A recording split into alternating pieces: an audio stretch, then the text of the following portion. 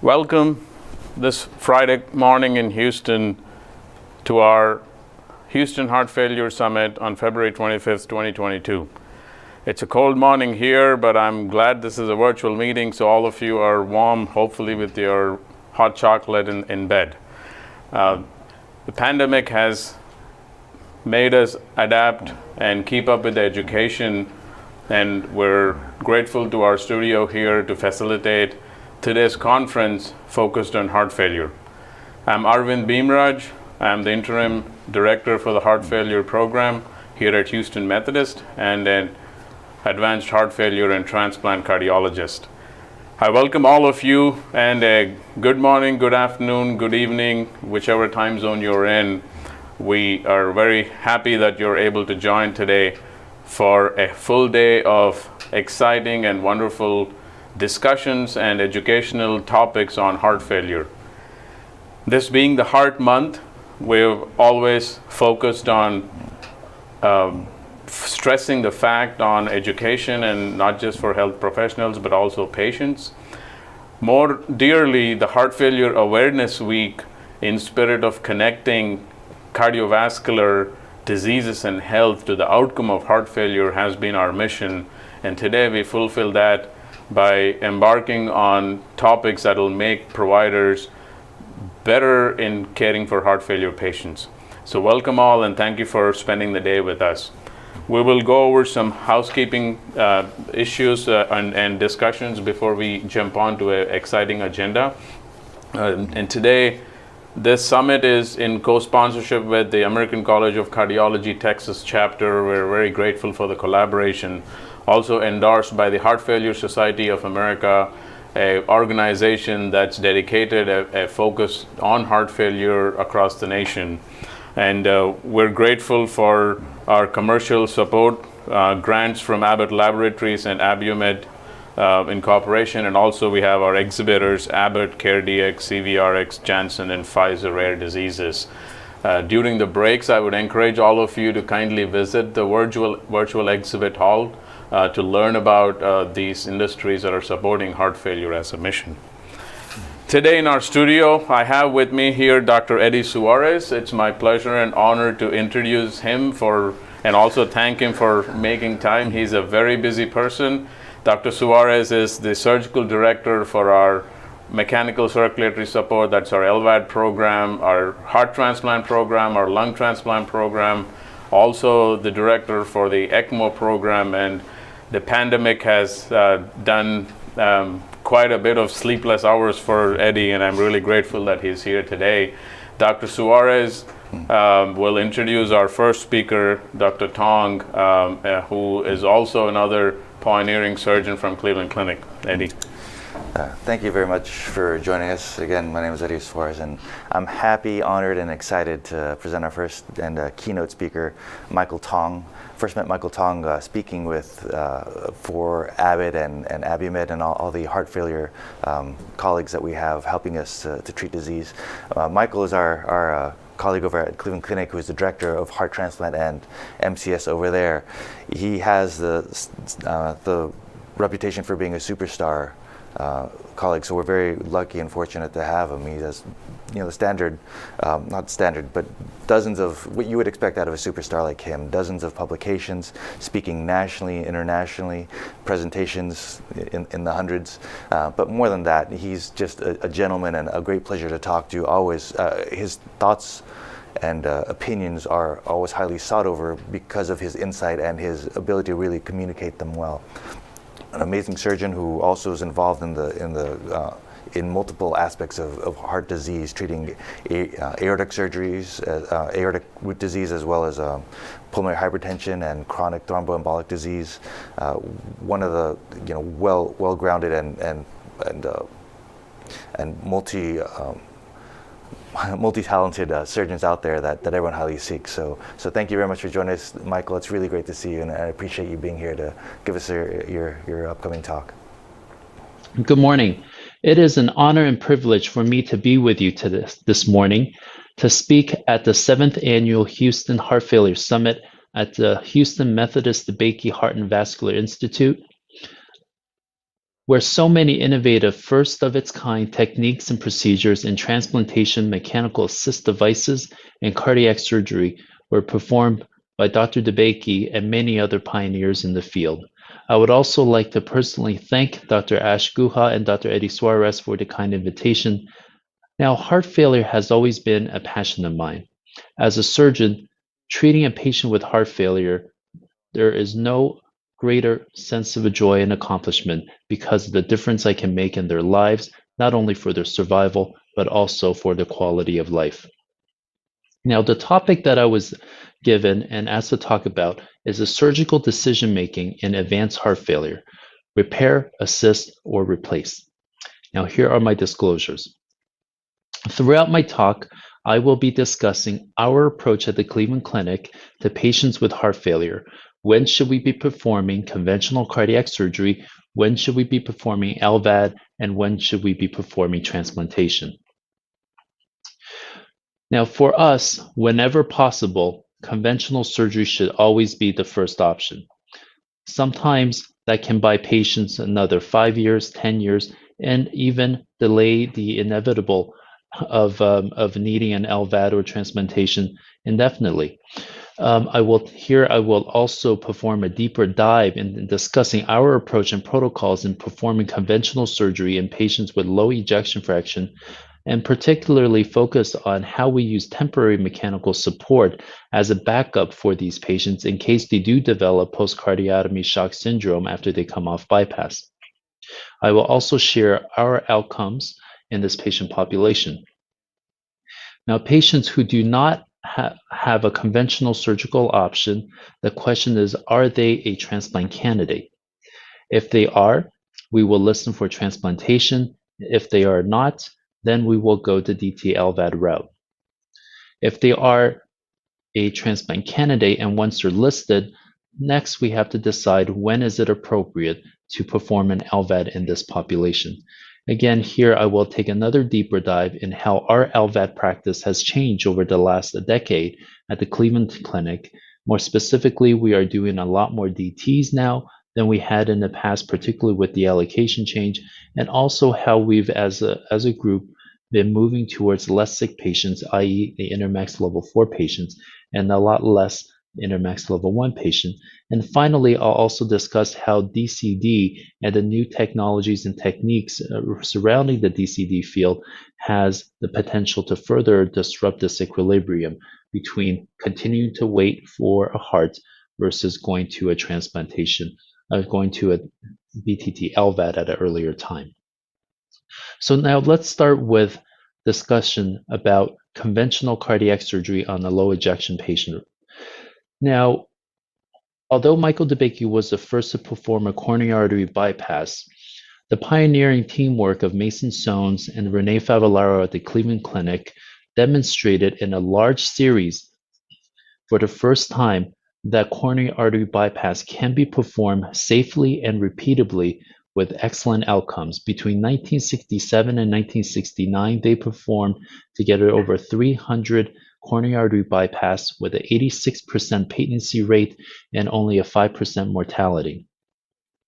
Over time and over the subsequent decades, we have also learned through the STITCH trials and other trials that coronary artery bypass is the treatment of choice in patients with ischemic cardiomyopathy. Specifically in the STITCH trial at 10 years, we see that the patients who underwent a CABG had a significant reduction in cardiovascular death compared to the medical therapy counterparts. However, there is still a hesitancy to perform surgery in patients with ischemic cardiomyopathy or low ejection fraction because of the perceived high risk of morbidity and mortality due to the high risk of post-cardiotomy shock or PCCS. Well, I'm here to show you how this is not a population of patients that we should be afraid of. Rather, this is a population that we should embrace because of the difference we can truly make in their lives. Let's consider this following case. We have a 47-year-old male who has a history of hyperlipidemia and diabetes who presents with congestive heart failure. This is his coronary angiogram, and you can see that he has significant triple vessel disease that's evident here with an occluded LAD, occluded RCA, and a severe lesion in OM1 and OM2. On echo, he was found to have a LVEF of only 15% and a moderate right ventricular failure, as well as ischemic 2+ mitral regurgitation. Now, what would you do for a patient like this? Would you offer this patient a CABG? Would you offer them a PCI? Would you just offer them medical therapy? Or would you go down the LVAD or transplantation route? Now, as we evaluate and assess these patients, we have a systematic way of assessing and considering these patients for surgery. The first and foremost, the most important factor in patients with ischemic cardiomyopathy is the quality of their coronary targets and whether or not we feel that a revascularization will improve the coronary flow. Next, we'll also perform a myocardial viability study, either with MRI or PET. We'll also look at the degree of cardiac compensation or decompensation. What is the size of the left ventricle? How dilated is it? How thinned out is it? Whether or not these patients have mitral regurgitation as a secondary to the LV dysfunction. And also the overall patient's condition. Are they coming as an elective patient?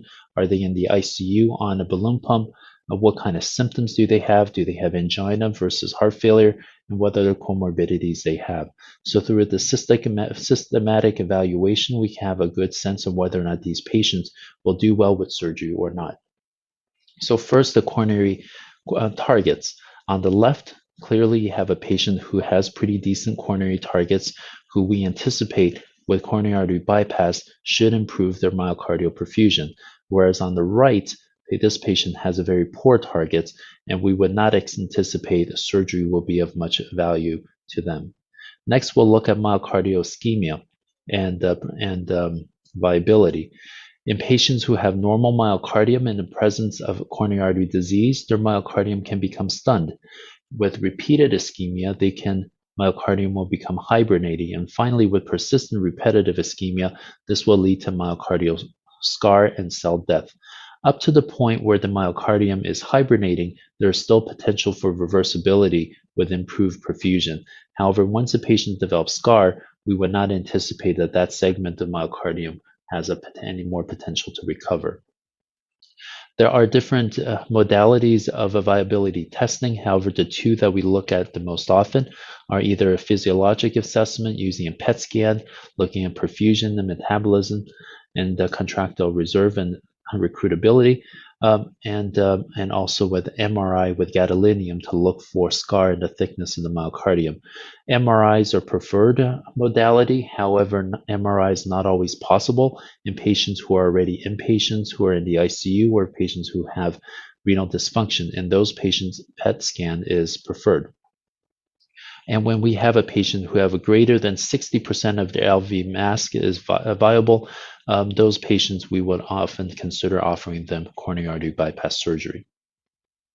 We will also routinely perform a hemodynamic assessment of these patients using right heart cath. And I'll show you how later on our outcomes with this group of patients and how the right heart cath can determine or predict whether or not these patients will have post-cardiotomy shock and how we can mitigate that risk. But some of the things that we look at and some of the biggest predictors are cardiac index of greater than 2 and a wedge of greater than 20. This predicts the high likelihood of patients being able to come off of bypass easily versus those that do not have those parameters. They will have a much more difficult time. Right ventricular function is also paramount in assessing whether or not, predicting whether or not a patient has a high likelihood of being able to come off bypass without any difficulties.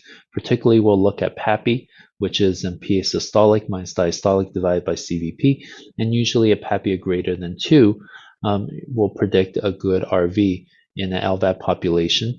However, in a general cardiac population where we do not necessarily always get the immediate unloading of the left side, a PAPI of greater than 3 to 4 will have a much higher predictive value of whether or not this patient is going to come off in shock or not.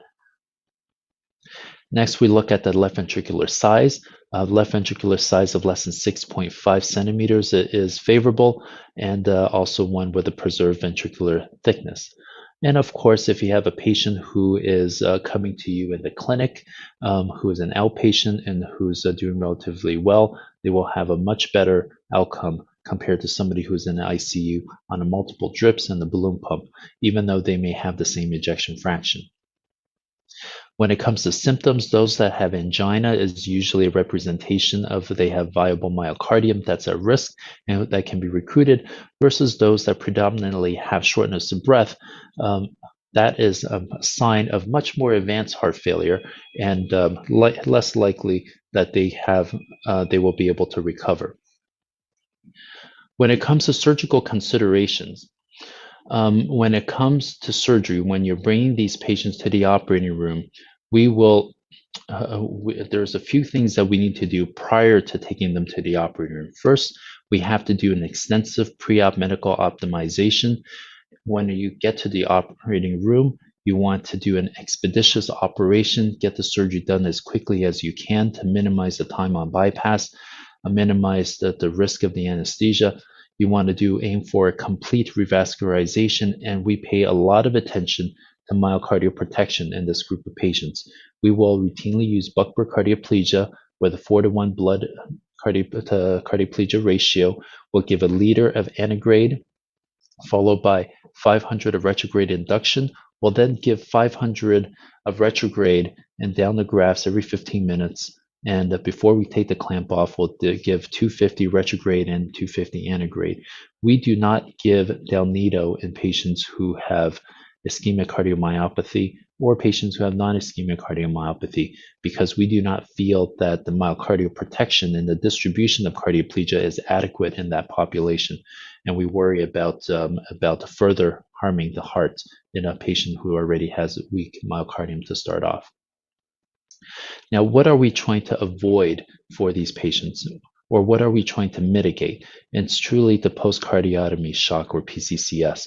We know that with escalating doses of inotropic support and pressor support after surgery is a predictor for poor outcomes. And the number of inotropes, the greater the number of inotropes you require, the higher your risk of mortality. And this relationship goes up exponentially. You end up with a death spiral of cardiogenic shock, where you have a patient who's in shock, they have low MAPS, they have poor end organ perfusion, you end up having more acidosis, and you end up needing more inotropic support, which then further exacerbates their tissue hypoperfusion, further exacerbates the acidosis and the myocardial depression, and you end up with a death spiral. Where mechanical circulatory support or temporary mechanical circulatory support comes in for these patients is that you have the ability to disrupt the spiral and reverse this process. Now, in patients who, when we work them up, we feel that they have a high risk of post-cardiotomy shock, we will do what's called an LVAD backup strategy for these patients. We will perform an abbreviated heart failure workup. We'll show these patients what an Impella or ECMO will look like. We'll show them what an LVAD will look like. We'll talk to them about possibility of needing a durable LVAD. We'll go through their insurance approval. We will go through an abbreviated social worker evaluation to see whether or not these patients are good candidates for LVADs or transplantation down the road, so that we can incorporate that discussion in the informed consent process. Now, at the time of surgery, there are some additional preparations that we undertake. Prior to going on cardiopulmonary bypass, we will perform an axillary cut down, and we'll expose the axillary artery, and we'll even sew a 10 millimeter graft onto the axillary artery at times. Now, after that, we then perform the conventional surgery that we have planned, and if we come off bypass and post-cardiotomy shock with high doses of inotropic or pressor support, then at that point, we will insert the Impella right then and there. The advantage of doing all that preparatory work ahead of time is that when we do have a patient who's in cardiogenic shock afterwards, it saves us time. We do not have to do an axillary cut down when the patient is heparinized. We do not have to extend the cardiopulmonary bypass time. We do not have to wait for an X-ray tech to arrive. So doing all that ahead of time and be prepared and ready to go we can save a lot of the difficulties afterwards and decrease our thresholds for putting in a device if one is truly needed. And right now, the preferred device that we use in the setting is an Impella 5.5. So now if we go back to our patient and look at what we did for this patient, this is a 47-year-old male who had hyperlipidemia, diabetic, and who presented in CHF. This was the cath that I showed you. We did a right heart cath on this patient. Patient had PA pressures of 65/30. Patient had a right atrial pressure of 11. Patient had a cardiac index that was relatively preserved, but the wedge was high and the PAPI was good. So the patient we felt had a good right ventricle, but the wedge was high. So we felt that this patient had a relatively high risk of needing of post-cardiotomy shock. So we then further investigated doing a PET scan for this patient, and we found that the patient did have a small scar in the LAD territory. Otherwise, the rest of the myocardium was all viable, and therefore the overall LV mass that was viable was around 90%. Hence, we felt that this is a patient who can greatly benefit from coronary artery bypass. So we took this patient to surgery. We did a bilateral mammary CABG ×4. The Impella was inserted at the end of the bypass run. Patient was extubated on day 1. The Impella was removed on day 2, and the patient was ultimately discharged on day 8. Now, when we brought this patient back for follow-up, we found that his ejection fraction had improved significantly. Now it's up to about 40%. The MR was gone. So we looked at systematically went back and looked at our outcome and our experience over the last couple of years. So in the course of 3 years, we had in fact performed 238 operations with an EF of less than 30%. The mean EF in this cohort was 24%. The average age was 64 years old, and there were about 107 or 45% of these patients we found had a high risk of post-cardiotomy shock. Now, early in this experience, we didn't have a systematic way of assessing in a mathematical manner which patient would be high risk. So we really left it to the discretion of the surgeon. But in essence, it's an amalgamation of those factors that I described earlier in the talk. But nevertheless, about half of those patients, we had a formal LVAD backup strategy. Now, when we looked at in all these patients, what are the percentage of patients that ended up in post-cardiotomy shock, which we define as the need for either post-op ECMO or Impella, or having a vasoactive score of greater than 25. And for your reference, a vasoactive score greater than 25 would be an 82 kilogram patient who is on 8 of levo, 0.05 of vaso, 6 of epi, and 0.25 of milrinone. It turns out 28% of our patients did come off in post-cardiotomy shock. Among those patients, 6 of them required new ECMO post-op, 31 required an Impella, and 36 just met that criteria of shock based on how much inotropic and pressor support they were on. Now, when we looked at what are the determinants of that are predictors of post-cardiotomy shock, it turned out that the viability testing really did not influence or did not predict which patient would come out of surgery in shock. However, what did predict was the hemodynamic, pre-op hemodynamic criteria, specifically those patients with a wedge of greater than 20, cardiac index of less than 2, and a PAPI of less than 4.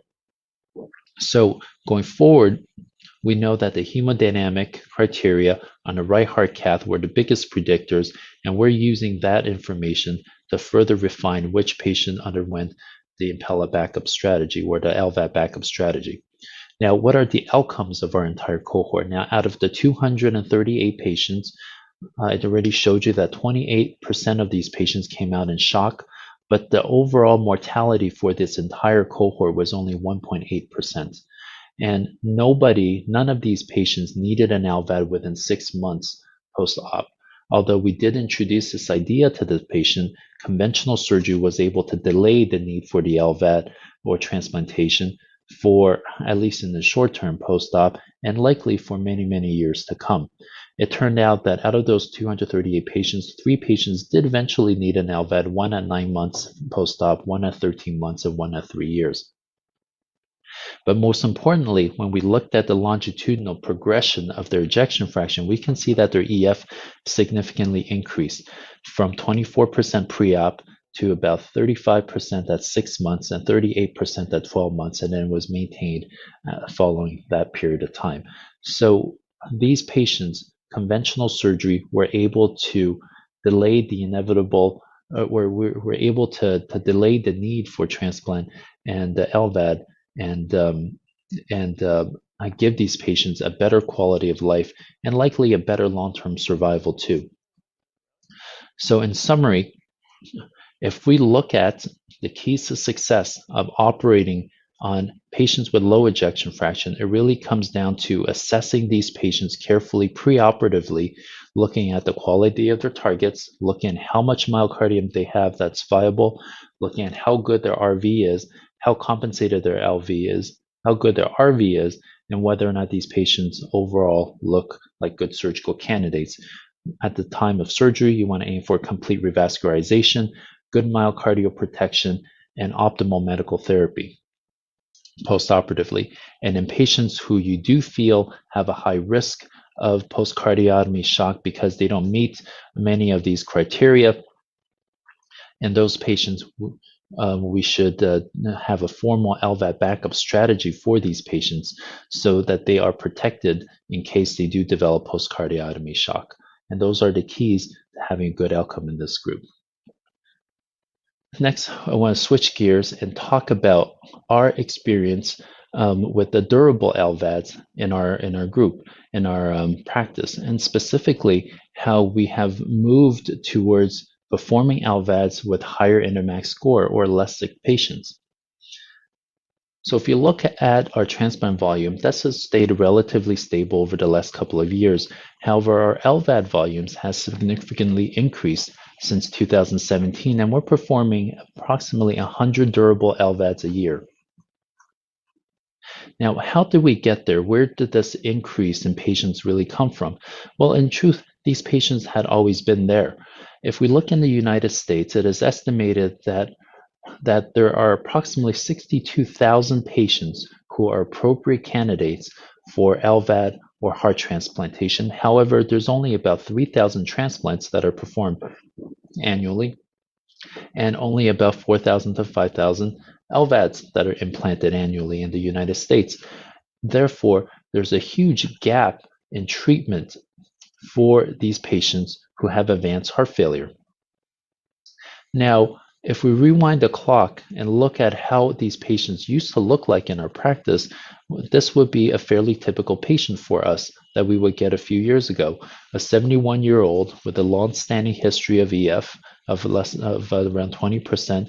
Patient previously had ischemic cardiomyopathy and had a CABG. Patient is followed by an internist and now presents with new onset ventricular tachycardia. Patient's EF is now 10% with severe biventricular failure. Patient has renal failure with a creatinine, a baseline of 1.9, and now is anuric, unfortunately. Patient just got emergently intubated, and also we're considering performing emergency ECMO insertion for the shock, which we are now performing. Now, what do we do now with such a patient who is in extremis? Do we go to palliative care? Is it already too late? Or should we proceed to an LVAD for this patient, when we'll likely need an RVAD as well? And if we do decide to go to an LVAD, what should be the strategy? Should we go straight to an LVAD from the ECMO, or should we bridge them with an ambulatory strategy with temporary LVAD support?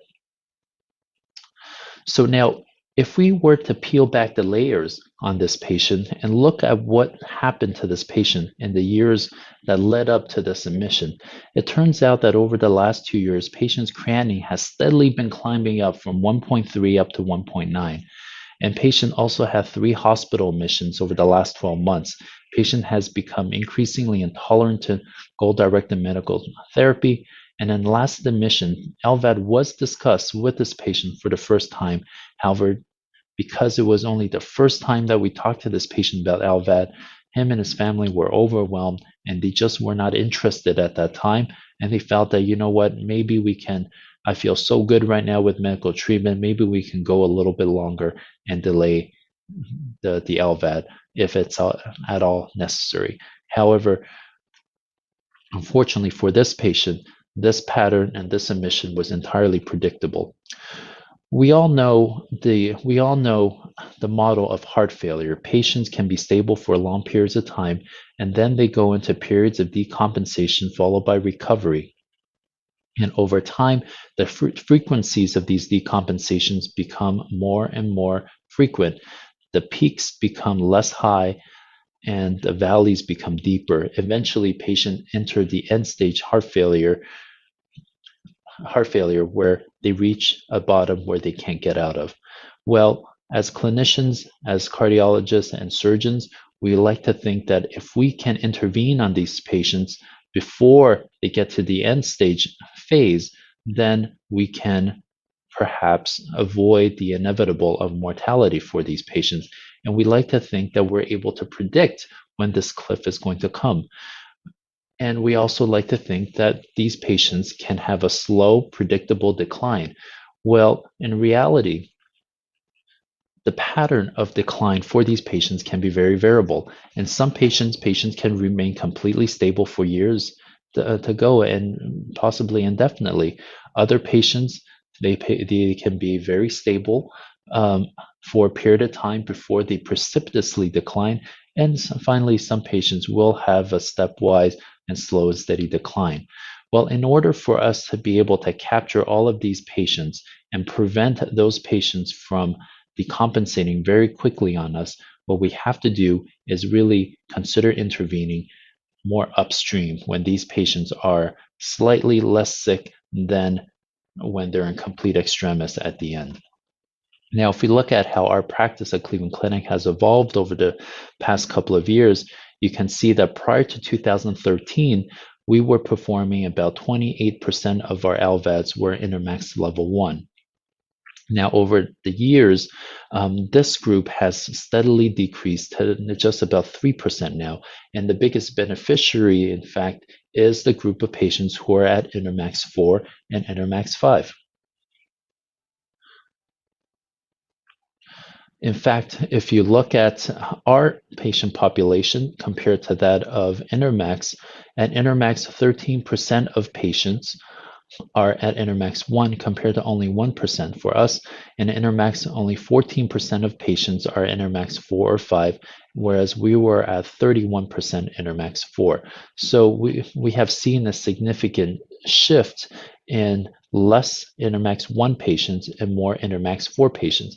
Now, it's not to say that we are not taking high-risk patients, but rather we are identifying these patients earlier on, and we are offering them LVADs before they end up in Intermax 1 and decompensating. And also, those patients who are showing up in Intermax 1 crashing and burning, rather than going to an LVAD right away and subject them to a major operation, we instead prefer to go to a temporary LVAD strategy, let them recover, let their end organs recover, get them extubated before proceeding to a durable LVAD for those patients. If you look at by indication, the greater percentage of our patients now is DT. In fact, in the last year, about 75% of our patients are now destination therapy. So what does the data say? What does the data support LVADs in those patients who are Intermax level 4? So to answer that question, I go back to the ROMAP trial. Now, remember ROMAP, this was a group of patients who are Intermax profile 4 to 7, with an EF of less than 25%, who had at least one hospitalization in the past 12 months. Now, the conclusion of the ROMAP was that the patients in Intermax 4, but not 5 to 7, are more likely to meet the primary endpoint of having an improved quality of life and depression compared to those that are medically managed. However, the trade-off is that they have higher number of adverse events. Now, let's remember that these were with the HeartMate 2 device, and nowadays we have a much better device in the HeartMate 3. Now, if we look at this population a little bit further, the INTERMACS 4 patients at 2 years, 2/3 of these patients either died or ended up getting an LVAD anyways. So with 40% of the patients who are INTERMACS 4 dying at 2 years. Again, this is with HeartMate 2 patients, and nowadays we have the HeartMate 3, which has been a seismic leap in durability and the outcomes in patients who do receive the LVADs. We know that in the primary outcome of the Momentum trial, patients who received a HeartMate 3 did much better than the HeartMate 2, mainly because the HeartMate 3 is so much more durable than the HeartMate 2. But in addition to the durability, the stroke rate was much less with the HeartMate 3 compared to the HeartMate 2, and also the GI bleeding also showed a decrease with the HeartMate 3. So what is the price of waiting? Now, why would we not wait until the patient got sicker before we implant an LVAD? Well, there is a price to wait for these patients. If you look at our outcomes at Cleveland Clinic, which is in the pale blue, those patients who were implanted at INTERMACS level 4 had 100% survival. However, each decrease in INTERMACS level show a stepwise decrease in survival. And in the INTERMACS registry, national data, we see the same decrease in survival. And in fact, those patients who are at INTERMACS level 1, by the time they received their LVAD, had a 1-year survival only 77%, compared to those at INTERMACS 4, which had an 88% survival. So there is a price to wait. If these patients get too sick and you miss the opportunity on these patients, then their outcome after an LVAD are just not going to be as good. They're not going to recover the same. So where have we been able to find our INTERMACS 4 patients? Where are these patients coming from? This has been taken an extensive amount of work and effort to look internally to identify where these patients our heart failure patients are, so that we have an opportunity to capture them early and have an opportunity to follow them over periods of time so that we can identify when they're slipping. First of all, internally, all patients who have an inpatient diagnosis upon discharge will automatically be referred to a heart failure cardiologist for follow-up. This has probably been one of our greatest sources of heart failure patients that we've been able to follow. We also have a very active shock team who are able to identify new patients with shock. And again, these are patients who are more at the end of the road when it comes to heart failure. Our heart failure cardiology also partner with our EP colleagues in the CRT non-responder clinic and also the ICD and VT ablation clinic as well. Like I showed you, we perform a high number of low EF cardiac surgery.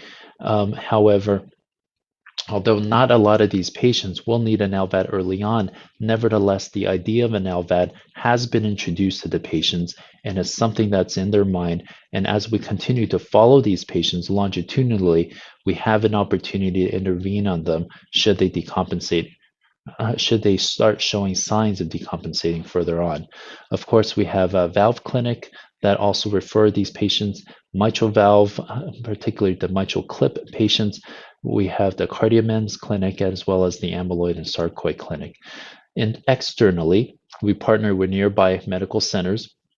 And the key really is the message we have is we're not here to take these patients away from these patients' primary cardiologists, but rather we want to partner with them so that we can co-manage these patients together. When it comes to, we also have many satellites that we work with, as well as a shock team, hub and spoke model, and share care with our regional groups.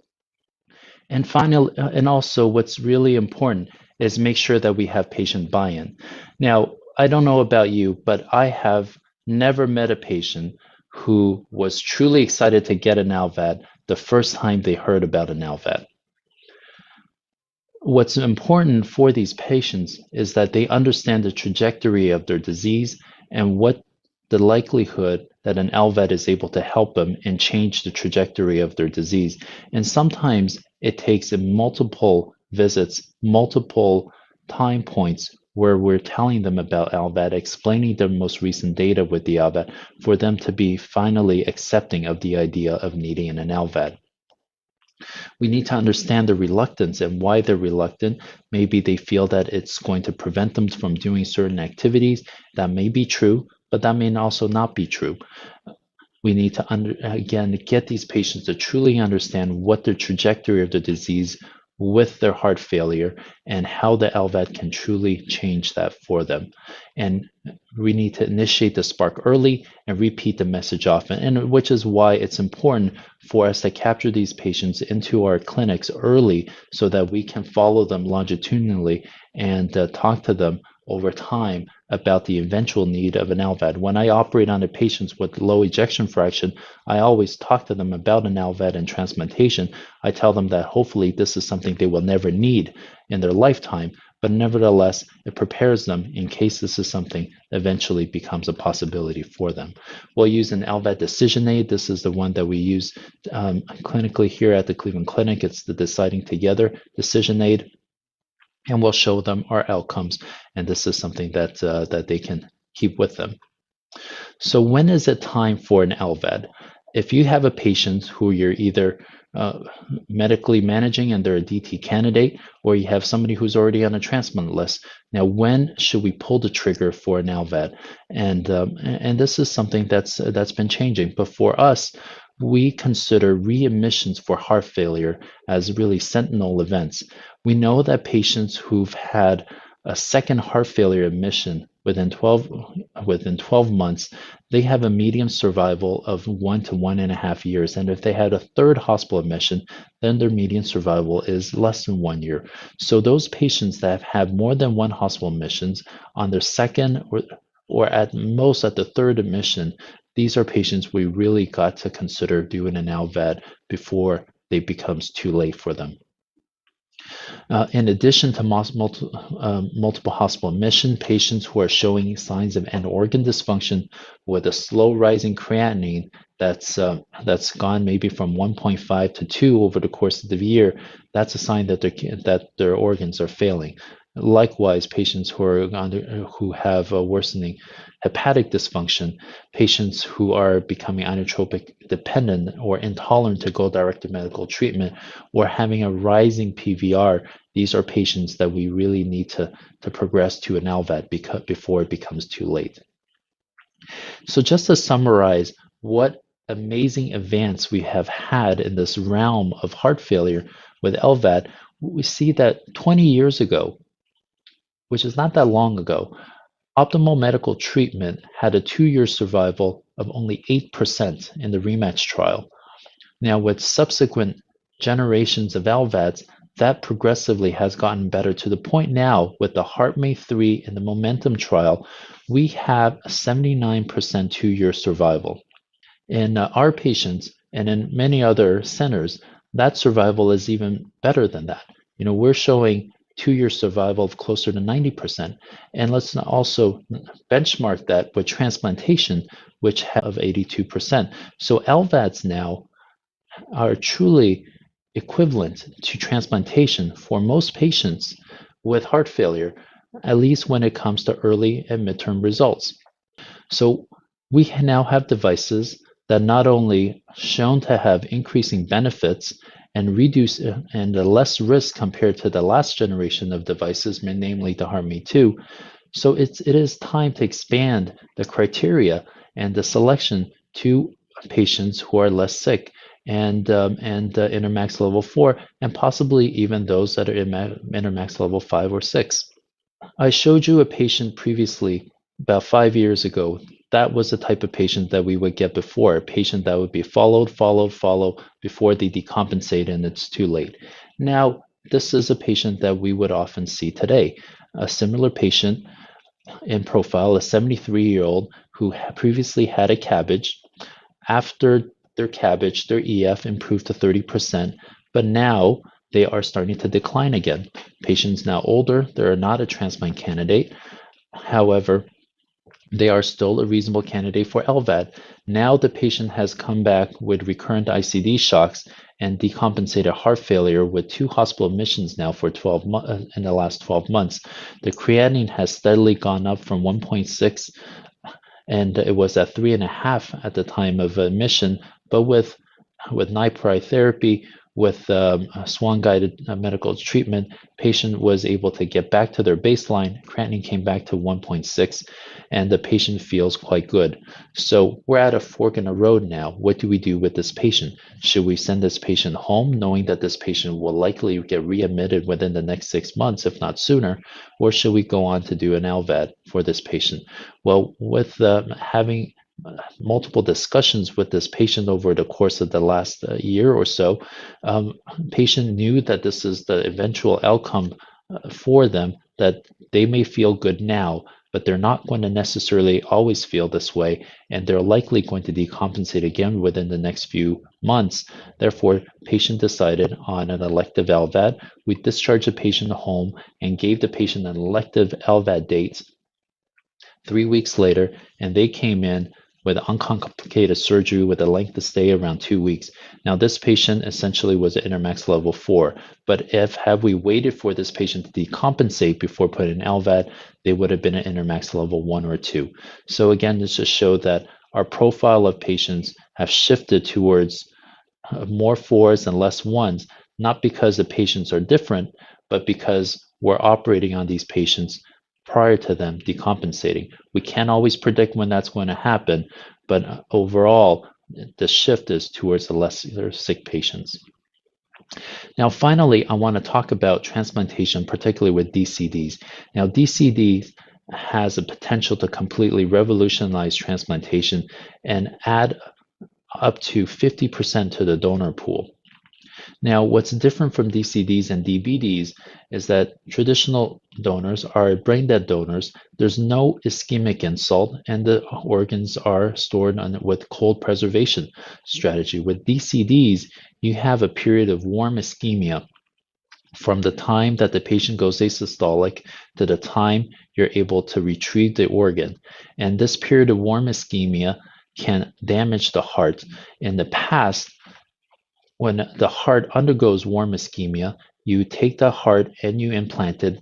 There's really no guarantee that this heart will get revived in the recipient. However, now we have technology that can resuscitate this organ and allow us to assess this organ prior to the acceptance. We can then further select the organs that have already recovered before deciding to use that organ. And that's what allowed the DCD to truly become something that's viable and with the predictable outcomes. So the sequence of DCDs is that the donors, once they are identified as potential DCD donors, they will go to the OR. Withdrawal of care will be performed, and there are some variations based on practice, but you can wait up to about 60 minutes for this patient to become asystolic. Once they become asystolic, there's a 5-minute standoff period where you can't touch the patient because they can auto-resuscitate during that period of time. But beyond that 5 minutes, then DCD is declared, and the patient, the donor, is declared dead. So between the period of asystole to the end of the standoff, that's the warm ischemic period of time, and then you can resuscitate the organ. There are 3 ways of resuscitating, which I'll go into, and if following this period of resuscitation, the organ appears to have improved function, then a heart can be accepted and put back in cold preservation to be used again. So the 3 methods to resuscitate the heart is one with the OCS device, which is under clinical trials, and the second is with what's called normothermic regional perfusion, either with cardiopulmonary bypass or with the portable ECMO. Now, with the OCS device, the organ is taken out immediately after the 5-minute standoff period and placed on a circuit. Blood is perfused into the ascending aorta and drained from the pulmonary artery. And looking at the trends in lactate, if the lactate decreases while on the OCS circuit, then the heart is good to be used for transplantation. Now, normothermic regional perfusions is a little different. Some centers, such as NYU with Nader Mozami, they're bringing the donor to the recipient hospital, and they are undergoing the withdrawal process at the recipient hospital. If DCD is then declared, they will put the patient on cardiopulmonary bypass after oversewing the head vessels and resuscitating with cardiopulmonary bypass. If the heart recovers during this period, then they'll go ahead and use it. And if it doesn't, then the heart gets turned down.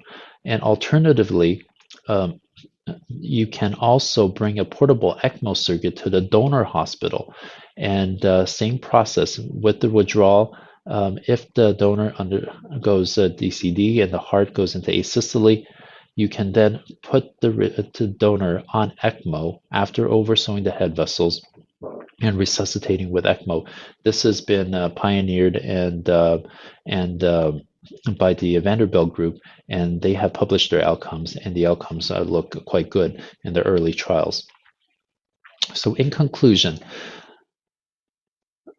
our decision algorithm for patients with heart failure is really quite simple. Whenever they are a conventional cardiac surgery candidate, the first and foremost strategy for these patients is to perform conventional cardiac surgery. Now, I've showed you our techniques and our protocols how to safely do that for the patient to get them safely through an operation. If you don't feel that they are a good conventional cardiac surgery candidate, then we will consider advanced heart failure treatment. If they are a transplant candidate, we'll list them for transplant. If not, then we'll go to DT LVAD, and we've been pretty aggressive in performing DT LVADs earlier before these patients decompensate, as long as they're good candidates. If they are listed for transplantation, if again they're showing signs of decline, then we'll go to an LVAD. However, this equilibrium between transplant and LVAD will have changed and will continue to change with the new allocation score and now the availability of DCD. Over time, we have experienced as a significant greater proportion of our patients is now DT patients, and this is the same pattern that's being seen nationally. I would like to thank you for your attention, and also like to thank our team. It truly takes a multidisciplinary effort to take care of such a large number of patients. We have about 900 transplant outpatients and 300 LVAD patients, and it is truly the dedication and teamwork that allows these patients to have the outcomes that they are having. Thank you very much, and I look forward to our question and answer period and the rest of the day where we learn from you, where I will be learning from you. Thank you very much. Well, thank you very much, Michael. That was really a wonderful overview of an expansive field, and I think you've touched upon so many spectrums which seem as simple decisions, but I'm sure the complexity that goes into making the right decision for that patient is an enormous burden. So thank you for that overview. Before we move on to the question and answer, I want to remind our audience to submit their questions on texting DeBakey to 37607 or going on to pollev.com. You have it on your screen, so you can submit the questions that we'll review. I'll open with a question, but prior to that, I want to introduce my partner, Dr. Ed, especially for BTT.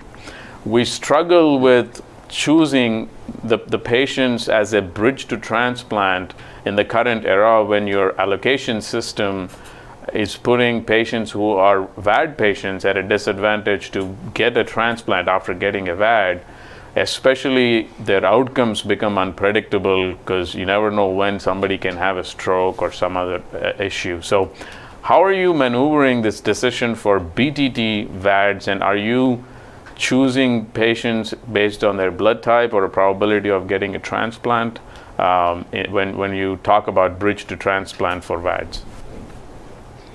Thank you, Arvind.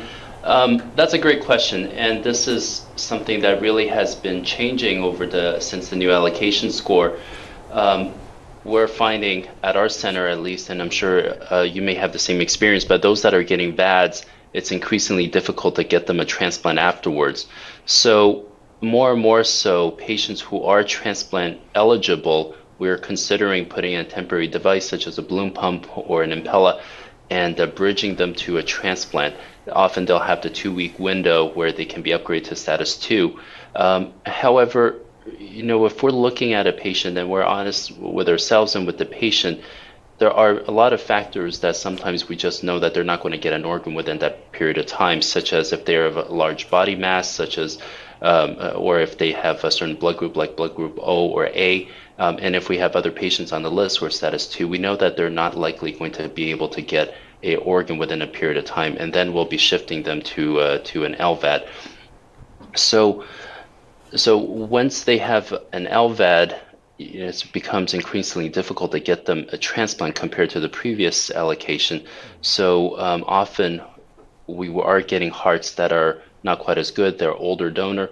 However, those hearts are still usable. If you have a 65-year-old recipient, I think it's perfectly fine to take somebody who has a donor who's 55 years old and who maybe have some mild coronary disease or who have some mild hypertrophy. And now with DCD coming on board, I think that potential for them to get an organ is a little bit better. So, the decision is really on an individual patient-to-patient basis. If we feel that a patient has a good opportunity to get a heart while taking advantage of the higher status as a status 2, then we'll often continue to wait. But if a patient, we feel that there's very little chance for them to get a heart during those 2 weeks, we'll just go straight to an LVAD, understanding that LVAD may be destination in practice. However, we feel that it's probably still better for that patient to get an LVAD. Their survival is going to be more or less equivalent versus continue to wait and get sicker and sicker, and then decompensated to the point where we can no longer rescue them. So that's a decision that we have every day. We talk about these patients every day, and I think that's really where the communication between us, the patient, and the cardiologist really needs to be done on a day-to-day basis. And we have mechanism. We meet every day at 2:00 to talk about every single patient in hospital, and so that we can make the best decision for that patient on a day-to-day basis. All right. Thanks again, Michael, especially for that outstanding overview on the surgical input in treatment of heart failure. I was going to go to a couple of questions from the audience. We had someone write in asking about viability testing and maybe your views on the STRITCH trial. When do you guys decide to do viability testing? Do you do viability testing on all the patients with low ejection fraction with coronary artery disease? And if not, how do you decide who you're going to do viability testing on? Everybody who has an EF of less than 30% with ischemic cardiomyopathy will do a viability testing. However, the decision on whether or not to operate on these patients, we don't live and die based on what the viability testing shows. We know that viability testing, there's a lot more art than science, and it is, and we look at many other factors. Now, our data suggests that it's not the viability of the heart that predicts whether or not these patients will come off bypass on cardiogenic shock, but rather the hemodynamic criteria pre-op that determines. So we'll always get a right heart cath on these patients as well. If the right heart cath looks good, i.e. their cardiac index is over 2, the wedge is around 20 or less, then these patients should have very little problem coming off bypass as long as the surgery goes relatively smoothly. Where I think viability may play a bigger role is predicting which of those patients we will see an increase in ejection fraction down the road. We're looking at that more carefully right now. We're separating each segment one by one and looking at the viability of each segment and matching with the quality of the targets to then look at to see what the potential for recovery is. So I think viability is a helpful tool. We do it routinely for all patients with ischemic cardiomyopathy with less than 30%, but we rarely use that as the sole decision of whether or not to offer a patient surgery or not. It's more as a guide, and often we will take patients with more or less poor viability, and often we're quite surprised at how well they're doing and how much their heart improves after surgery. And to get on top of that, do you have any, you went through all your criteria for deciding whether someone would be a candidate for CABG. Do you have any absolute contraindications where someone has good targets, but you see something and you say, this is someone who would not benefit from a CABG and we should really consider definitively going to an LVAD? In general, in general, we'll always give the patients the benefit of the doubt in offering them conventional surgery, because if we get it right, then we have the potential to change the trajectory for this patient's entire lifetime. Doing conventional surgery doesn't burn the bridge for LVAD. So say we were to do a conventional surgery, they come off in shock, we have to put an impella, and we wait 7 to 10 days, and they're not weaning off the impella, we still have the option to go to an LVAD after that. We haven't burned any bridges. Now, out of our patients, we have about 238 patients over the last 3 years between 2017 and 19. None of those patients actually needed an LVAD during the admission. Some of them did eventually between 9 months and 2 years after, but nobody needed an LVAD immediately coming out. Maybe it's just where the patient selection, but we'll always offer the patient the benefit of the doubt and offer them conventional surgery. And if it doesn't work out, we still have the option for LVAD. Now, some of these patients, they don't meet criteria for DT LVAD. They may not have had optimal medical treatment for the last 45 out of the last 60 days. Their hemodynamic criteria may not necessarily meet their criteria. So sometimes we don't have all the criteria for LVAD. So when we have patients with low EF, but we feel that they have the potential to improve, we'll always offer them conventional surgery first. Dr. Tong, thank you again for just a wonderful talk. One question about the hemodynamics and risk assessment pre-op. Two things. One from the audience is, when do you actually assess these hemodynamics? So do you look at the wedge pressure and the PAPI and the index after quote-unquote medical optimization? Or at one point before surgery do you look at them? And then the second part is, based on the data you shared with us, looks like the PAPI cutoff was at 4, which is a higher threshold, as the question suggests, that used to prognosticate post-cardiotomy shock as opposed to predicting RV failure after durable LVAD per se. So can you share with us a little bit more insight on how that cutoff was obtained and when you assess these hemodynamics before surgery? Thank you, Dr. Kim. So we always do the hemodynamic assessment pre-op. So intra-op, it's already too late. And after anesthesia, the hemodynamics often change, and also with the patient positioning. So before they go to surgery, we'll get a right heart cath or have a swan if they're in the ICU pre-op. And the hemodynamic, their scenarios and their states is not a fixed state. This is something that can be optimized. So often patients come in, they're in shock, they have a low cardiac index, their wedge is high. With medical treatment, with nipride, etc., their hemodynamics will likely improve. And once they improve, we'll reassess and then determine whether or not they're appropriate candidates for surgery. And they may not be good candidates initially, but with optimization, you get them compensated, they become a much better candidate. And we will spend that extra time optimizing them for a few days, because you'll get those days back afterwards. Now, when it comes to the question of PAPI, so what we did was we used machine learning. So this is what the computer algorithm showed us. And I was quite shocked, as you are, that the PAPI was high. I think the difference between conventional surgery and LVAD is that in LVAD, you have an immediate drop in your loading conditions, in your preload on the left side. You're unloading the left side immediately with the LVAD, and you're dropping your PA pressures a lot quicker. With conventional cardiac surgery, you don't necessarily see that drop as quickly, and hence that's why you have the higher PAPI. Now, what we're looking at is the risk of post-cardiotomy shock. So you do a CABG, their LV function is often exactly the same immediately after coming off bypass. So you haven't unloaded the heart, and hence you haven't immediately helped the RV.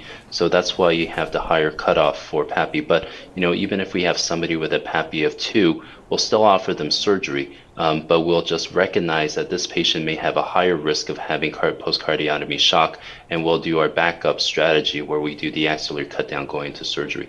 So this is machine learning. This is what the algorithm showed us. If I had to guess what the PAPI cutoff would have been beforehand, I probably would have said 2 based on our LVAD data, but in our conventional surgery data, it actually turned out to be higher. Well, Michael, thank you very much. We can probably spend a whole day, dissecting your brain for your wealth of knowledge and experience. But thank you so much for your time today. We're a little over, and then we'll move on to the next session. We appreciate your participation today. Thank you. It's a true honor. Thank you, Michael. So we will move on to our next topic of the day today, which is going to address I guess the diametrically opposite topic of Dr. Tong talked to us, maybe trying to keep patients off of his office and his OR table. Dr. Gorthy is going to talk to us about the medical management of patients in the clinic setting. Dr. Janardhan Gorthy is our newest partner who has joined us from Integris in Oklahoma. He's been practicing there as an advanced heart failure practitioner, advanced heart failure cardiologist for up to 7 years, and he's joined us very, very new, less than a couple months, and he's been a trooper rounding on the floors and has made time to give us this talk. Thank you so much for giving this talk, Jonathan. Over to you. Good morning, everybody. Can you guys hear me okay? Yes. Okay. Thank you for the introduction, Arvind.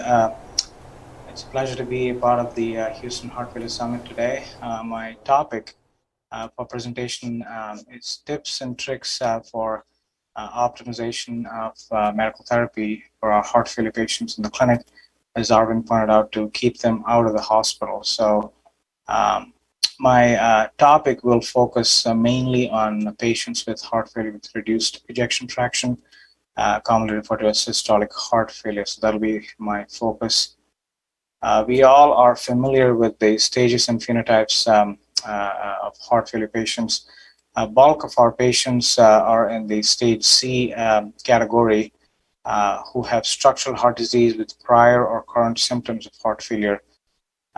This is the subset of patients Janardhan, I think that have options. The slides are not showing up, so maybe can we make sure the sharing of the screen might be a little off?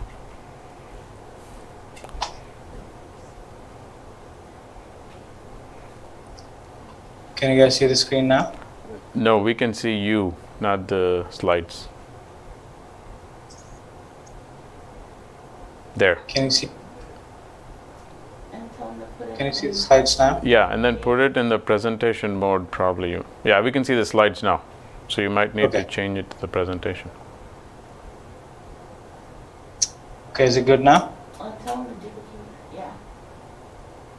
Please change display setting. Yeah. Yeah, I think when you go to the display up on top and probably do the presentation mode. To me, it's in the full screen mode. All right, I think it's working. It's good. You can go ahead now. Okay. Sorry for that. So coming back to our stages and phenotype slide, as I mentioned earlier, bulk of our patients that we see in clinic are in the stage C category, and these are patients that have a variety of options in terms of medical therapy as well as devices and surgical options to help them keep in remission from decompensation of heart failure. When they fail medical therapy and device therapy, then progress to stage D, which is refractory heart failure needing advanced therapies. Pathophysiology of heart failure involves several mechanisms after myocardial injury that results in left ventricular performance reduction, reduction in cardiac output, leading to activation of neurohormonal responses, particularly the sympathetic system, renin-angiotensin system, as well as natriuretic peptide system. All these result in sodium and water retention, vasoconstriction, as well as alterations in pre and afterload, leading to ventricular remodeling. So this is kind of the core pathophysiology of heart failure with reduced ejection fraction. There's several potential targets in patients with HFrEF, both on the medical and the device side. As we can see in this slide set from the most recent update for heart failure guidelines in 2021, they talk about the renin-angiotensin-aldosterone system that is targeted by ARNIs, ACE inhibitors, ARBs, and aldosterone antagonists. Sympathetic nervous system targeted by beta blockers, natriuretic peptides targeted by neprilysin inhibitor, ARNI, and the latest addition is the SGLT2 cotransporter inhibitors that are first-line therapies as per the latest guidelines. From the previous studies, we also have hydralazine isotyl targeting the oxidative stress as well as vasodilation. Heart rate is a target for beta blockers and vapridine. And guanyl cyclase inhibitors target the nitric oxide pathway. They're not yet in guidelines, but hopefully we'll make it soon. Ventricular arrhythmias and dyssynchrony is targeted by ICDs as well as CRT, and mitral regurgitation for surgical or percutaneous repair as well as exercise training. So there's several targets that we can shoot for patients to keep in remission from declined heart failure. So the guidelines recommend aggressive intensification phase as well as a maintenance phase. So in the intensification phase, they recommend up titration of medical therapy at least every 2 weeks with close follow-up in the clinic, including laboratory data. Commonly, we do BMP to look for creatinine as well as potassium levels when we're up titrating ARNIs or ACE inhibitors.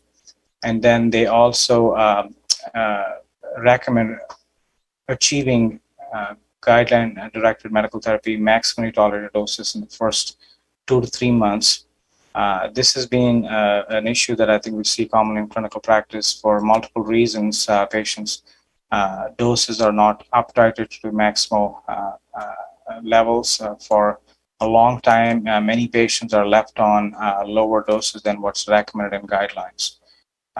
Once the intensification phase completes, the guidelines recommend a maintenance phase where you repeat laboratory tests, particularly BNP or NT-proBNP, in addition to a basic metabolic panel. And they also recommend repeating echocardiogram to look for any signs of improvement in LV function. As we all know, some patients recover LV function with aggressive medical therapy. And if they don't, guidelines recommend EP referral for those patients eligible for CRT or ICD. Now, I use BNP as a marker. I think many of us in the heart failure world use BNP as a marker to intensify outpatient medical up titration. This is a slide set from the most recent updates in 2021. The foundation, the first step is starting patients on ARNI, ACE inhibitors, or ARBs. The guidelines clearly mention that ARNIs are preferred based on the paradigm results. In addition to the evidence-based beta blockers, bisoprolol, carvedilol, and metoprolol succinate, along with a diuretic agent as needed depending on the volume state. So that's the first step, followed by addition of other agents. Next in line would be aldosterone antagonists for people who meet the GFR and creatinine as well as potassium cutoffs, followed by SGLT2 inhibitors. There is no specific order, but again, this is based on a lot of other factors, including patient tolerability, blood pressure, heart rate response, as well as laboratory data. The other agents that are recommended according to the guidelines are diuretics as needed for volume management, and then addition of hydralazine isotyl for persistently symptomatic patients, African Americans, despite a background therapy of ARNI, beta blockers, aldosterone antagonists, and SGLT2 inhibitors. So those four are the first line, and the other agents will follow for optimal medical therapy. And ivabradine could be considered in patients with heart rate, resting heart rate greater than 70 on maximally tolerated beta blocker in sinus rhythm in class 2 or class 3. So this is kind of the guideline-directed medical therapy options according to the most recent update. So this is a slide that shows starting doses as well as target doses for all the medical therapy options. As we can see, beta blockers, ARNIs, ACE inhibitors, ARBs, aldosterone antagonists, SGLT2 inhibitors, vasodilators, and abapridine. The key point that guidelines recommend is to up-titrate medical therapy to maximally tolerated doses as studied in randomized controlled trials. This has been a potential problem for many heart failure patients are left on low doses for a long time, unfortunately, which precipitates heart failure decline as well. And we have significant data showing that dose matters from trials that looked at LV recovery and reverse remodeling, as well as hard endpoints for heart failure, including hospitalizations as well as mortality. Dose is critical, as well as getting them on multiple agents also is equally important. So we have a couple of new kids on the block that have not yet made guidelines, but hopefully in the next few years we'll get on the guidelines. And the two agents that have been studied in randomized trials are cardiac myosin activator, omecamtiv mecarbil, and systolic heart failure that's shown to reduce a composite outcome of heart failure decline as well as mortality.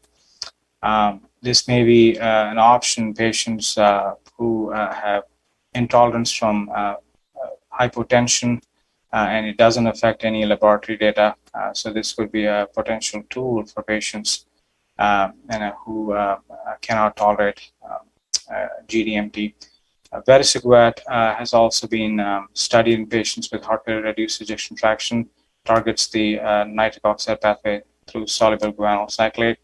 That is also shown to improve heart failure hospitalization as well as mortality when compared to placebo. So both these agents potentially could get in guidelines. The big problem with multiple agents, as we all know, when you add on medical therapy to patients, compliance goes down. So there was a recent article in JACC that mentions maybe phenotyping patients and trying to tailor different medical regimens that suit patients' pathophysiology specifically, rather than trying to treat everybody with the same regimen. I think that may be something that we need in our field. Moving on to devices that help keep heart failure patients in the clinic. Patients who are eligible for ICD and CRT should be referred to the EP clinic after optimal medical therapy has been achieved, at least 3 months according to guidelines. As we all know, CRT improves LV reverse remodeling and responders with subsequent improvement in mortality as well as heart failure hospitalization. There's a wealth of data that we can track in patients on ICDs and CRT devices. This is significantly underutilized. ICDs provide data regarding volume status, so we can actually detect patients that are filling up with volume before they present at ERs and hospitals. Some devices like Boston Scientific also has a composite score called Heart Logic based on patient's activity level, heart rate, respiratory rate, thoracic impedance, and S1 and S3. So this is something that I think we all should follow in our clinics as well as an important tool that predicts decline before patients present to the hospitals. Another tool in the armamentarium that we have in the clinic is remote monitoring from pulmonary artery pressure sensors or CardioMEMS system. From previous data from the CHAMPION trial, this is shown to reduce heart failure hospitalizations. However, the most recent GUIDE HF study did not show a benefit. This was a randomized trial. One of the hypotheses is that COVID could have impacted the results of the study. So this is an important tool in patients who have recurrent volume overload that are present to ERs and hospitals. We could titrate medical therapy and diuretics based on the PA pressure data. Another tool in our toolbox for management of heart failure is transcatheter mitral valve repair in patients with heart failure. As we all know, we had a couple of large randomized trials, the COAPT trial and the MITRA-FR. COAPT trial resulted in lower heart failure hospitalization mortality, while MITRA-FR study showed no benefit. There's difference in patients selection. MITRA-FR had sicker patients with remodeled LVs, which could have prevented the benefit. It is critical for cardiologists and to refer patients to the valve team to collaborate closely with heart failure cardiology and interventional cardiologists to optimally select patients after maximal guideline-directed medical therapy and device therapy to see which patients benefit from MitraClip. I have taken care of several patients post MitraClip that did not get the benefits. I think there's a sweet spot of who benefits from the MitraClip. Not everybody does. So this is another tool potentially that could keep patients in heart failure remission without decline, extend both morbidity and mortality benefits on top of guideline-directed medical therapy and device therapy. Another key component in successful management of heart failure patients in the clinic is managing comorbidities. As we all know, in clinical practice, many of our patients have multiple cardiac comorbidities as listed here, coronary disease, rhythm issues including AFib flutter, VT, mitral regurgitation, aortic stenosis, valvular disease, hypertension, peripheral vascular disease, and cerebral vascular disease. Non-cardiac comorbidities which are prevalent are obesity, chronic lung disease, diabetes, chronic kidney disease, anemia, iron deficiency, thyroid disorders, sleep disorder, breathing.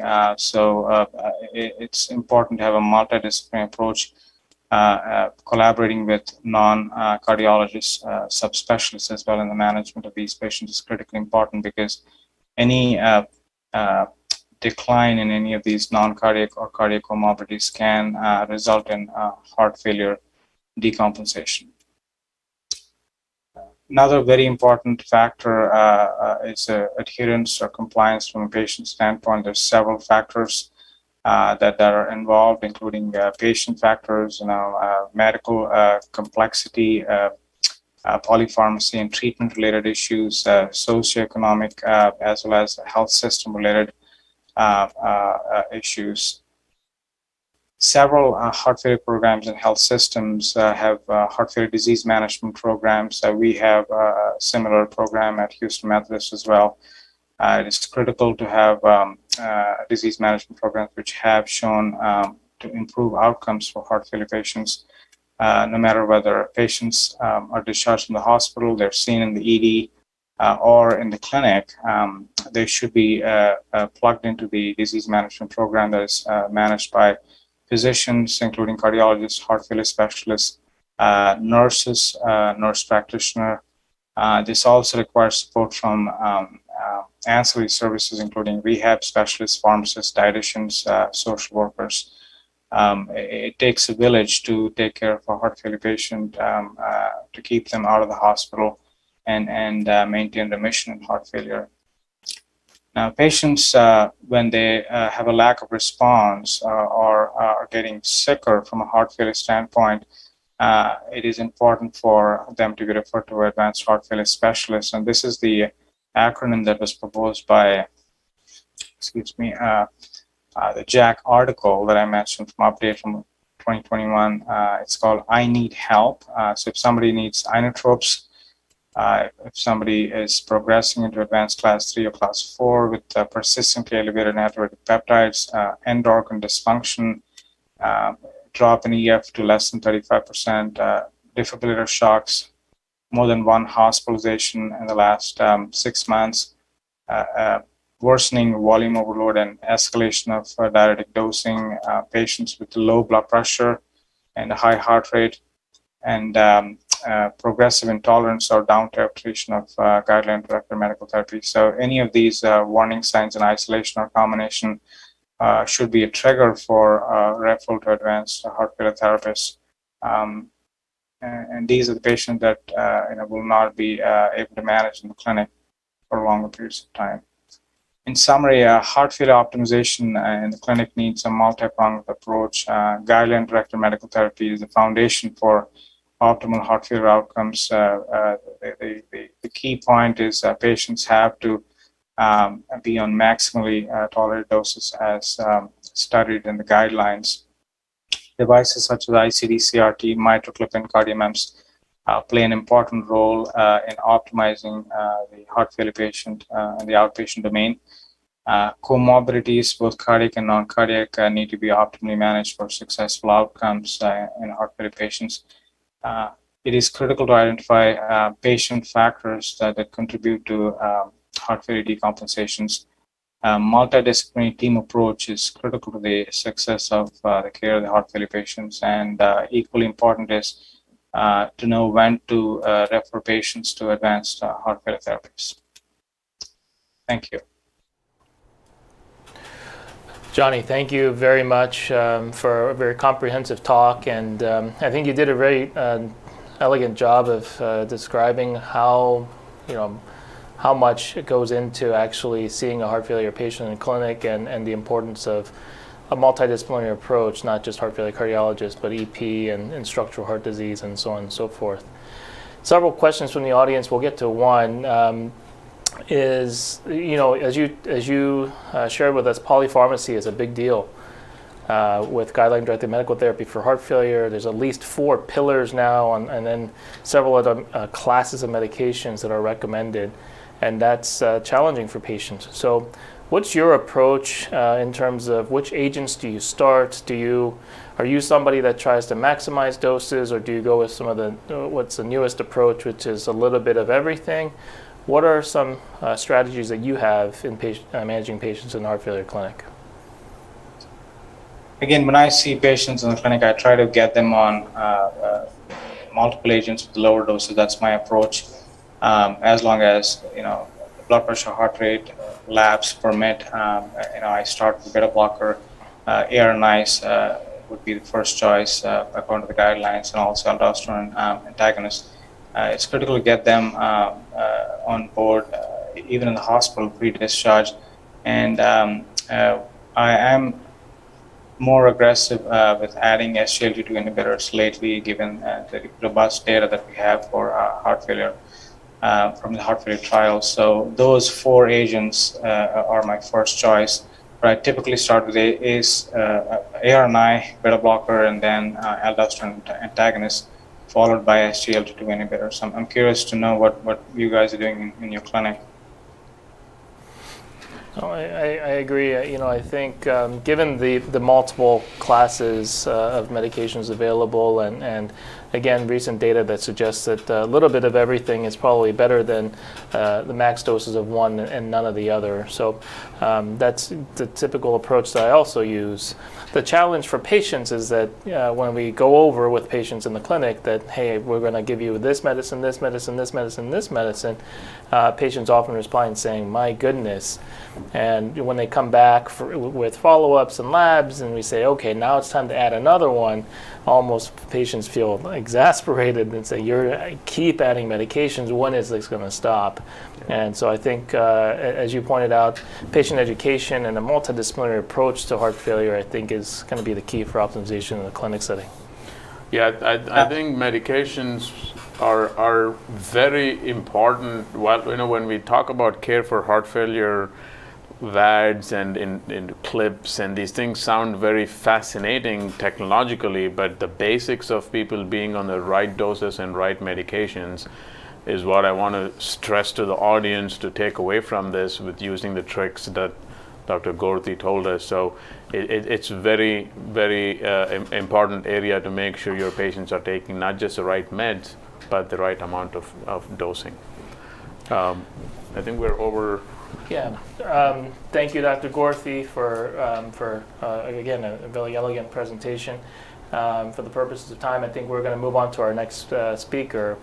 And it's really my pleasure to introduce Dr. Nadia Fida, one of my partners. Dr. Fida is single-handedly in charge of heart failure care at our Baytown campus. She's been really instrumental in getting the program started there, not only the clinical service, but also the academic mission, sponsoring research, and so our fellowship program there. She also is a very active role as part of our heart failure and transplant team here at the Medical Center campus. And so it's my pleasure to introduce Dr. Fida, who's going to give us a talk on the evaluation of non-ischemic cardiomyopathy, including various imaging techniques. Dr. Fida.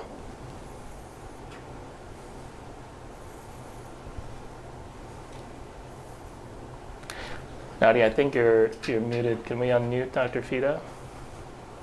Sorry. Yes. Good morning. Good morning. Thank you, Drew, for the introduction. Good morning, everyone.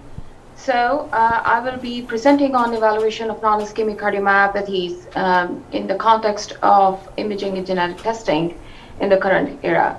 So the non-ischemic cardiomyopathies are a diverse group of cardiac disorders that frequently cause heart failure and death. There has been substantial progress in clinical recognition and understanding of the natural. I think the sharing of the screen, your screen probably is on your mode. We can see you, but we can't see your slides. Let me see. Did we put the slides on from the remote room? It was there. Give me 1 second. Yeah, we don't have your slides. Are you able to share your presentation? Yes, let's Yeah. see. I think it was, all right. Perfect. Perfect. Thank you. See now? Yes. Yes, okay. All right, so the non-ischemic cardiomyopathies, they are well-established, and new techniques of cardiac imaging have been very helpful in this regard to characterize them better. And the genetic testing is opening up eras into family screening of individuals who are yet to be affected. So the term dilated cardiomyopathy refers to a spectrum of heterogeneous myocardial disorders that are characterized by ventricular dilation and depressed myocardial performance in the absence of coronary artery disease and or abnormal loading conditions, for example, hypertension, valvular diseases, congenital or ischemic heart disease, and in proportionate to the degree of left ventricular impairment. In clinical practice, the pathogenesis of heart failure has often been placed into two categories, ischemic and non-ischemic cardiomyopathy. And the term non-ischemic cardiomyopathy, more often than not, has been interchangeably used with dilated cardiomyopathy. Now, this approach might be practical. It fails to recognize that non-ischemic cardiomyopathies can include cardiomyopathies caused by volume or pressure overload, as I alluded to earlier. And they are not conventionally accepted under the definition of per se dilated cardiomyopathy. Current use of ischemic cardiomyopathy terminology implies ventricular dilatation and depressed myocardial contractility caused by ischemia or infarction. So how do we classify cardiomyopathies? Now, in the past 3 decades, there have been major advances in defining and describing cardiomyopathies.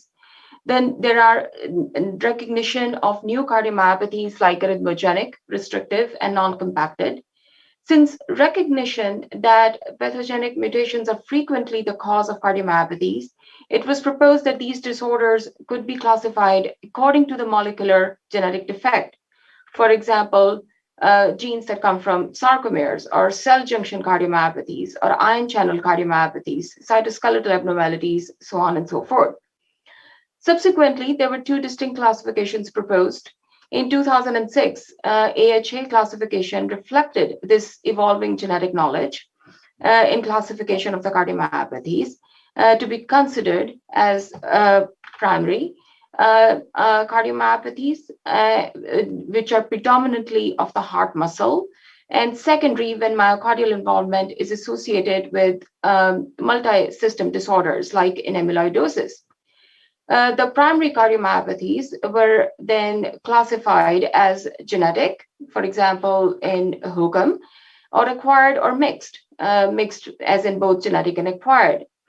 Myocardial dysfunction in cardiomyopathies refers to predominant systolic dysfunction, as in dilated cardiomyopathies, or predominant diastolic dysfunction, for example, in restrictive cardiomyopathies like hypertrophic obstructive cardiomyopathies. In the 2006 AHA classification, as it proposed genetic-based classification, the 2008 European classification system came upon, where they wanted to make it more practical and align with daily clinical functionality, and proposed a more morpho-functional phenotype and then the addition of inheritance. With this clinical focus, it grouped patients according to their appearance, as in morphology, and how they behave functionally. In this regard, it provided continuity and previous classifications, but recognized that the original definitions of these conditions as idiopathic may no longer apply because the disease-causing genes have been identified. So let's segue into what is the epidemiology of these. So as this discussion is going to be focusing more in the context of cardiovascular imaging genetics, throughout the rest of the discussion, we will discuss the dilated cardiomyopathy as in a presentation and prognosis in the context of these imaging and genetics. It is difficult, however, to appreciate the exact prevalence of DCM, especially of genetically mediated DCM, because of the population data not readily yet available. In a very small population-based study from Minnesota, the age and sex-adjusted incidence of idiopathic DCM in early 1970s and 80s was about 6 per 100,000 person years. But in a more later review, the prevalence of DCM was estimated to be more than 1 per 250 individuals on the basis of recent clinical trials and data. Then a lot of this data is coming through from hypertrophic cardiomyopathy, as it is more studied and detailed. And estimates are that DCM may be at least as common in this population as HOCM. Recently, the global burden of diseases reflected that and estimated the global prevalence of about 2.5 million cases, which may reflect an increase or may reflect more of a recognition of better now. Mortality is substantial. The estimated mortality associated is about 6 per 100,000 global population, corresponding to approximately 400,000 deaths. However, again, keeping in mind that some of the estimates may be biased due to either misclassification or better recognition or missing data. Also, keeping in mind that the low number of events during follow-up is there. Survival, however, has improved given better medications, as Dr. Gorti presented earlier on the heart failure treatment. Devices, LVADs, heart transplantation. However, again, keep in mind that we don't have much data on how the natural history of DCM prevails through in the presence of these. When we talk about risk factors, the risk of developing congestive heart failure is about 30% or so higher in Black population than in white individuals. A finding that is not explained by the confounding variables only. And several studies have supported that argument that the Black population is about 1.2 to 1.5 times more at risk than age-matched individuals. Prognosis is poor for patients. Some of the risk factors that determine prognosis are LVEF, less than 35%. If the right ventricular is involved, advanced functional class 3 or 4, and several other factors that can worsen the prognosis, as we will learn later in the adverse remodeling. It is very important when we classify an individual to have dilated cardiomyopathy, that is, we have ruled out and excluded conditions with other phenotypic overlap. For example, ischemic cardiomyopathy, that is the leading cause of heart failure, still coronary artery disease, hypertension, HOCM, Other conditions that would predispose are arrhythmogenic right ventricular dysplasia, LV non-compaction, cirrhotics, liver diseases, and, for example, in the more physiological types of athlete's heart. So we will show later a little bit, but in the most common kind, for example, the ischemic cardiomyopathy is traditionally defined as when there is more than 75% stenosis in the left main stem or prox LAD, or two or more epicardial coronaries are involved. MRI can be particularly helpful in when we give contrast, the late gadolinium enhancement, and I'll show images later, can recognize subendocardial or transmural LGE in as many as 13% of patients with suspected DCM. When we talk about how the spectrum of DCM presents in many individuals or relatives of the individuals who have been affected, there is a preclinical phase without cardiac expression that subsequently progresses towards mild cardiac abnormalities, such as either an isolated LV dilatation or arrhythmic presentation, and then a clinical phase will come. Now, the overt phase of systolic dysfunction is usually associated with LV dilatation, but this may be absent in some cases, causing diagnostic confusion. For example, in patients who present more so with an arrhythmia component, as in lemon AC gene mutation carriers. Now, where does imaging fit in dilated cardiomyopathy? Imaging is crucial for establishing the diagnosis of DCM, as well as for risk stratification, patient management, treatment monitoring. So what do we assess from imaging? It is assessment of remodeling. There are a few components that we need: LV size and systolic function, left atrial size, diastolic dysfunction, right ventricular remodeling, functional mitral regurgitation, myocardial fibrosis, and ventricular dyssynchrony. Prediction of left ventricular functional recovery or heart failure remission, novel risk prediction tools for sudden cardiac death, future in phenotyping and phenomapping, detection of latent disease, and family screening. Echocardiography is bread and butter. It is readily available, it is non-invasive, cost-effective, comprehensive assessment of structure, function, and hemodynamics, and can identify high-risk features to identify to inform prognosis. An accurate quantification of LV function is key. The 2D guided measurements, as you can see here, either by 2D or M mode tracing, we can have contrast enhancement. What is very crucial is to understand is there is wealth of data published in echocardiograms. It is reproducible. It is high temporal resolution. LV dilatation, as in an indexed and systolic volume, is a predictor of early arrhythmic events.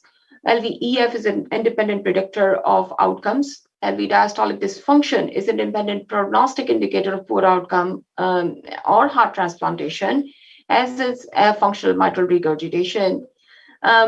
So is the left atrial enlargement and function and the RV dysfunction. We can use biplane method, as you can see here, or we can bypass all this and use 3D, which does not assume geometrical assumptions and gives a better assessment of volumes and LVEF. The strain imaging on the left-hand panel can be very helpful, especially in recognizing earlier disease processes. For example, in cardio-oncology, this is very relevant. We use echocardiography to give us assessment of mitral regurgitation. 3D transesophageal echocardiography is very helpful in delineating the anatomy of the mitral valve and to guide structural managements, as in mitral clip, etc. We can use 3D assessments to do right ventricular dysfunction, right ventricular functional assessment, as the dysfunction, as we alluded to earlier, is associated with poor outcomes in DCM. Cardiac MRI has evolved to become a gold standard in measurement of biventricular volumes and EF. As you will see here, we have diastolic and systolic volumes, measurement of left atrial volume, and all these by biplane area method. The diagnosis of myocarditis you can see in image, which is labeled as E by edema, and left and LGE enhancements corresponding to this.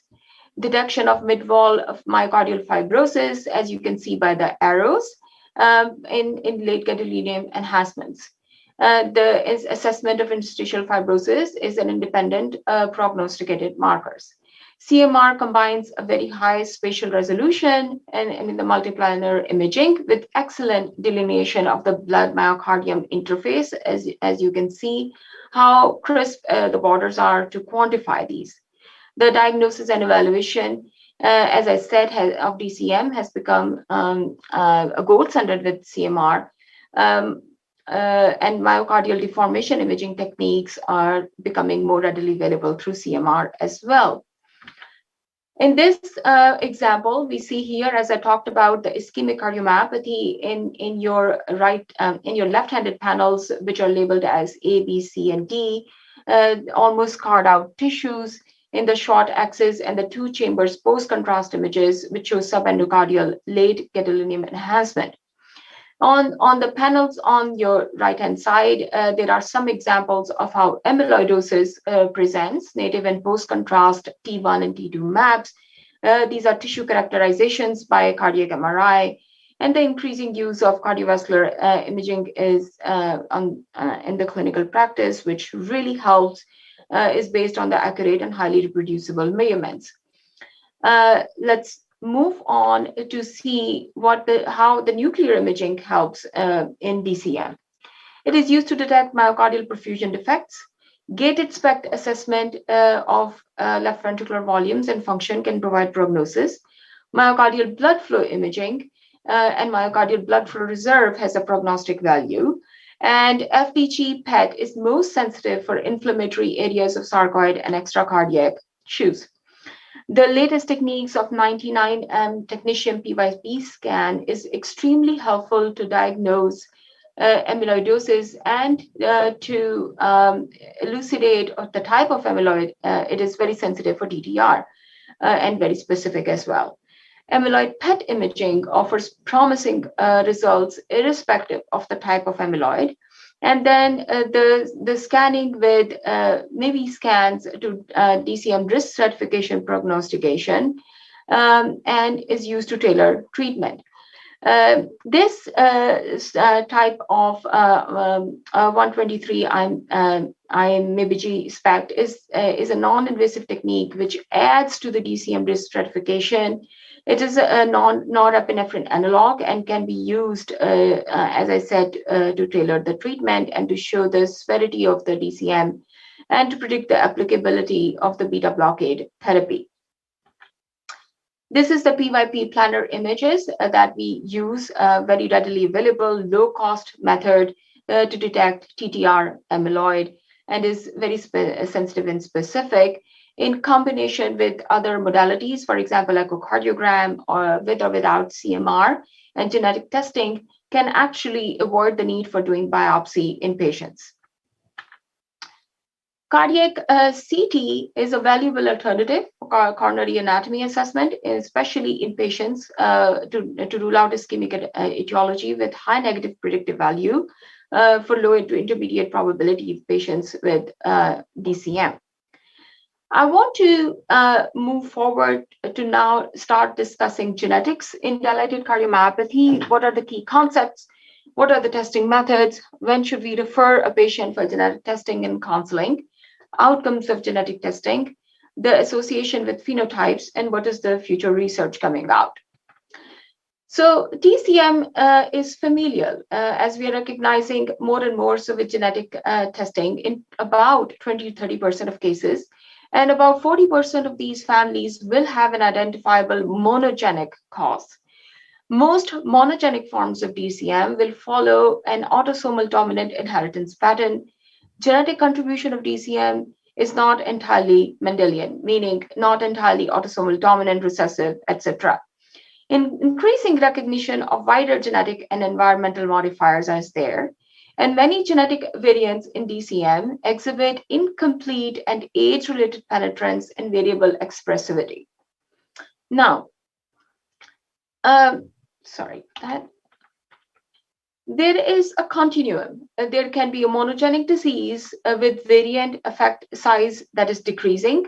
There can be oligogenic or a polygenic disease. So the genetic architectures are depicted in this slide. The continuum, what does it mean by that? That since variants with large effects on disease risk are under strong negative selection in a population, they get depleted over time. Genetic contributions to disease can therefore come from individually rare variations, which are potentially of larger effect size, or from common variants that are each of small effect size, and from variants lying on the spectrum spanning those extremes. Variants may act alone or in combination to predispose to this disease. Diseases with the genetic components may have various architectures, as is shown. Related cardiomyopathy is genetically heterogeneous, with an important proportion behaving as monogenic disease, but many cases are best understood by a more complex genetic model, and that's what makes it a little more challenging in the realms of genetics. Now, what are the questions in genetics as it pertains to DCM? It can have a low genetic yield, even when patient and their families are behaving as familial. The genetic studies have largely focused on more interpretable variants. Studies of complex traits have shown that common variants with small effect size are often non-coding variants. And we may miss them on the panels, and undiscovered genes contribute to monogenic. So this is very crucial. Always take at least a 3-generational family history. Ask the patients about cardiomyopathy, heart muscle disease, if they have relatives with pacemakers, if there has been any sudden cardiac death, any postmortem reports available. Many patients, keep in mind, do not understand the difference between heart attacks and strokes and cardiac arrest. So we have to make them understand this. In the interest of time, I'm going to leave this slide. So genetic testing in current era is performed in DCM patients with evidence of disease. Used to guide DCM patient management, it can be used to guide cascade testing in the family members. And then the predictive genetic testing is use of genetic testing in an asymptomatic person to predict future risk of the disease. Now, the sequencing of when we send a genetic panel, we can have sequencing of single gene or individual variants. We can have panel sequencing. We can have them sequence a whole exome or whole genome sequences, and each of them have their advantages or limitations available. Why and who to refer? So benefits for the patient. Providing information regarding recurrence or transmission risk of DCM is an important benefit of genetic testing for both the patient, that is the proband in whom there is a manifested genetic disease and we have the gene identified, and their family members. The identification of a disease-causing variant is in a prospective parent may also be used to inform prenatal genetics, such as pre-implantation genetic diagnosis, which involves IVF with embryo selection or editing. However, this is an invasive procedure with high attrition to each stage, so the genetic counseling is very important for these individuals. So benefits for the family and cascade screening is important if we identify members who are of family members who are at risk, and individuals also who are not at risk, and we can discharge them for annual surveillance. Identification of affected but asymptomatic members, and identification of pre-symptomatic unaffected members. Who to test? Now, the societies recommend genetic testing for the following scenarios. For a confirmed affected individual, if in a family, then the most clearly affected family member, and cascade testing of at-risk family members. The ESC position statement on this is most patients with a definite clinical diagnosis, there is no confirmatory role for routine genetic testing. And the main role for testing is in the context to provide predictive diagnosis in the first degree relatives.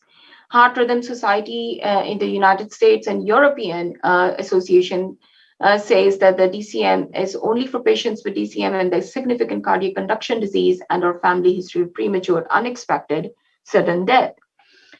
So the key concepts are that all individuals at risk for genetic disease should undergo genetic counseling. This can be with a genetic counselor or other clinician with appropriate expertise in line with local regulations and care systems. Genetic counseling requires both the provision of information as well as psychosocial support, and it involves taking a detailed family and history. There is always a possibility of a negative test. We can get interned with a variant of unknown significance that may get classified later. It is important to keep in mind that it may be illegal for health insurance providers to use genetic information to determine health insurance or eligibility coverage. However, life insurance is not covered under this GINA Act. Therefore, in the USA, it is recommended that unaffected family members obtain life insurance prior to genetic testing. The variant classification, it can be informative or no informative, and the reasons for no genetic variant is most likely we have not recognized that gene yet, and the genetic etiology not fully characterized. So when the VUS comes, it may get reclassified. Publicly available data sets are there that the patients can use, and the providers can keep them. For better understanding, but the VUS, importantly, cannot be used for family or cascade testing. So the conclusions are that the advanced cardiac imaging serves as a diagnostic as well as a prognostic tool. Genetic sequencing is readily available and affordable. However, data interpretation and knowing how to use genetic information is individual patient is still challenging. Precision medicine with deep phenotyping with imaging is becoming a realistic and practical future. I will conclude this now, and I'm happy to take any questions. Thank you.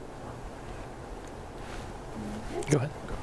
Thank you very much, Nadia. That's a good comprehensive overview of a tough paradigm when we say non-ischemic cardiomyopathy. It becomes a bucket diagnosis. So it's very incumbent, as you reflected on, doing further than just doing the angiogram and calling it non-ischemic cardiomyopathy, with imaging, with genetic testing, and it's been a great evolution.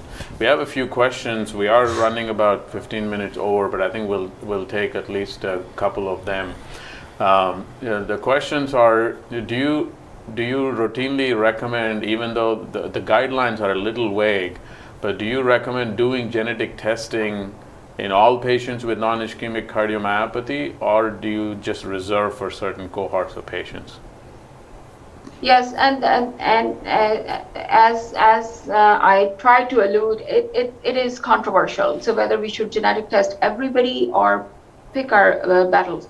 I think it is very important to have a frank discussion with the patient and to make them understand the consequences, because we may get a result that can be very stressful for the patient. Especially, we can clinically recognize that the genetics may be at play, but we don't get a genetic confirmation.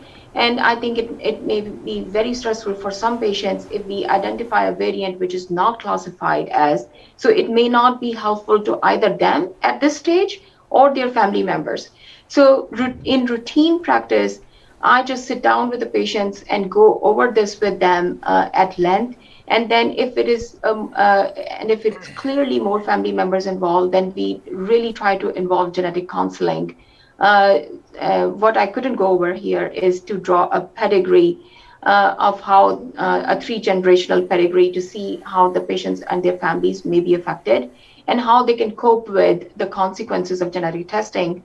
And as I said, there may be, especially in US, life insurance policies need to be considered as they can be used negatively for the families. So I just sit down and make a decision along with the patient on how they want to do it. Thank you, Nadia. And then one last question and maybe a quick answer. Would you recommend for places which don't have access to cardiac MRI to send patients to get an MRI early on when they're non-ischemic cardiomyopathy? Because as good as echo is, it still doesn't pick up everything.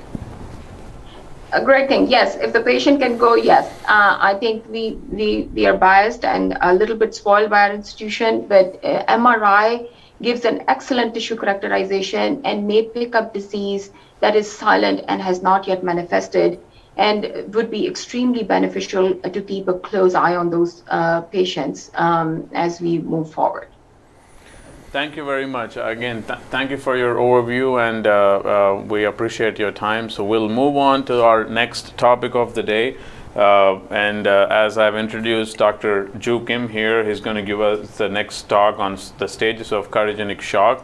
And as I mentioned, he's a co-director for the cardiac care unit and has been integral in working on our shock program, and he's our group's director for our cardiogenic shock program. So with no ado, it's a complex, evolving field. Dr. Kim, please educate us about stages of cardiogenic shock. Well, thank you, Arvind, for the introduction, and thank you again to the audience for joining us today. I'm going to be talking to you about a topic, again, that's very near to my heart, and kind of give you an update on the field of cardiogenic shock, specifically in relation to the stages of shock and what are the implications for both diagnosis and management. So the background is that shock is the result of a myocardial insult that decreases the cardiac output to an extent that it's insufficient to maintain end organ perfusion. It results in pulmonary and or venous congestion. Now, despite a lot of the advances recently on drug therapies and temporary mechanical circulatory support technologies that we will review as part of this conference today, mortality due to cardiogenic shock still remains very high, ranging from 30 to 60%. And so the key really is early identification, appropriate classification, and phenotyping of cardiogenic shock, which are all integral to optimal management. So here are the take-home points that I will go over in the next few minutes. Cardiogenic shock has different etiologies and phenotypes. The SCAI stages of shock, which I'll review with you in the updates, provide a nice framework to classify shock severity, and also has developed a nice new vocabulary that can be used to communicate between providers of shock. Hemodynamic data derived from PA catheters are integral to define the phenotype of cardiogenic shock, and this provides valuable prognostic data that should also inform therapy. And finally, management of shock is really centered on early identification, decongestion, and improving perfusion, and we'll go over these three take-home topics today. So let's start with the first one. There's two major etiologies of cardiogenic shock. And in this figure by Abraham and from the Kapoor lab, illustrates nicely that the acute MI cardiogenic shock is very different from the heart failure cardiogenic shock. In the acute MI population, there is an abrupt insult, some sort of myocardial injury that leads to decompensation. And in these patients, the initial clinical trajectory is that of hypotension, which leads to hypoperfusion and congestion.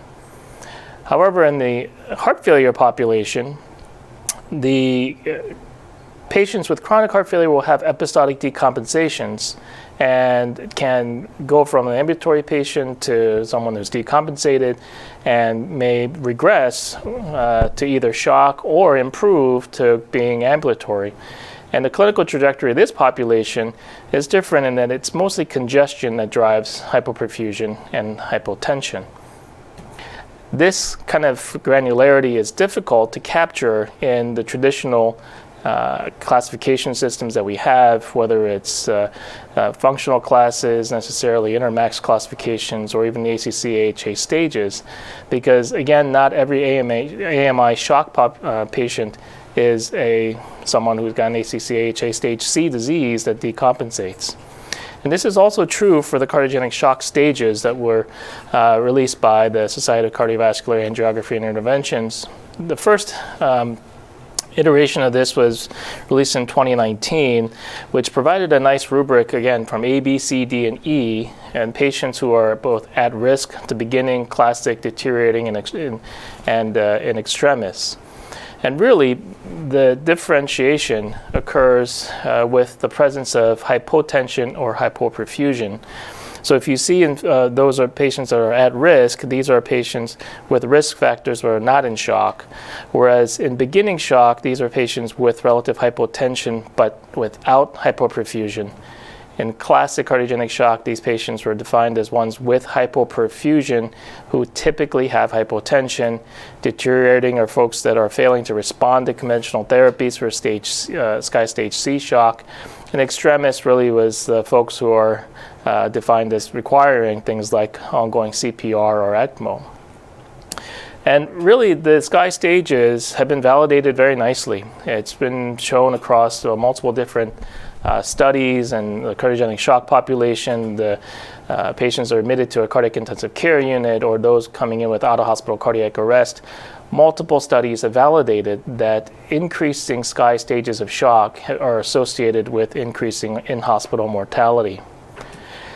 However, the validation studies since its release have all used slightly different variables to define SCAI shock stages, including various combinations of clinical variables, partly because the SCAI stages, although can be applied prospectively or real time at the time of diagnosis, in a research setting to apply them retrospectively, the available clinical data may not be as neat. And so this is, again, a very nice table from Genser in Zurich heart failure that kind of illustrates the different types of criteria or variables that were used to define SCAI stages or assign SCAI stages for patients being admitted with cardiogenic shock. And on the right, the figure also is one example from the cardiogenic shock working group, of which we're a member, and we present or we submit our data for participation. Shows the impact of assigning cardiogenic shock stages based on treatment intensity, for example. So on the small figure on the right shows the number of drugs on the x-axis versus the number of device uses to support the patient in shock on the y-axis. And depending on whether you have 0 drugs and 0 devices versus 1 and 2, you can get an idea of the treatment intensity, and it seems to correlate with SCAI stages. And so these validation studies really kind of gave more information and insight on the applicability of the SCAI shock stages to the clinical situation. And so the latest update that was just released really incorporated the lessons learned from the validation studies and really refined the SCAI shock stage pyramid to give these gradations within the stages. So in both stages A, B, C, D, and E, you can see that there's now a recognition that there's a spectrum of severity of shock even within a SCAI stage C or D shock. And really the new proposal in terms of risk prognostication or evaluation of shock incorporates not only the shock severity that you may get from applying the shock stages in terms of clinical variables available to you, but that in itself is not enough to appropriately evaluate and prognosticate shock. So in addition to the shock severity, which is the green arrow pointing over to the upper right-hand corner, evaluation of the etiologies, as we briefly discussed, and also the identification of the different phenotypes of cardiogenic shock are integral to evaluating and prognosticating shock. And then the third limb pointing down to the bottom is looking at all the risk modifiers. And we'll address some of these as we go through. So the second take-home point is that hemodynamic data derived from PA catheters are integral to defining the phenotype of shock. And this, again, provides valuable prognostic data that informs therapy. And we'll go into the role of PA catheters and sort of the controversies that had been present in use of PA catheters routinely. But if you look at the phenotypes of cardiogenic shock, this again is data from Naveen Kapoor's lab. They did a very elegant machine learning approach to looking at hemodynamic as well as metabolic variables, and looked at correlations between the two, and ultimately did a machine learning analysis that identified 3 very distinct phenotypes in cardiogenic shock patients. For profile 1, for example, is very much of, as they define, cardiac centric. So these are non-congested patients with decompensation. Whereas when you approach the profile 2, these are the cardiorenal patients. So these folks may be the ones with an elevated CVP and worsening GFR. Whereas the third phenotype that was identified is the cardiometabolic, where you now have a congested liver and multi-organ system involvement. And as you can see, the different phenotypes are associated with worsening mortalities, whether it's in the MI cohort, the heart failure cohort, or the third, the DRR, is the Danish Retroshock MI registry, where they validated this cluster analysis and showed nicely that the third phenotype of cardiometabolic profiles was associated with the highest in-house mortality. And if you look at the impact of these, again, clinical phenotypes of cardiogenic shock, whether it's in the MI population on the left, the heart failure population in the middle, or the total cohort on the right, the top half of the figure gives you an idea of the percentage of patients in each phenotype that would reach a certain SCAI stage. So I'll just guide you through, point your attention to the heart failure cohort. So if you look at the figure in the center on the top, the top line is the phenotype 3, or the hemometabolic shock. The middle line is phenotype 2. The cardiorenal, and the bottom is phenotype 1, or the non-congested. And if we just look at the phenotype 3, those patients with heart failure who come in with the clinical phenotype of cardiometabolic shock have upwards of an 80% chance of reaching SCAI stages D or E during their hospitalization. Now, if you look down at the bottom, in the figure just below the heart failure, where it says in-hospital mortality, you get a sense now that there's gradations even in the SCAI stage D patient, for example, whereas the in-hospital mortality for the clinical phenotype 1 patient is 16%, as opposed to 39% for phenotype 2 and up to 56% for phenotype 3. So again, gives you a nice illustration that not all SCAI stage C or D patients may be the same depending on the phenotype. And this was also validated using the Mayo Clinic CICU data, about 1,500 cardiogenic shock patients, and they were able to classify patients with the same phenotypes, 1, 2, and 3, about a 40, 30, and 30% split, as you see. And in the figure at the bottom, it shows nicely again on the x-axis, the phenotypes 1, 2, and 3. The y-axis is the in-hospital mortality, and the z-axis outlines the SCAI stages. So if we look at just the SCAI stages on the z-axis, as you see that as you get worse or go up the SCAI stages from B, C, D to E, the in-hospital mortality goes up. But this is also true if you look across the x-axis between the non-congested, cardiorenal, or the cardiometabolic profile. Regardless of SCAI stage, the cardiometabolic profile is associated with increased in-hospital mortality. This also bore out even when they looked at survival at 12 months after that ICU admission between the different profiles, with the hemometabolic profile carrying the worst prognosis.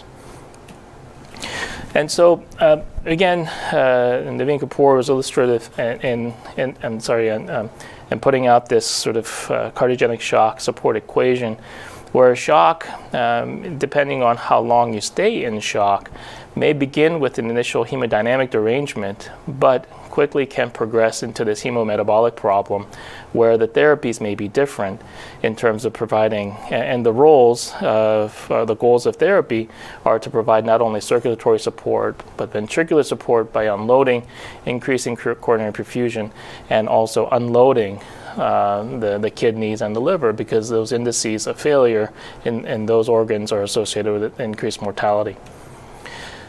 So the third take-home point, again, in management of shock is centered on early identification, decongestion, and improving perfusion. So if we look at some of the variables that ultimately define not only shock severity, but the targets of therapy, one are hemodynamics, which can be best assessed using a PA catheter. And without going into many of the details, the fallout from the ESCAPE trial initially, which excluded cardiogenic shock patients, really led to a decrease in the uptake of a PA catheter use in a routine critical care population. And if you look at this table, it's a bit busy on the slide, but I just want to draw your attention to the PA catheter.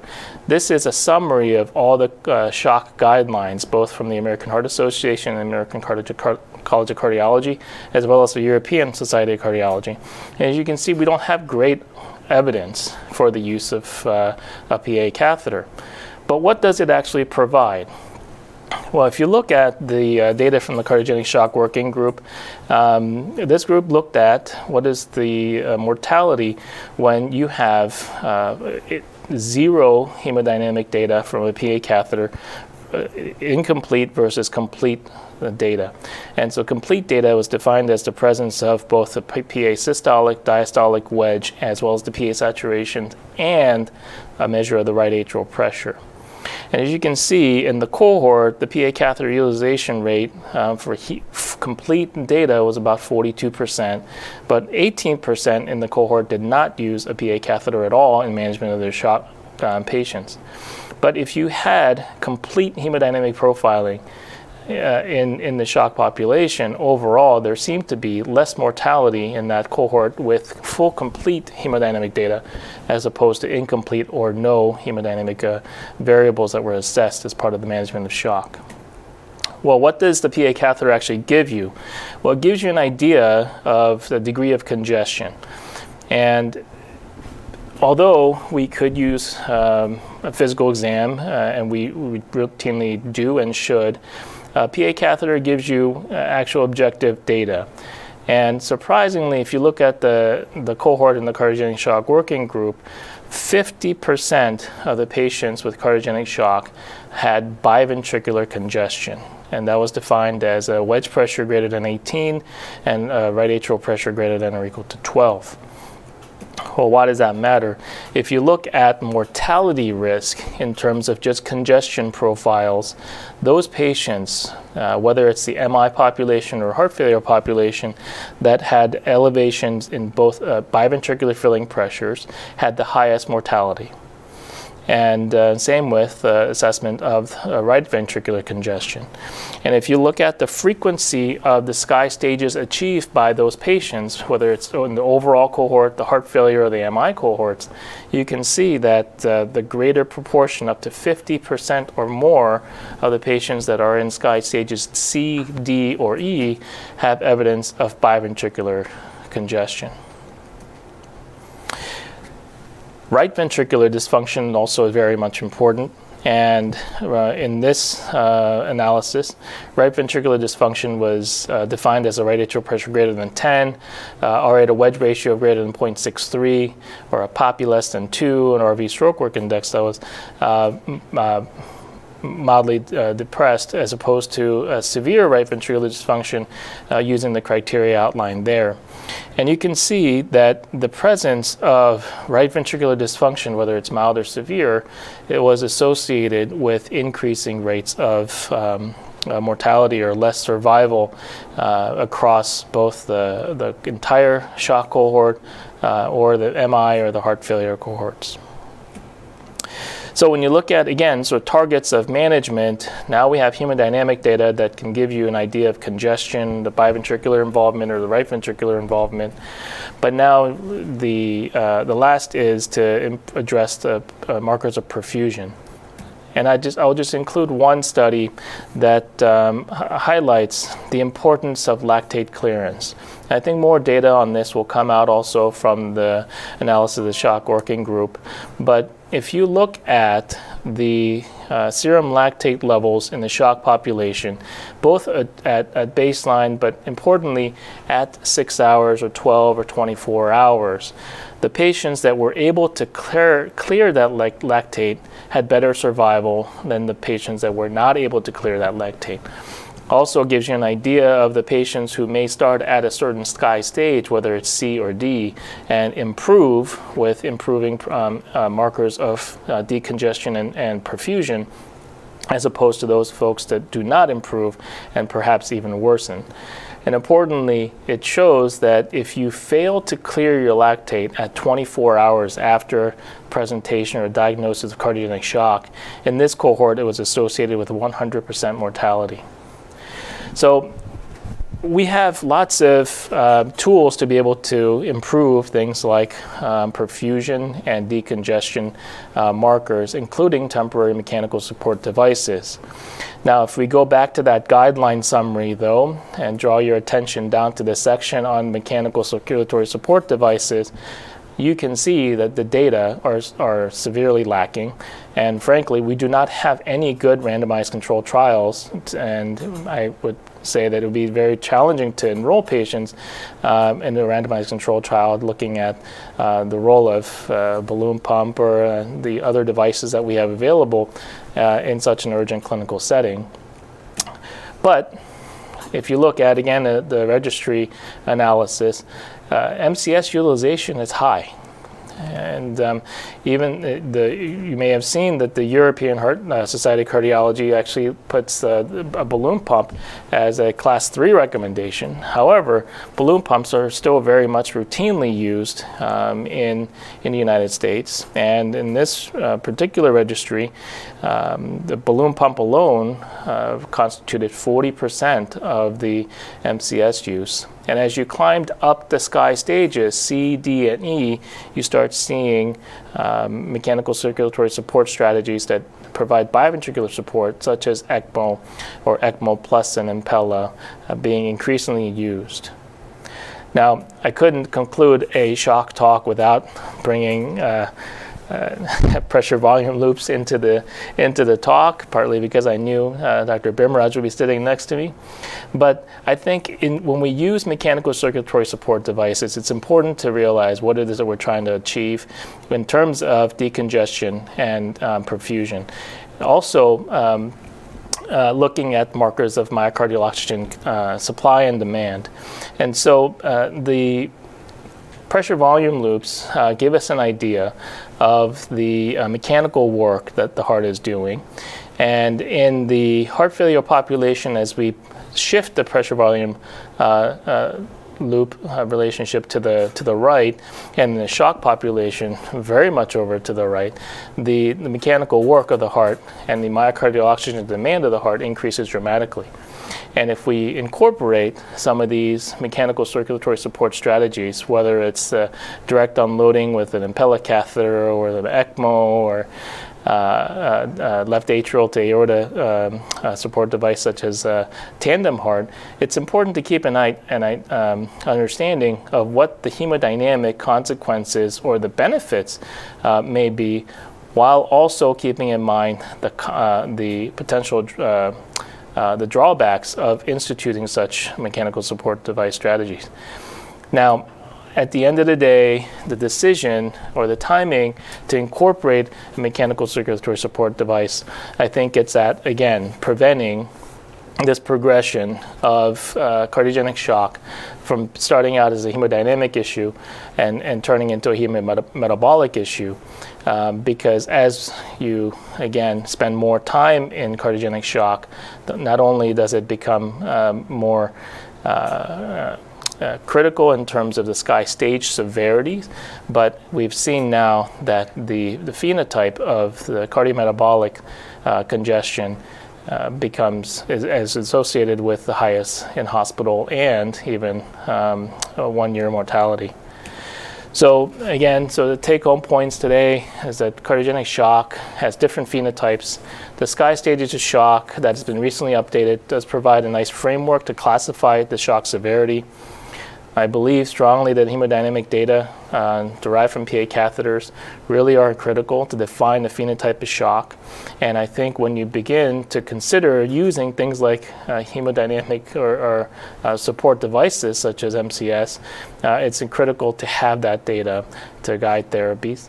And management of shock really should be, again, early identification, decongestion, and improving overall end organ perfusion. And I'll end there. Thank you, Ju. I think that was a wonderful overview, a really robust data that is coming out of the cardiogenic shock working group, and congratulations for you to kind of be a part of it, because the complexity of the variables that go into predicting these patients are not that easy. We have a few questions. We are running over time, but I think this is an important topic. I want to spend a little bit of time. We can catch up with the timing through the conference. I'll start with a question of mine before we move on to the audience. It was the cohort of patients that you called as cardiometabolic, I think or you call it cardiohepatic in my mind, is not that well studied. We talk about cardiorenal syndromes 1 to 5 and all these things, but it's fascinating to see that the mortality is the worst in that setting. So what is your advice to individuals in how to pick up some subtle changes in the hepatic labs, or was that cardiometabolic driven by LFTs or total bili or lactate? Was there any insight? Yeah, absolutely. And I think more data is going to come from the cardiogenic shock working group analyses on exactly that, to give, again, more of a framework on how to interpret the sky stages. And so look for that coming up. But in terms of how to define that phenotype,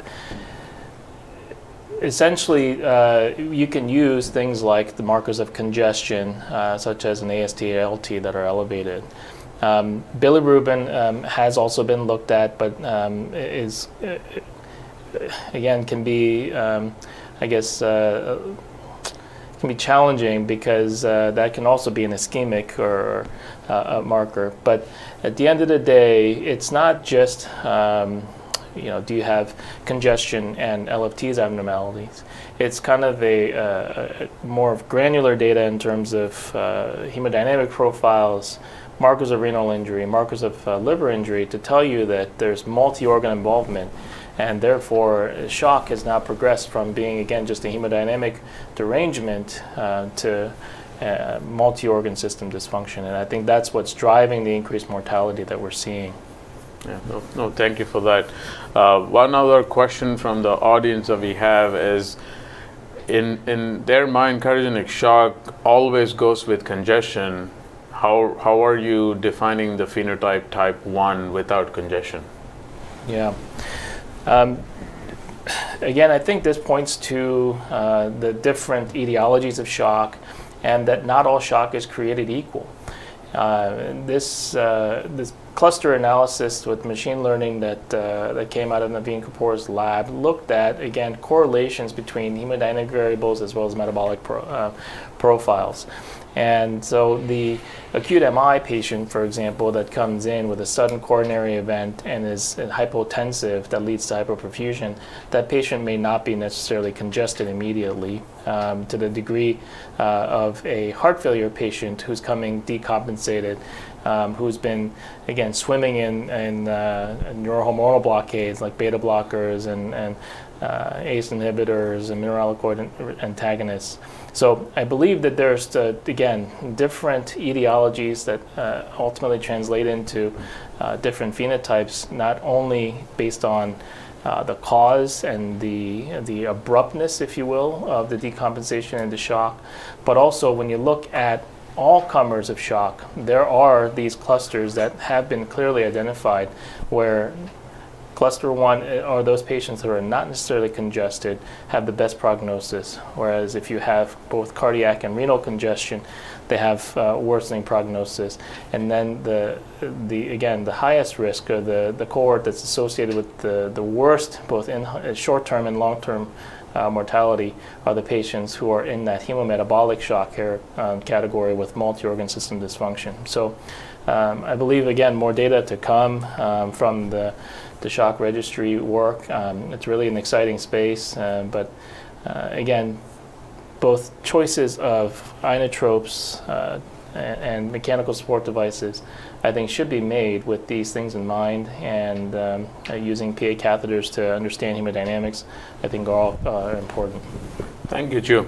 Thank you very much for that morning session for all of our speakers. We are due for a break, probably overdue for a break. We will take a 15-minute break, but when we come back,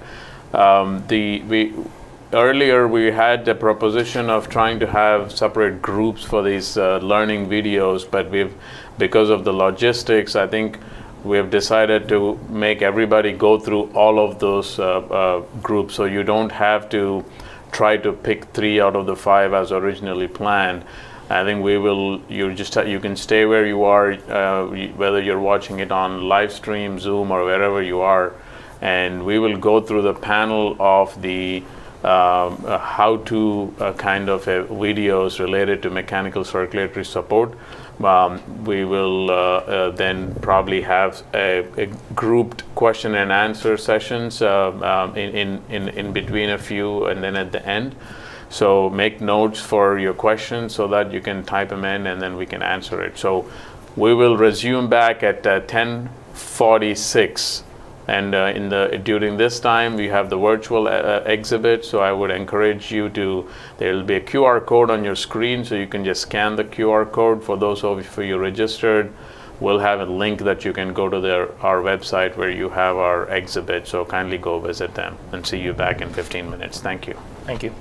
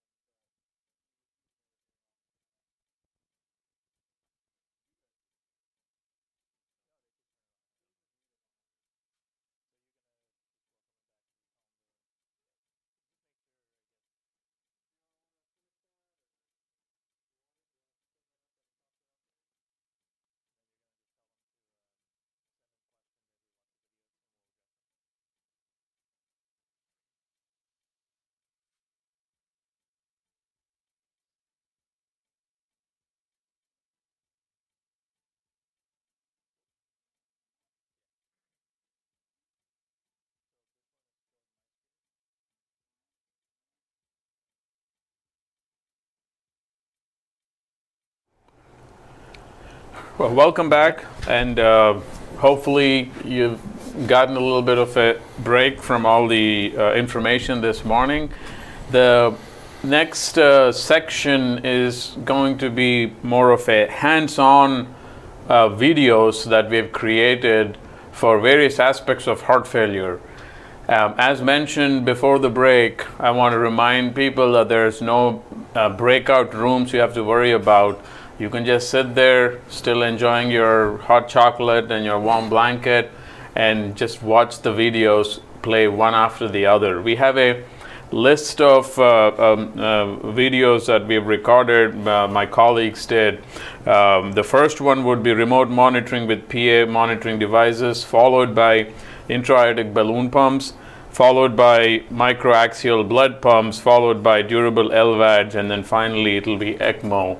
And as I said, the videos will play one after the other. Please type in your questions with the same portal that we talked about, pollev.com, or and enter DeBakey, or you can text DeBakey to 37607. So as the videos are playing, you can put in your questions.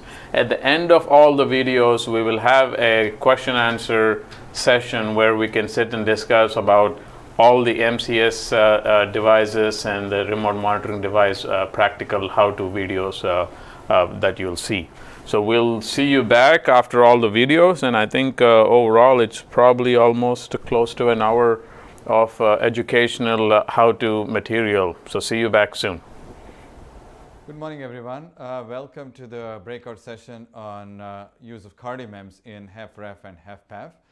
I'm Dr. Ashrith Guha. I'm one of the heart failure transplant cardiologists here at the Houston Methodist DeBakey Heart and Vascular Center. And today we'll be going over briefly about the device itself and the implantation procedure, but mostly we'll be focusing on patient management using the data that we get from CardioMEMS.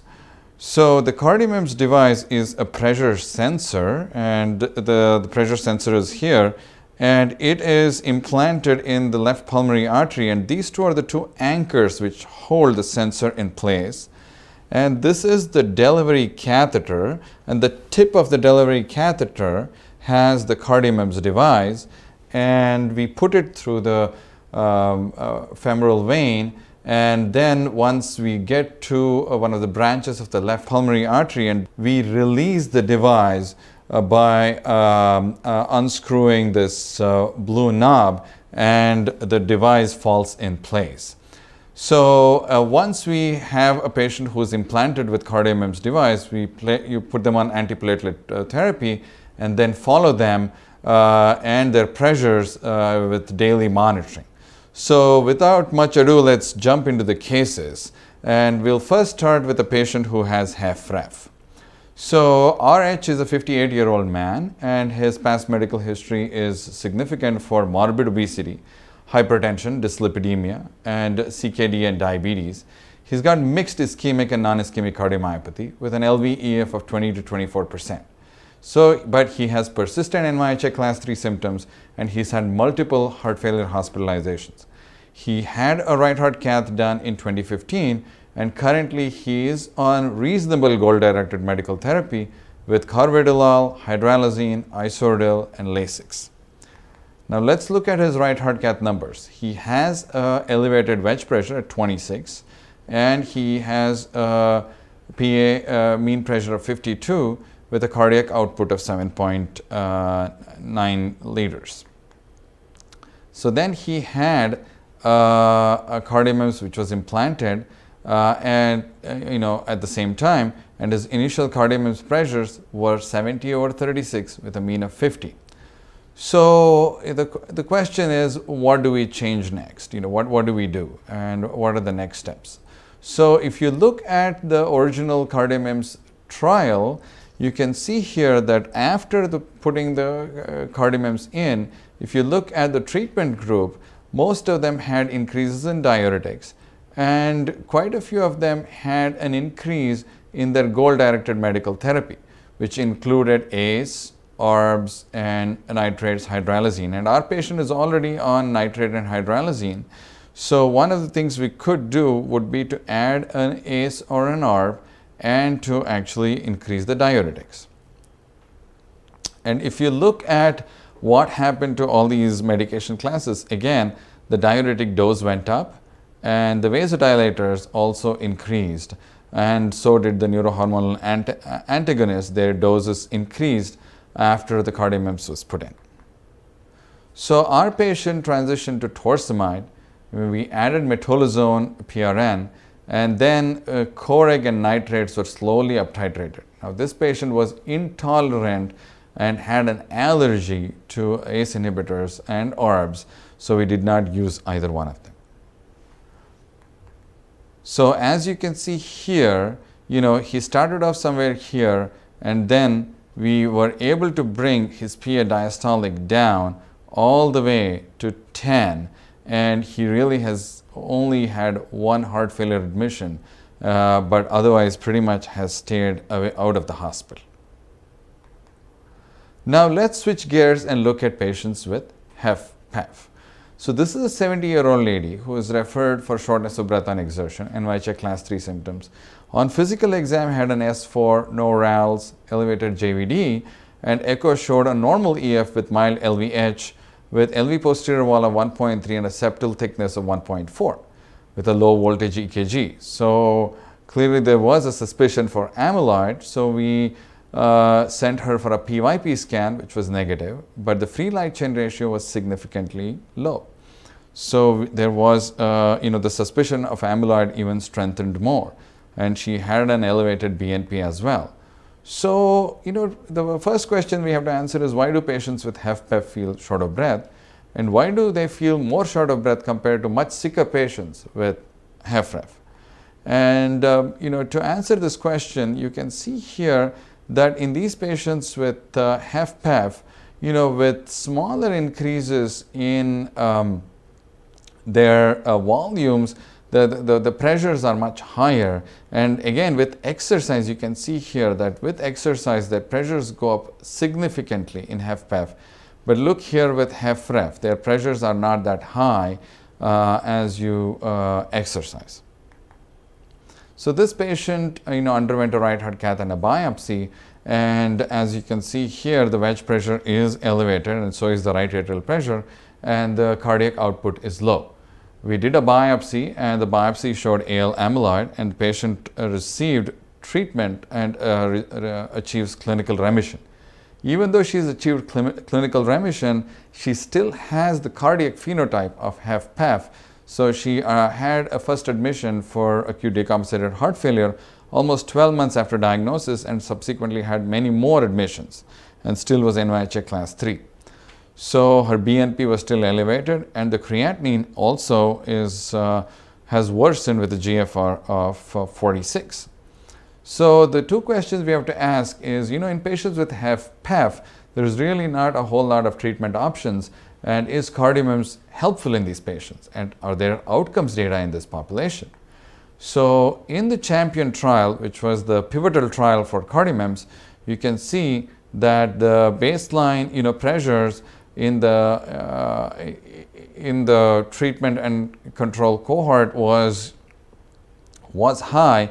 And if you looked at those patients who had ejection fraction greater than 40%, there was almost between 25 to 30% of these patients had HFpEF. And you can see in that even in those patients who had, whether they had HFpEF or HFrEF, they had a good decrease in mean PA pressure. As you can see here, the mean PA pressures were about 35 in the general use cohort, and in both of them it came down with after being on CardioMEMS, and CardioMEMS directed diuretic therapy. So with our patient, she underwent successful CardioMEMS implantation. She was only on aspirin since she was on Eliquis, and she was on only furosemide 60 milligrams BID.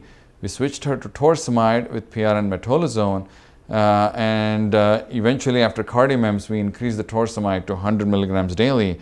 And as you can see here, her pressures came down, but you can see very well that every time she takes PR and metolazone, her pressures come down. So we are able to really monitor her very well. as soon as she bumps her PA diastolic, she gets a call, takes the PRN metolazone, and she returns to baseline pressures.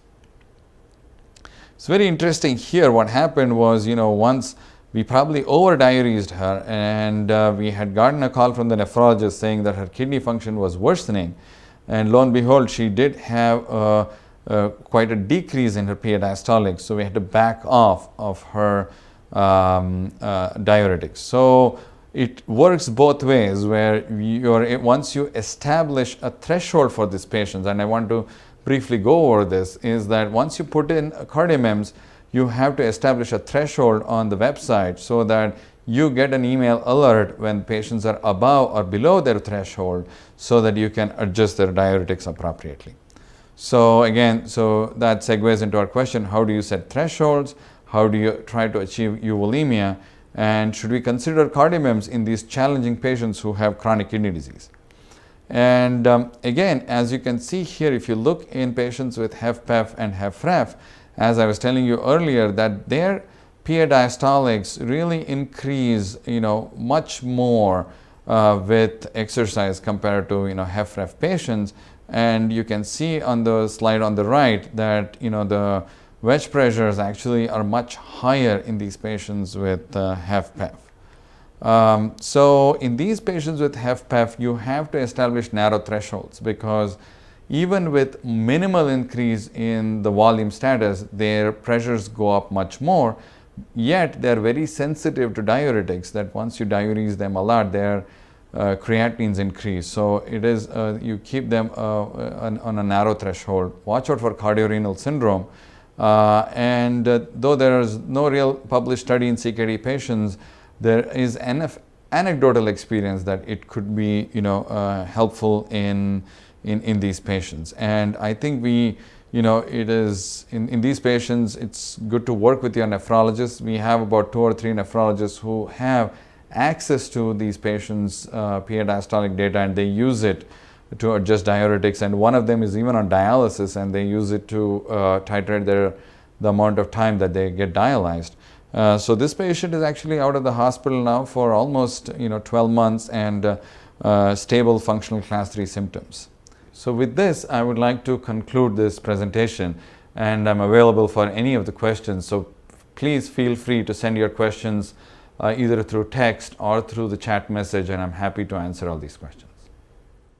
Welcome to the patient management and troubleshooting and a hands-on balloon pump experience. And I'm Arvind Bhimraj. I'm the interim chief of the Division of Heart Failure here at Houston Methodist Hospital.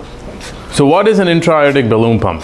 An intra-aortic balloon pump, as you notice on the slide, the console, which is here to the left of me, and we will go through the anatomy of the pump in a bit, but it is a counter pulsation device. And as you notice on the slide, the pump is put in through a percutaneous access. Sometimes can be done surgically with a graft, or percutaneously through the arm, which we'll talk about at the end. This is the access point that goes into the blood vessel.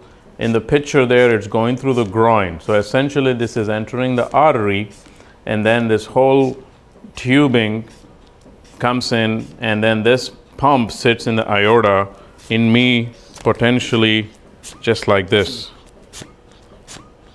And the pulsation that you see is what is called as the counter pulsation, because as we will talk in a little bit, this counter pulsation is being timed with the heartbeat, and that's the counter pulsation. So you need some pulsation of the heart. The easiest way to imagine is if this is the heart and this is the balloon here, both are beating at the same time. And essentially what that does is, if this is the heart, in systole, the heart squeezing, the balloon is deflating, both going at the same time. So in systole, the balloon deflates, hence augmenting the blood flow by decreasing the afterload. In diastole, the balloon inflates, hence pushing the blood back in diastole, providing perfusion to the coronary, so because in the coronary, perfusion mostly is in diastolic phase. Of course, the most common indication is in cardiogenic shock, and other times that we use it more semi-electively are sometimes in pre-surgery optimization, sometimes pre-LVAD, sometimes pre-transplant where people are waiting for a transplant, or even the non-cardiac surgeries where we've successfully did things like bariatric surgery in patients with a bad heart failure. The balloon pump needs to synchronize with the cardiac cycle because it is a counter pulsation device, and it has to know when the heart systole and diastole are happening so that it times in such a way that the physiological principle is met effectively. Hence, timing is very important. So the way the timing is set is based on the trigger that we set. So essentially, let's walk through the anatomy quickly so we know what's going on here. We have this balloon pump sitting inside the body. We have this as the helium portal that's going in and out. The gas that is used here is helium. And this has gone through an evolution. Helium has been picked instead of air historically because even if there's a leak into the blood, into the body, it dissolves very clearly. This here is the infrared portal that has a sensor at the tip, which is measuring the blood pressure through the infrared technology. And then there is an arterial port here that you will see, which is a small arterial port that connects to the art line. Now this is a 7 French device, and it's a 34 cc. That's also important to know that the volume of the balloon is what decides based on the height of the patient. And when you open up the balloon pump on the side, there's a chart which tells you which size to use. So make sure you make the right choice for the individual so you get enough augmentation. So, and then there's a helium tank at the back, which is connected up here, and all these connections need to be made sure that they're working okay. It's very important to know that this is the helium portal, and there should never ever be any blood in this. If there is blood in this, it means that your balloon has ruptured because blood is entering this air portal or the gas portal, because the gas portal is should be walled off from the body and the blood. So if you see blood in this portal, that is the helium portal, you should pause the balloon immediately and not let it inflate or deflate. So if you see up here on the console, you have the EKG leads up here, and that leads are connected into the machine, and then you have the balloon, the pressure along with the balloon augmentation. We'll walk through that a little bit, and then you see the balloon inflation here, which is the inflated pressure and the augmented pressure.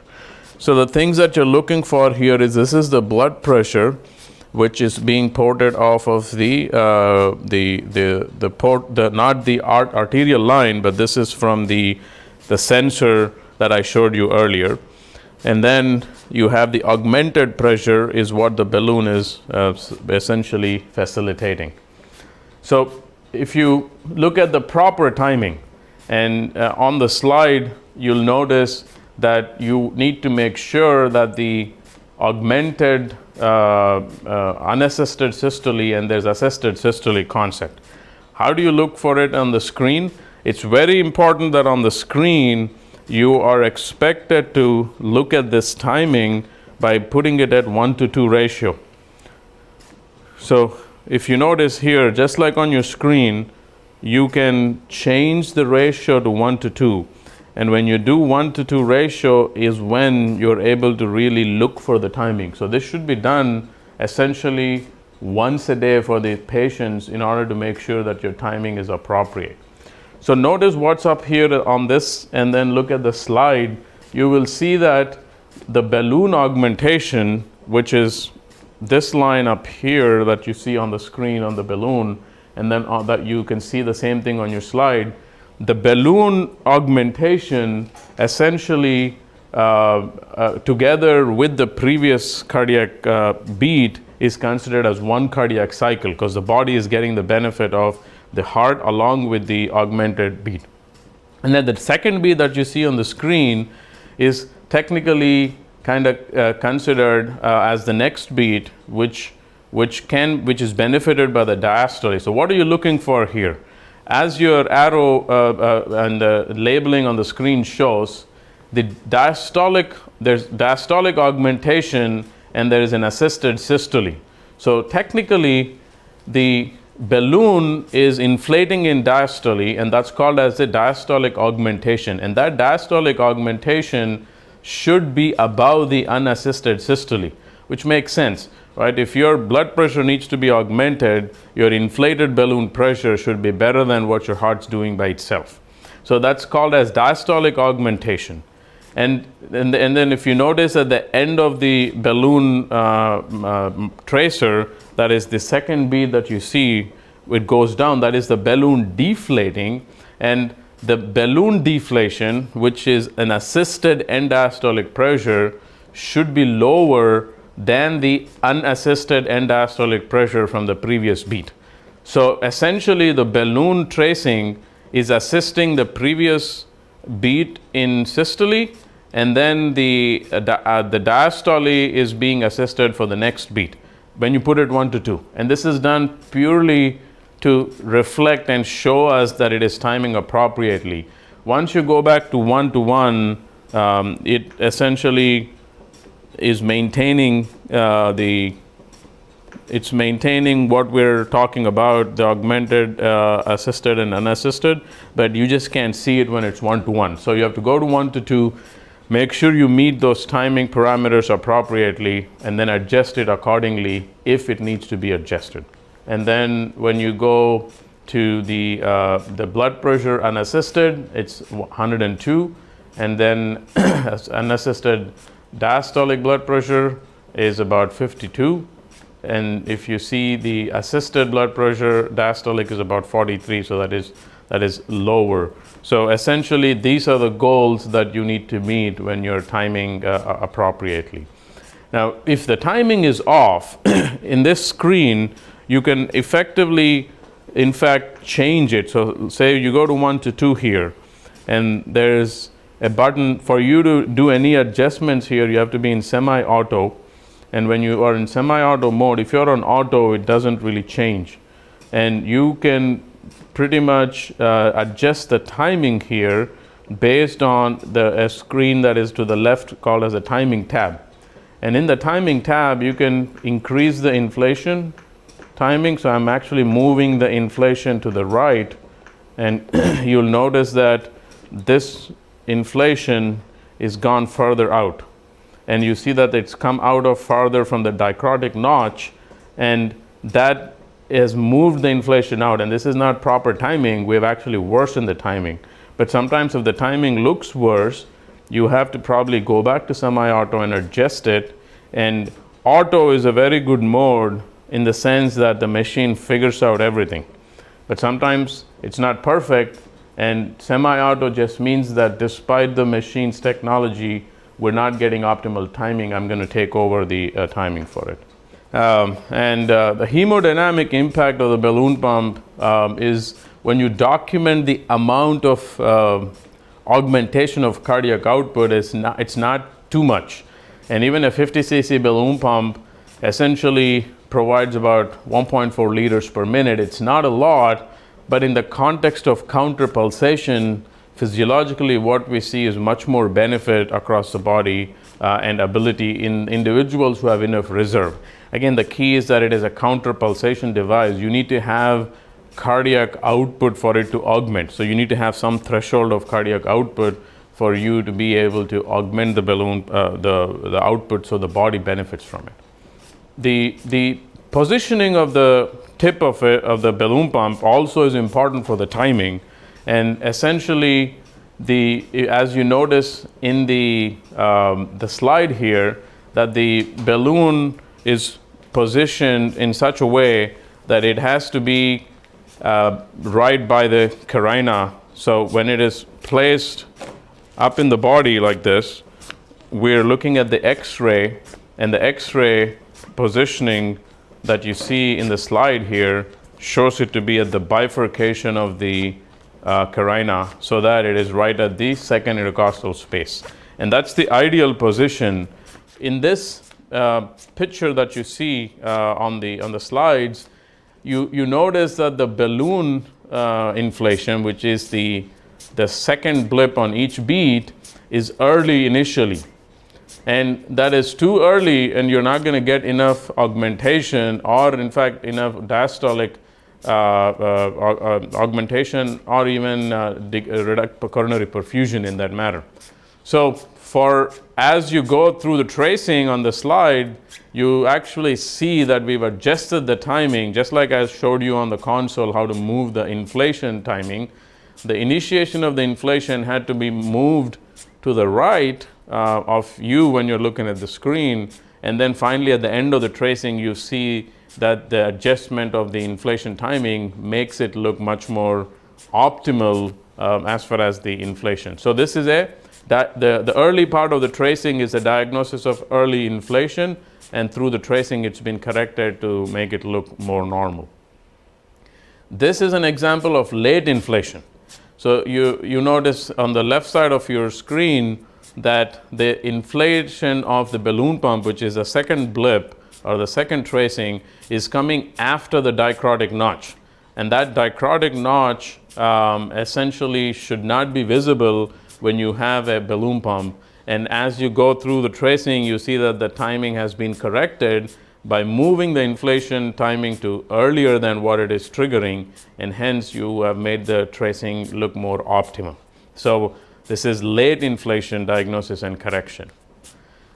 And this is early deflation. So inflation is starting appropriately, but if you notice the width of the balloon tracing is very narrow. So this means that the balloon pump is deflating very early, and by correcting the deflation into a later stage, you notice that it's been corrected to the later part of the pressure tracing. It looks much more ideal. This is late deflation. If your balloon deflation looks bizarre, it's a very late deflation, and then slowly you correct that to early deflation so that the deflation looks better. This is inadequate augmentation, where you look at the augmentation pressure all over the place, and one of the problems here is the EKG tracing being in AFib and very irregular.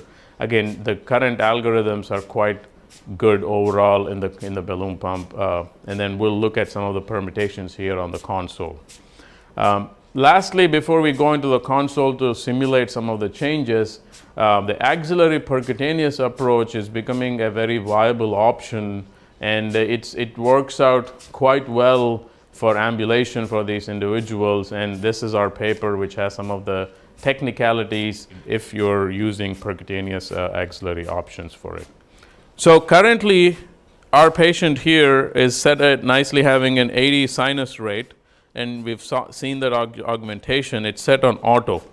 And another point I want to make is on your triggers, the options you have on the screen, you have the trigger options, which are either ECG trigger, which is the ECG that's connected here, and then you also have a pressure trigger.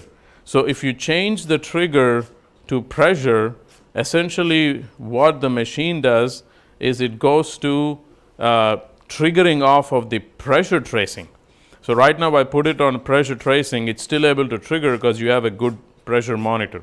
So if your arterial line gets messed up, your pressure tracing might not work. So you have to be mindful of it. But if your EKG is messed up or it's fallen off and then your pressure is good, you can always go to pressure tracing. When you put on auto mode, essentially the machine is going through all these permutations, but if it does not work, the other trigger options you have is pacer, V and AV. If a patient has an atrial pacing and ventricular pacing, in those situations you could use pacer AV so that it acknowledges the pacing timing.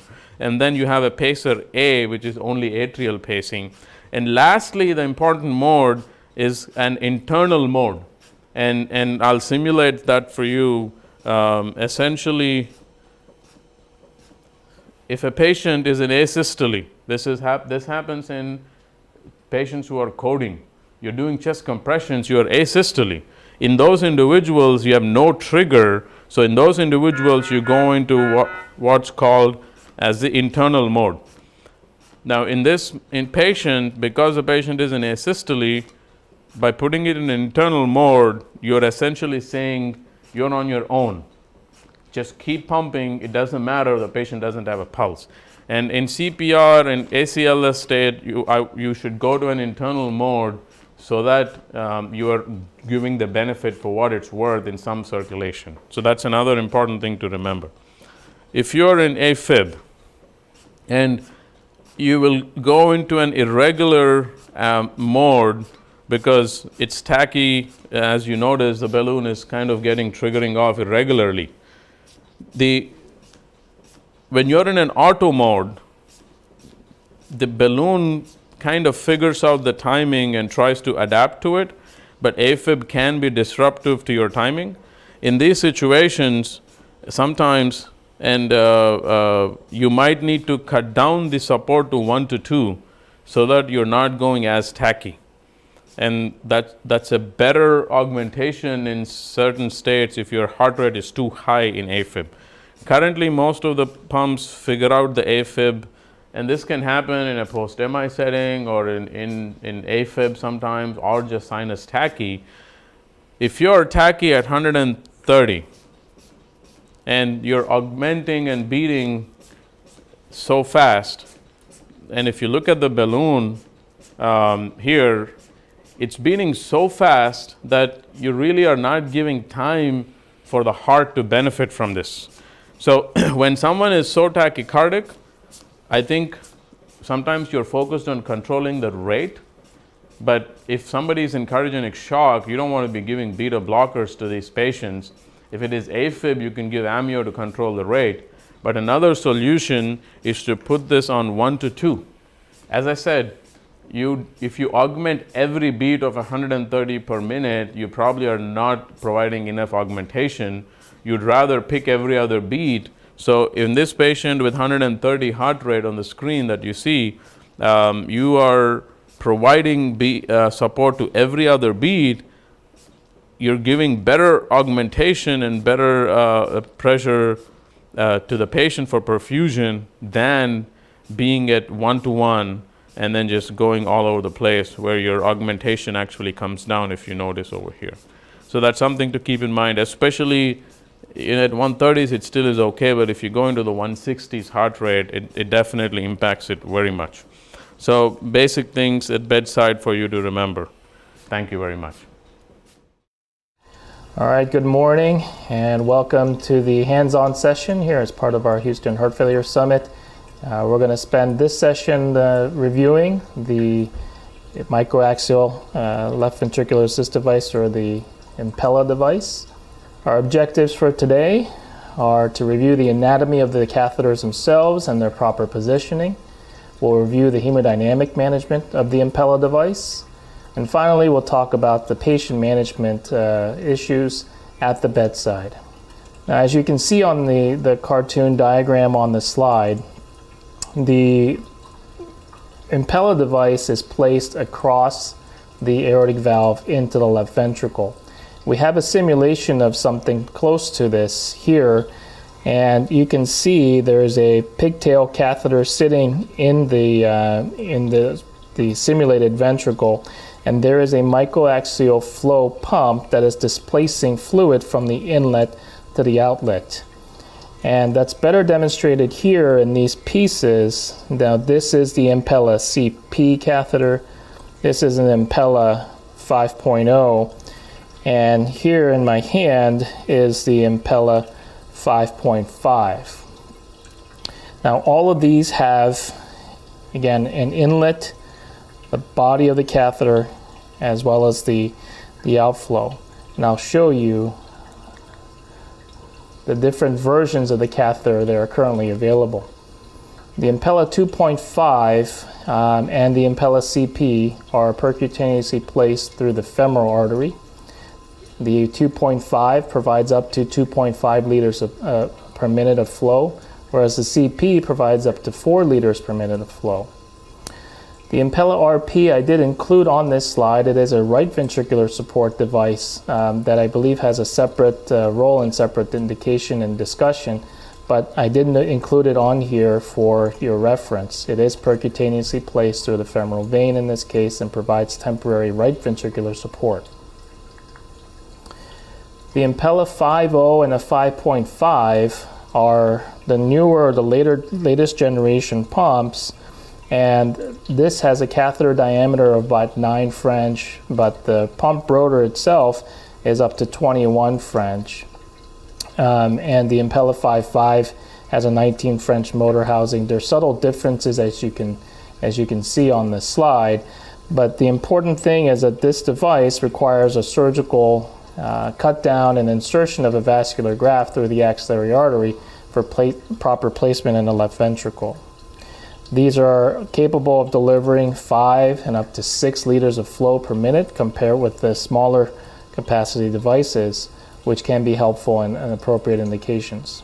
Perhaps the most important thing in the management of an Impella device is proper positioning.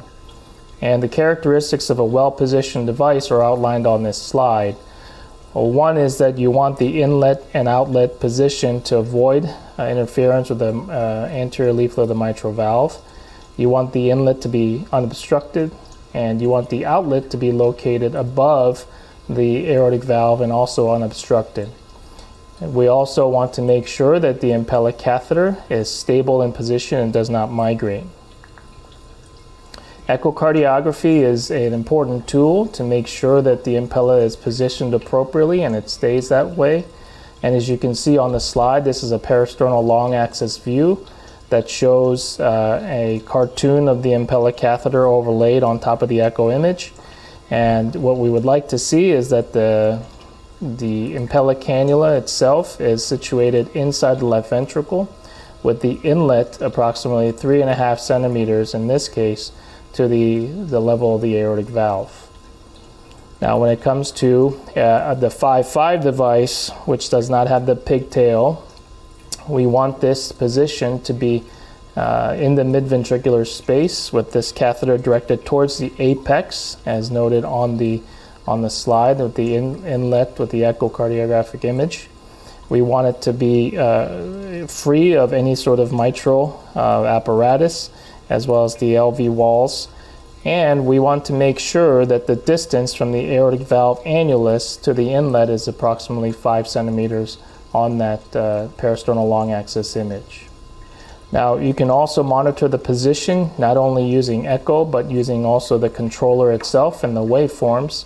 And this is an example of a properly placed Impella.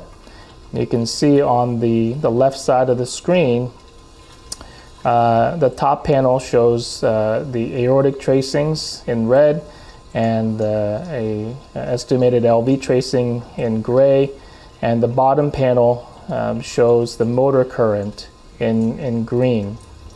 Now the echo image on the right side of the screen again shows that the Impella catheter is in the midventricle with the inlet in the LV and the outflow aspect in the aorta. And therefore this is what a correctly positioned Impella catheter looks like, both on echo as well as on the controller.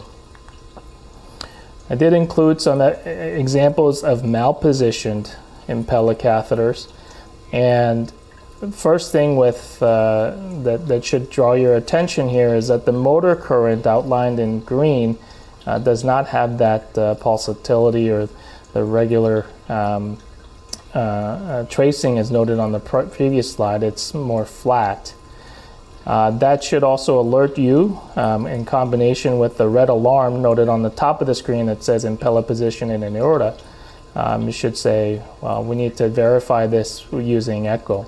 And when you combine the alarm, the tracings, and both the arterial waveforms as well as the motor current, you'll be able to see that the Impella catheter here is positioned too high, or it's entirely in the aorta. So this would require adjustment by advancing the Impella catheter into the left ventricle under echocardiographic guidance. This is an example of an Impella catheter that's placed too deep in the left ventricle, Again, first notice the red alarm at the top of the console screen that shows the Impella position is in the ventricle. Notice the aortic tracing in red and the presumed LV tracing in gray overlap, which should also give you an idea that the Impella position is too deep. And again, notice that the motor current screen is more flat. The waveform is flat.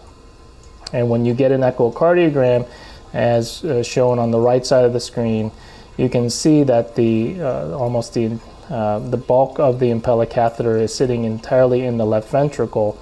Therefore, both the inlet and the outlet of the Impella catheter are sitting in the ventricle. Therefore, it's too deep. Speaking of which, let's go on to the hemodynamic management of this Impella catheter. Now, what do we want this to do? Well, we've been saying all along that the inflow is going to be sitting in the left ventricle and the outflow will be sitting in the aortic root, and we want to directly unload the left ventricle. This is a percutaneously placed left ventricular assist device, and as we will learn throughout this conference, the hemodynamics of a left ventricular assist device are that they are preload dependent and they're afterload sensitive. The Impella device is no different.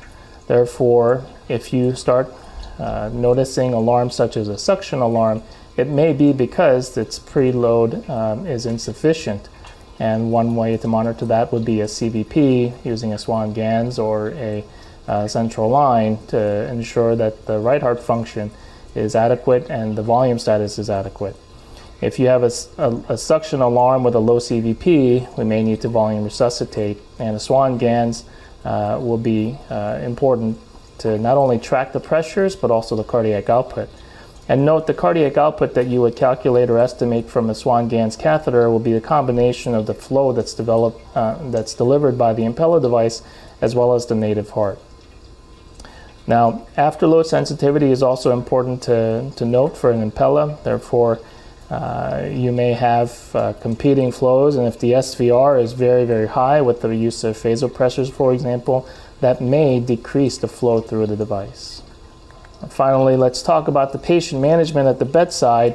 And if you have a patient returning from the operating room after getting an Impella 5.5 device placed, for example, there are several steps that I think would be helpful to make sure the catheter is not only positioned properly but also functioning properly. So positioning also depends on the catheter itself, not only being positioned correctly in the operating room or in the cath lab, but also ensuring that this Tui-Borst valve here is locked. Now, when it's in its locked position, like so, the Impella will not move. And maybe I'll use this one to show, but there are centimeter markings throughout the length of the catheter, and under this protective sheath there's a number here that shows currently that it's about 48 centimeters. Now, if the Impella needs to be repositioned in some way, this Tui-Borst valve will be unlocked, and therefore then you can move the Impella catheter like so. But when the position has been verified under, let's say, TEE in the operating room at 50 centimeters, and we feel confident about that position, this Tui-Borst valve should be in the completely locked position so that the Impella doesn't move. The centimeter marking should be recorded, even in the medical record, and at the end of each shift, our ICU nurses are careful to note the actual centimeter marking so that we know that the catheter itself, at least by this marking, has not been displaced. Finally, we should assess the volume status of the patient upon arrival, again using either Swan-Ganz, and maintain an appropriate preload in the right clinical scenario. And the urine output, as well as the color of the urine, is something that should be monitored to ensure there's number one, sufficient or adequate urine output, and number two, no evidence of any hemolysis. A baseline echocardiogram should be performed at the bedside even on arrival to make sure that the Impella catheter is properly placed Again, for the Impella 5.5, that's about 5 centimeters from the inlet to the level of the aortic valve. And for the other ones, approximately 3.5 centimeters. Need to make sure that the purge fluid is correctly placed and infusing, and any alarms are addressed appropriately. Now, external fixation of the Impella 5.5 or the axillary placed Impella catheters are important. One of the advantages of using an axillary position is that it will allow for ambulation and physical therapy, and we want to make sure that the Impella catheter is positioned appropriately in order to not damage the purge sidearm. The purge sidearm here is here, as you can see on the slides. So we want the red and this purge cassette here to be away from the patient's side. What we don't want is for a patient to now either roll onto this or while sitting or ambulating damage the purge structure here.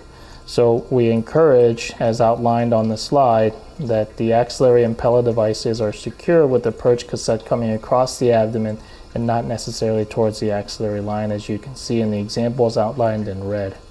So in summary, the Impella is a percutaneously placed microaxial continuous flow pump that can provide temporary circulatory support in the right settings. Proper positioning and hemodynamic and bedside management strategies are critical to achieving its optimal benefit. Thank you again for your attention, and please feel free to submit any questions that you may have. Hello and welcome. My name is Mawash Kasi, and I'm accompanied by our MCS specialist Neil Vaksali. We're doing the HVAD simulation station today. So HVAD is one of our centrifugal pumps. It's a small pump that has an inflow cannula that directly attaches into the left ventricle, and it has an outflow cannula that goes into the aorta. Neil is pointing at the inflow and the outflow cannula. It is 50 cc's, gives you 50 cc's of displacement volume, weighs around 160 grams, and it has an impeller and a hydrodynamic suspension. Surgical implant technique is much like any other LVAD, where the inflow cannula is inserted into the left ventricle and the outflow is inserted into the aorta using an aortotomy. Now, these are the controller displays which are useful, and Neil is going to go over some of these display and alarm buttons. So on the display, all of the parameters are always on the liquid crystal display here. The faceplate here has two buttons. One button is the scroll function, which is the arrow with the down button, the down arrow. The other button is your silence button here. On the controller, whichever power supply you're using, for example, you have power source number 1 here, power source number 2 here, it's going to be lit, and the bar graphs are going to be telling you how much power you have. Currently, it's showing number 2 because number 2 is hooked up to the AC adapter, and so we have the AC light lit up. If we this is our indicator here. If we have an alarm, that would glow, kind of an orangish color. And then on your display, the first line would tell you what alarm you're having. The second line will tell you how to clear that alarm. Okay, thank you for that, Neil. So the HVAD monitor basically shows us the flow, the pump speed. You can look at the watts, the alarms, and real-time and historical pump values. This is where the HVAD monitor is actually very useful. It is a touch screen, and you can actually go back and look at the alarms for the last 4 hours to 24 hours. And if there have been any issues, it will display that in the alarm section, which I find very useful clinically. As you can see, this is the screen showing the flow estimation, the speed and power, and the flow is basically a calculated value, but you have to bear in mind that it can, depending on the clinical situation, it can vary. It may help in some of the troubleshooting, but it can also be erroneous in certain situations like pump thrombosis. So it is very important to know your clinical scenario and your patient. This is one of the showing a normal pump where the flow is around 3.8. It can go as high as 6 or 7. Average RPMs can range from 2,400 to 3,000 RPMs. And the power wattage for this patient is around 4.4 watts, and you can see the nice pulsatility increase and then peak and trough for this patient. However, depending on the clinical situation, the waveforms can change, and which is where it really is helpful in troubleshooting. Now, where does this waveform come from? It basically emanates from the fact that every LVAD has its own HQ curve, and it is dependent on the preload and afterload, and flow is basically the calculation. Now, let's say if you had somebody who had an RPM of 2400 and their pressure differential between the LV and the aorta was somewhere around 10, they would generate about 4 liters of flow. Now, that is why it's very important to recognize that preload and afterload can change the waveform, and this is where the waveforms are helpful. And in situations where we have some kind of alarm or a clinical situation where there is pump thrombosis or malposition, we can, in addition to just the waveforms, use echocardiography to help us understand the particular clinical situation. Now, as we know, there are potential complications with HVADs, which include bleeding, tamponade, arrhythmias, and right heart failure, and so on and so forth. And the waveforms basically help kind of troubleshoot that too. One of the important things about HVAD is that it has a Lavare cycle. Neil, do you want to tell us about the Lavare cycle? Sure. So the Lavare cycle is a program that we can turn off from the monitor or turn on. And this program, what it does, it basically toggles the speed of the pump once a minute. So once a minute, it's going to decrease the revolutions in this pump for approximately 2 seconds by 200 revolutions per minute. And right after that, it's going to increase the RPM by 200 revolutions per minute for 1 second, and then it's going to settle back down to its set speed. By doing that, it's going to be toggling the amount of blood that is inside of the left ventricle as well as inside of the VAD, thereby having a better washout. So this washout actually is supposedly helpful with thrombus formation. So it gives it a little washout every few seconds so that there is no debris around the inflow cannula, and hence results in less pump thrombosis. Like I talked about, the pulsatility of the waveforms is dependent on how much LV contractility you have, what is the afterload or the blood pressure in the outflow cannula, and the relative difference between the inflow and the outflow cannula.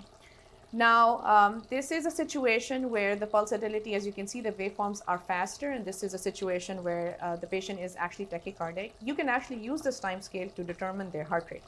Now, in clinical situations, of course, we use EKG to determine that, but if you're far away from a patient and they're at another ER where you don't have access, maybe you can troubleshoot using this. Now, the other important thing about LVADs, of course, because of the inflow cannula, you can often have suction, and with suction, we see that almost the waveforms become inverted and you see these deep decline. And as a result of this Lavare cycle, as you can see, there was a self-clear and the suction was resolved. Now on the LVAD, you can actually turn on or off the suction alarms, depending on if somebody has a lot of pulsatility and they're having a lot of suction events, you can actually turn off that alarm.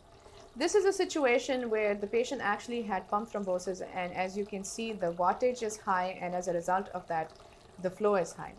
Now, Neil, could you tell us the determinants of flow calculation? So there's an algorithm inside of this controller that is going to calculate the flow. It is a flow estimation. It uses 3 pieces of information. It uses the speed of the pump, which is entered. It uses the amount of energy that it's using to spin at that speed, and it uses the hematocrit. The hematocrit is going to be basically the viscosity of the blood. It uses those 3 pieces of information, puts it in the algorithm in the controller, and then the controller would come up with a number which is a estimated flow, and that would be is what's going to be displayed here. Obviously, we want the information to be accurate, so we have to keep up with ensuring that the hematocrit that's inserted in this calculation is correct so the physicians can make a proper decision on treatment of the patient. Now, as I said earlier, echocardiogram can be helpful because in this situation, we can see what the inflow cannula is at, where the outflow cannula is at, what is the power generation, if there's any clots or not. So it is important to put together the waveforms as well as the echocardiography information as well as the clinical information in the patient. In addition to this, with this newer algorithms, there have been, you can assess the volume status of the patient, you can see the changes with afterload, as well as calculation of aortic regurgitation. The severity of aortic regurgitation is something that is that we can actually use the waveform to assess. So with this, we are at a conclusion of our HVAD station, and if there are any questions, we will be available during the breakout sessions and go over some of the different scenarios for troubleshooting. Thank you. Good afternoon. Hope you've all had a good learning experience so far. Let's start with our breakout session on ECMO. The veno-arterial extracorporeal membrane oxygenation, or extracorporeal life support, is a form of temporary mechanical circulatory support with simultaneous extracorporeal gas exchange. The Extracorporeal Life Support Organization guidelines support primary indication where there is severe heart or lung failure with high mortality risk despite optimal conventional therapy. The patients who are to be placed on extracorporeal life support usually have an underlying survival of only 20% or so with 80% mortality. And when we reach that point, the survival of a little more than 40% is probably more than the patient's baseline survival at that time. In VA ECMO, there are some considerations and strategies at initiation that we should keep in mind on, because the best outcomes will be when we choose the right patient in the right type of ECMO setting and the right type of configuration. Anticipate their complications for timely mitigation of these and management. Let's talk about ECMO indications in circulatory support. Any pathological process with refractory shock that persists despite resuscitation and maximal medical management, it is appropriate to consider the patient for ECMO support. In the setting of acute coronary syndrome, cardiac arrhythmias, sepsis with profound cardiac depression, any drug overdose, reversible processes like myocarditis, possibly PE, anaphylaxis, severe right ventricular failure. In the setting of a post-cardiotomy shock, where there is inability to wean from cardiopulmonary bypass, after cardiac surgery, post-heart transplant in the setting of primary graft failure after heart or heart-lung transplantation, in acute and chronic cardiomyopathies as a bridge to a long-term mechanical circulatory support like VADs, or as a bridge to decision or a bridge to transplant. These are all appropriate indications. It is also important to keep in mind that FDA has approved such devices for respiratory support and transportation for a little over 6 hours. In patients who have acute profound but potentially reversible cardiac injury, as in myocarditis, for example, the bridge to recovery is appropriate use of VA ECMO. In patients with acute decompensated heart failure, as a bridge to further decision or full-term support. It is also important to keep in mind and provide support where appropriate with less extensive devices like IABP or an Impella to avoid the long-term complications with ECMO.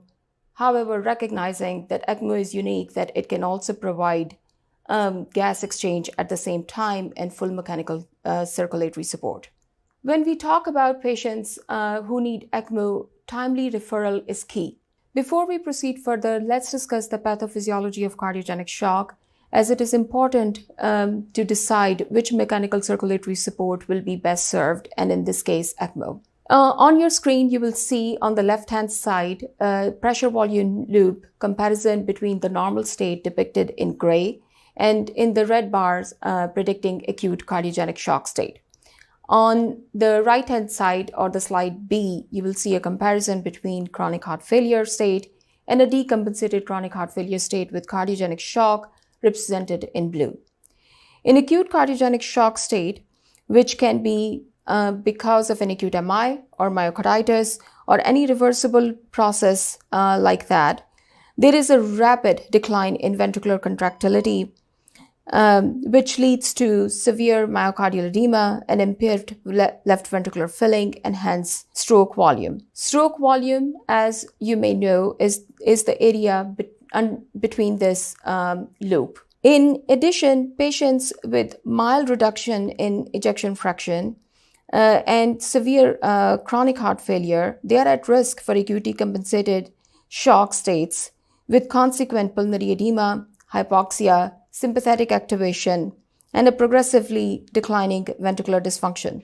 These can lead to other factors such as increased myocardial oxygen demand and myonecrosis from ischemia. In both of these pressure volume loops, you can see that there is, because of a primary reduction in ventricular contractility, the slope of the end systolic pressure volume relationship decreases compared with the respective baseline. Increases in heart rate, the peripheral resistance, and the vasoconstriction leads to decreasing stroke volume.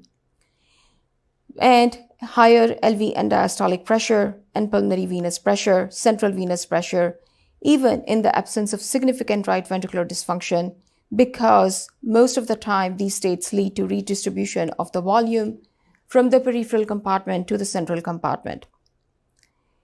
Now, these different are important to keep in mind as we are talking and considering ventricular sizes and the need to trigger introduction of an LV unloading strategies during ECMO, as we will discuss later. As we see here in the ECMO circuit, we have a central control panel that lets us adjust the settings. At this time, the circuit is running roughly around 1800 RPMs and giving about a 3 liters flow. We can see the pressure differentials in the system. And when it is connected to an oxygenator, we should be able to see the oxygenation of the blood going into the system as well. The ECMO machines also have capability that if we need, we can always add an additional CRT to it, and then thus allows us to control the environment if we even need to dialyze the patient as well. Now we will discuss the ECMO cannulation strategies. As you can see on the left-hand side, the femoral vein for drainage and femoral artery for perfusion is the easiest to implement if the time is limited and can be implemented at a bedside in the ICUs, EDs, or even in the field, as we talked about as an eCPR. We can always use a configuration where femoral vein is used for drainage, but axillary artery for perfusion, or carotid artery for perfusion. These sometimes can take as a central configuration strategy to improve the brain circulation and perfusion. In a post-cardiotomy shock, in the setting of a graft failure, or as an effective option to unload the LV, central cannulation approach can be used. And some benefits of this strategy can be done without requiring a sternotomy by using cannulation sites other than the femoral vessels, while still using a peripheral cannulation strategy, but generally in the upper extremities. The cannulation sites that include can be axillary, innominate, or subclavian arteries. These approaches do require surgical placement of an end-to-side Dacron grafts. They do not completely eliminate the potential for LV distension, but they do offer increased patient mobility and decreases the risk of cerebral hypoxia and the stasis around the aortic root and aortic root thrombosis. Unlike conventional cardiopulmonary bypass, the central VA ECMO does not use a cardiotomy reservoir and is therefore associated with less inflammatory syndrome and coagulopathy. We can always add a percutaneous mechanical circulatory support devices in combination with VA ECMO, and as I will describe in the next slide, why they are needed mostly to handle the left ventricular distension and venting. We can start with intra-aortic balloon pump and go up to Impella or a tandem heart as needed for venting, depending upon the central filling pressures and the mean arterial pressure. The strategies that we need once we place the patient on ECMO to monitor these complications include an arterial line monitoring, preferably in the right radial artery to monitor the waveforms. And it will also give us an arterial pulse pressure that is again a marker of how much the aortic valve is opening to eject the left ventricle. Most of the time, we do serial surveillance echocardiograms. They can be done daily in a limited fashion to evaluate the LV contractility, the aortic valve opening, especially when the patient is ready to be weaned off, to turn down the ECMO machine, and to see these processes in play and to evaluate the filling pressures. A daily chest X-ray is recommended to see how the pulmonary congestion and pulmonary edema is developing. But mostly the central monitoring with a pulmonary artery catheter is really recommended. The first strategy can be to reduce the ECMO flow. However, this may be greatly limited if the patient's blood pressure is running low. We may not have enough room to just decrease the ECMO flow. But that if the LV contractility is coming back, if our echocardiogram is suggestive of it, or the patient has decent pulse pressure, then this can be tried to help vent the left ventricle a little bit more. As we see in the panel B, how this is provided in the cardiogenic shock state, ECMO is predicted in the red pressure volume state, and when we add an inotrope.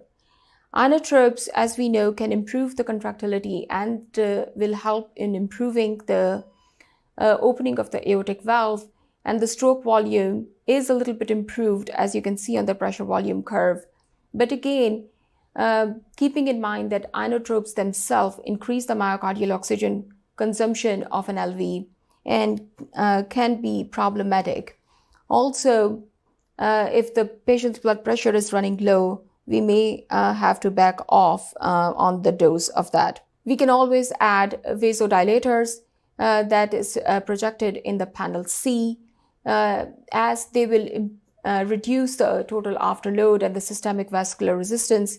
The stroke volume will be greatly improved, but again, blood pressure can be a limiting factor here, especially if the patients start developing inflammatory syndrome or vasoplegic states after placing an ECMO, or if it was post-cardiotomy.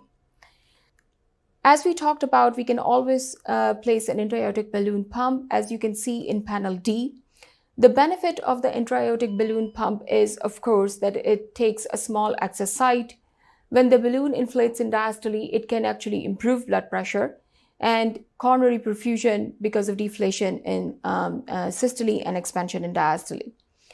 Stroke volume is not that much increased, but is certainly more than in the baseline state.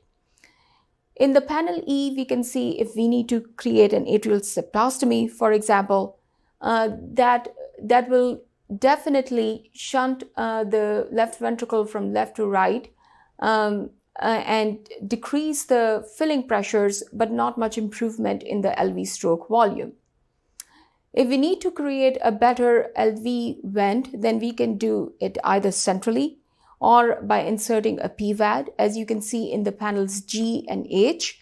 As you can also interestingly see, as the pressures come down, the filling pressures, as in LV and diastolic pressure, the ejection phase is not that much because of the central venting. But the stroke volume improves a lot. This also, in some situations, depending upon the configuration, can take care of the stasis around the aorta and decreasing the complications associated with thrombotic aortic root complications and peripheral and pulmonary emboli. The complications of ECMO, as we just discussed, edema, daily chest X-rays are usually done as surveillance to see as you can see from the left side, this is day 0 when the ECMO is placed. After a couple of days, the lungs are flooding up, as you can see, worsening lung congestion. And the right-sided panel shows after LV venting how the pulmonary congestion is improving. The clotting complications of ECMO, ACT is usually maintained between 160 to 200. or the anti-10A levels of 0.3 to 0.7. But you can see the chatter in the exchange chamber there of the circulation of the clots developing and the stasis developing. The Harlequin syndrome is a syndrome where a watershed area is created, and it is also called as a north-south syndrome, where relatively deoxygenated blood starts entering the left atrium and is ejected antegrade by the left ventricle. This is because by configuration in the ECMO circuit, the blood is flowing retrograde. So the red blood is coming from an ECMO circuit upstream, and the LV is, as it developing a contractile force, is ejecting blood antegrade. And depending upon where these areas meet, depending upon how much contractility does LV has and how much blood is ejecting through the aorta and the aortic valve, the watershed area will be somewhere around that configuration. Arterial line monitoring in the right arm is very helpful in these situations because ECMO flow, as we talked, is non-pulsatile. A wide pulse pressure of the right radial artery will indicate that the LV is ejecting or LV recovery, and the watershed region will usually be distal to the arch somewhere. If there is a concern for cerebral hypoxia, then the alternative cannulation strategy must be considered. One way of overcoming would be to increase the oxygenation in the entire circuit. How are the patients weaned off of ECMO? Well, usually once the patient is placed on ECMO, the recovery is assessed almost daily. We should turn the ECMO down in incremental decreases of flow around 0.5 to 1 liter per minute until the patient can tolerate less than 1.5 liter per minute of support, as would be dictated by the hemodynamics of reduced CVP of less than or equal to 15, reduced pulmonary artery mean pressure, mean arterial pressure that the body can maintain without good ECMO support at more than 65, and a good pulse pressure of more than 30. Echocardiogram can be helpful when the LVEF is at least more than 25%. There is not much LV or right ventricular distension. There is not much stasis seen, and aortic VTI of around 10 centimeters. Final wean can be taken care of in the operating room if the earlier parameters suggest that the patient can be weaned off. Cardiac index of more than 2.2 at least, and a mixed venous of more than 60%. If none of these can be achieved, and after serial measurements and days have passed, then either consider durable mechanical circulatory support or see if the patient can be a candidate for heart transplantation. I would leave you to ask me questions. Before that, this is the references slide with some good reads on this topic. I would also like to extend my thanks to my ICU colleagues who have helped me prepare this presentation. Thank you. All right, so welcome back, and again, thank you to all of our colleagues who took the time to put those talks together and record, and thank you also to the staff here at DeBakey CV Education to make those videos. Hope you enjoyed them. We did get lots of questions from the audience, so I think the two of us will spend some time addressing some of these questions. The first one, we'll start with the very first talk, which was on the remote monitoring with the PA pressure monitoring devices. And one question that came up was regarding the risk of the device dislocation. I guess we can talk about the procedure to place, but also the risk of the device either migration or some complication afterwards. What are your thoughts? Yeah, so I think dislocation of the device is highly unlikely if it is positioned and placed appropriately. So I would say we've been doing this for a long time, and I've probably gotten a couple calls from across the country, people inquiring on this device dislocation, but both the times when I look back, the position was a little more proximal. So when you leave it much more proximal, there is a risk of it falling back into the RV.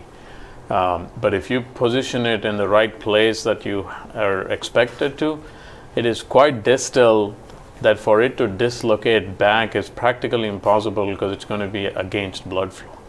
As far as moving forward is concerned, sometimes if you leave it a little loose, slightly proximal, it could move down a little more, and that's okay.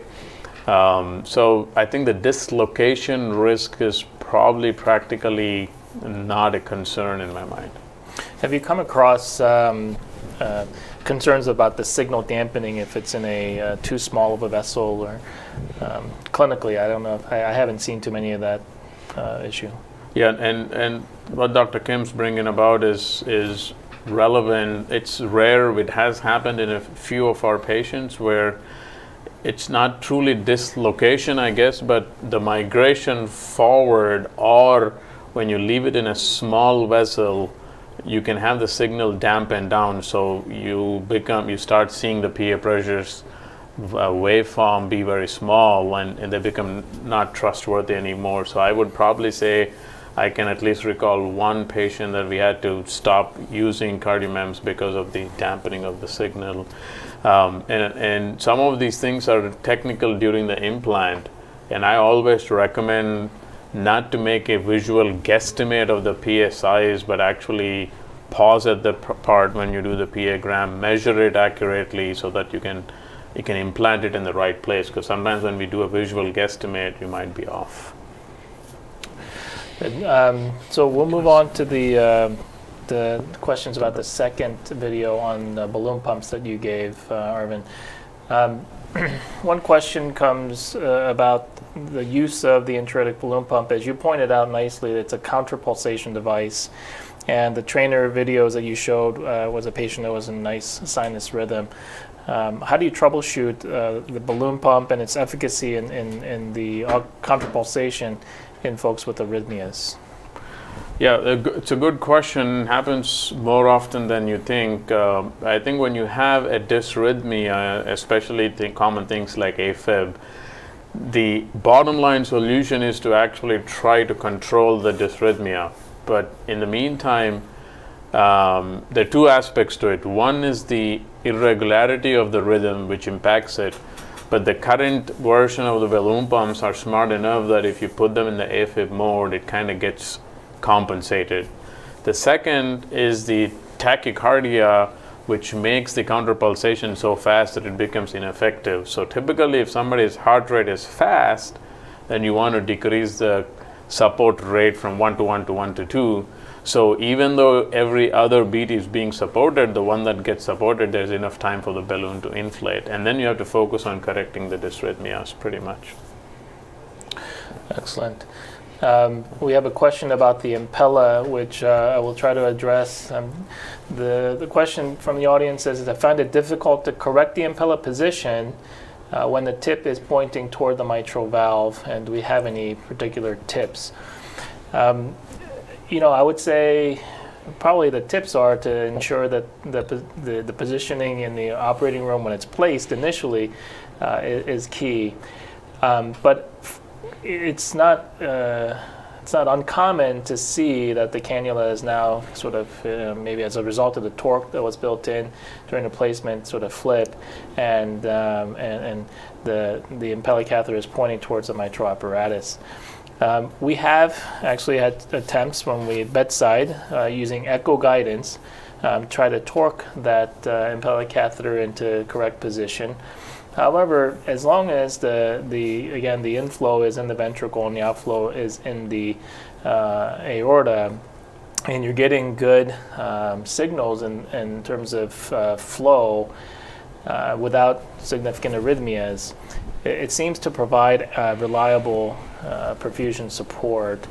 Now, when you do have arrhythmias as a result of the positioning being too deep, or if the cannula itself starts irritating the mitral apparatus, it is our practice to, again, under echo guidance, try to position the catheter And what we try to do is introduce a little bit of torque and try to transmit that torque towards the tip of the catheter by adjusting it very slowly and carefully in and out a centimeter or two, or half a centimeter or a centimeter at a time, to try and reposition it. But it's proven quite challenging.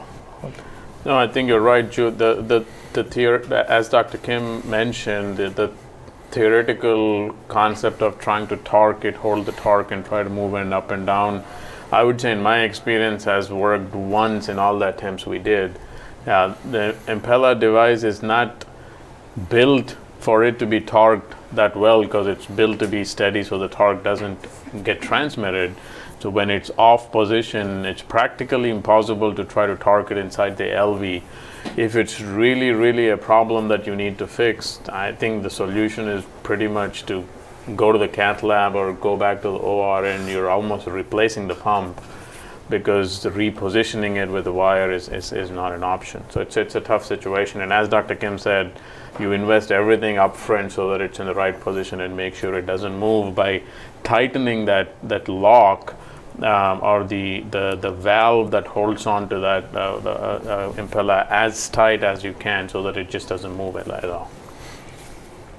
Moving on, we have questions about the durable LVADs. In patients with LVAD, and I'm assuming the audience member is asking about patients who already have a CRT device in, but in patients with an LVAD who have CRT, how do you proceed with the CRT or cardiac resynchronization therapy after LVAD implantation? Do you turn that function off and program it to VVI, or do you keep it going? And what are some of the implications? Yeah, it's a very good question. Typically, when patients get an LVAD, majority of them have a device. A lot of it is an ICD. Some have a CRT. And when you have a synchronization therapy for a heart, it's focused on the LV. So theoretically, you really not benefiting that left ventricle unless you're conceptually believing some amount of recovery, or if the CRT is helping the RV.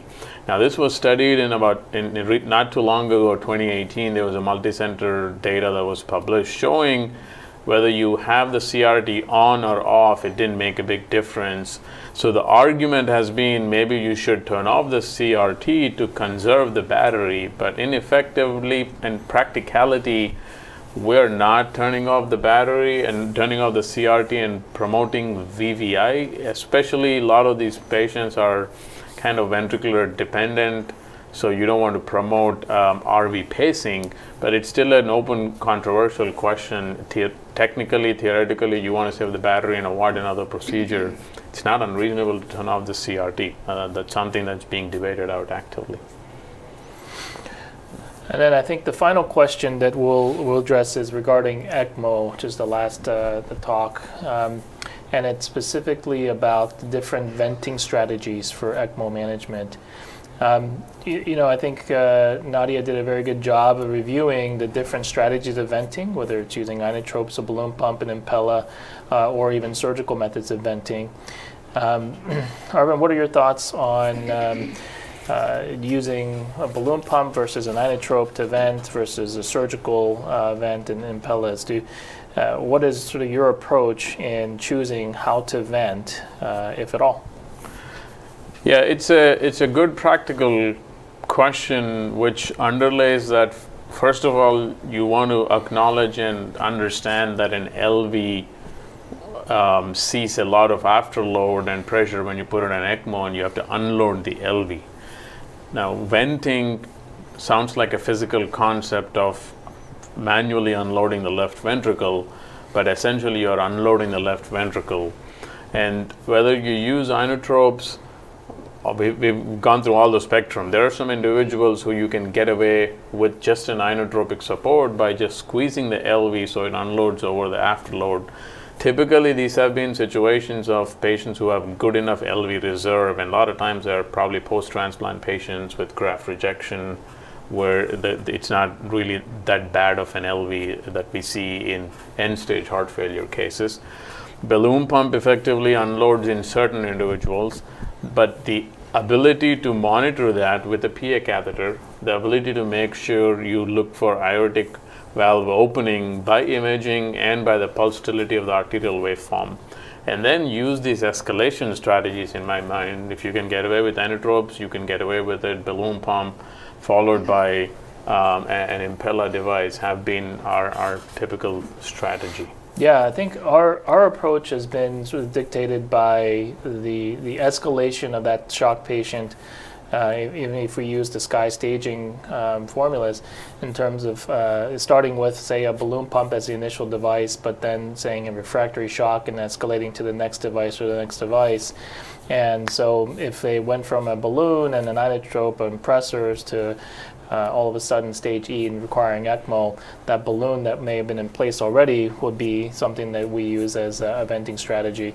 We always also look, as you alluded to, just managing the LVAD speed and the flow through the device using things like the aortic pulse pressure and pulsatility on the aortic tracing to give us an idea if the native ventricle is ejecting.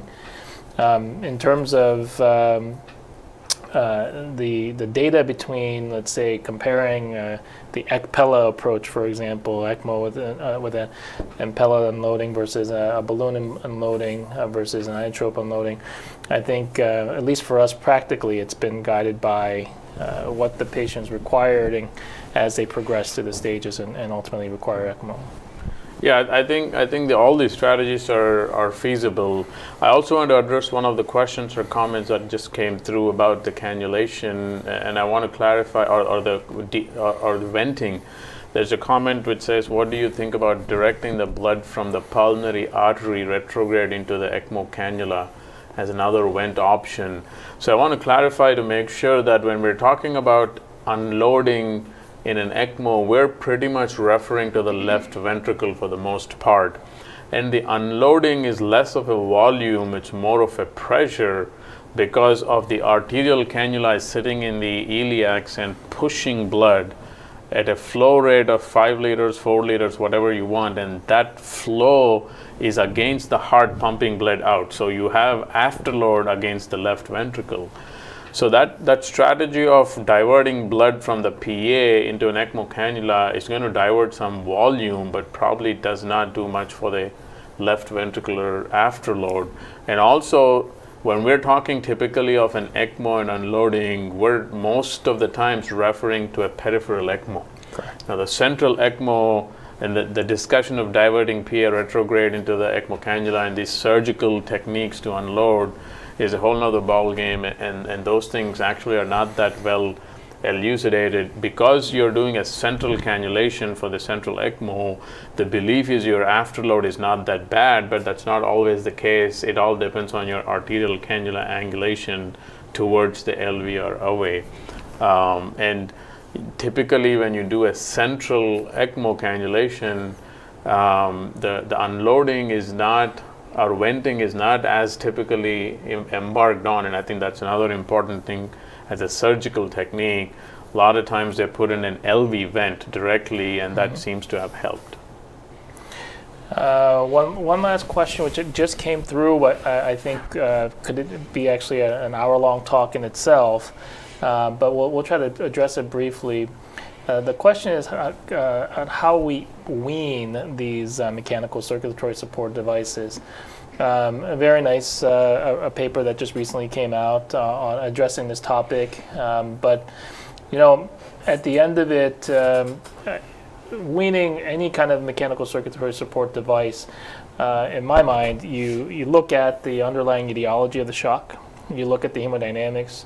Have you actually restored some of the flow, perfusion? Have you decongested? Have you essentially reversed as much of the underlying etiology of the shock to begin with? And then, whether it's an Impella or ECMO, you start gradually dialing back on the support and still watch under hemodynamic guidance.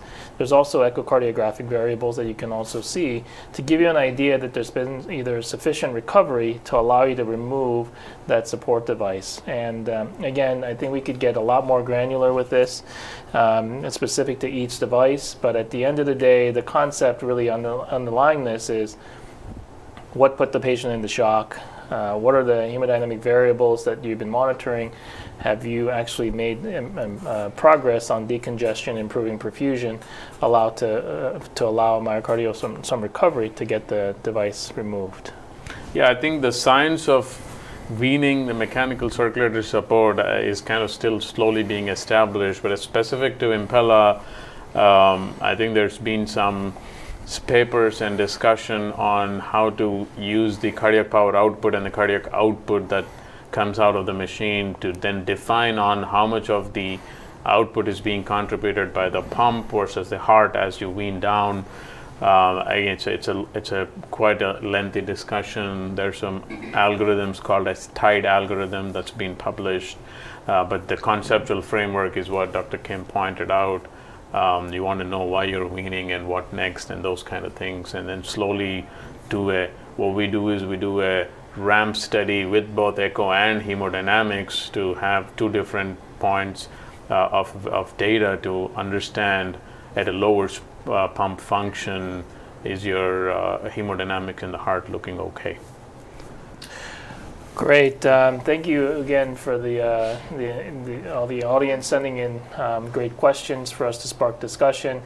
I believe, again, we're running just a few minutes behind. We will break now before we pick back up with the afternoon session. We have a couple of really exciting talks on the future of drugs and devices, cardiac sarcoidosis, and some talks from Marvin, I guess, on myocardial recovery.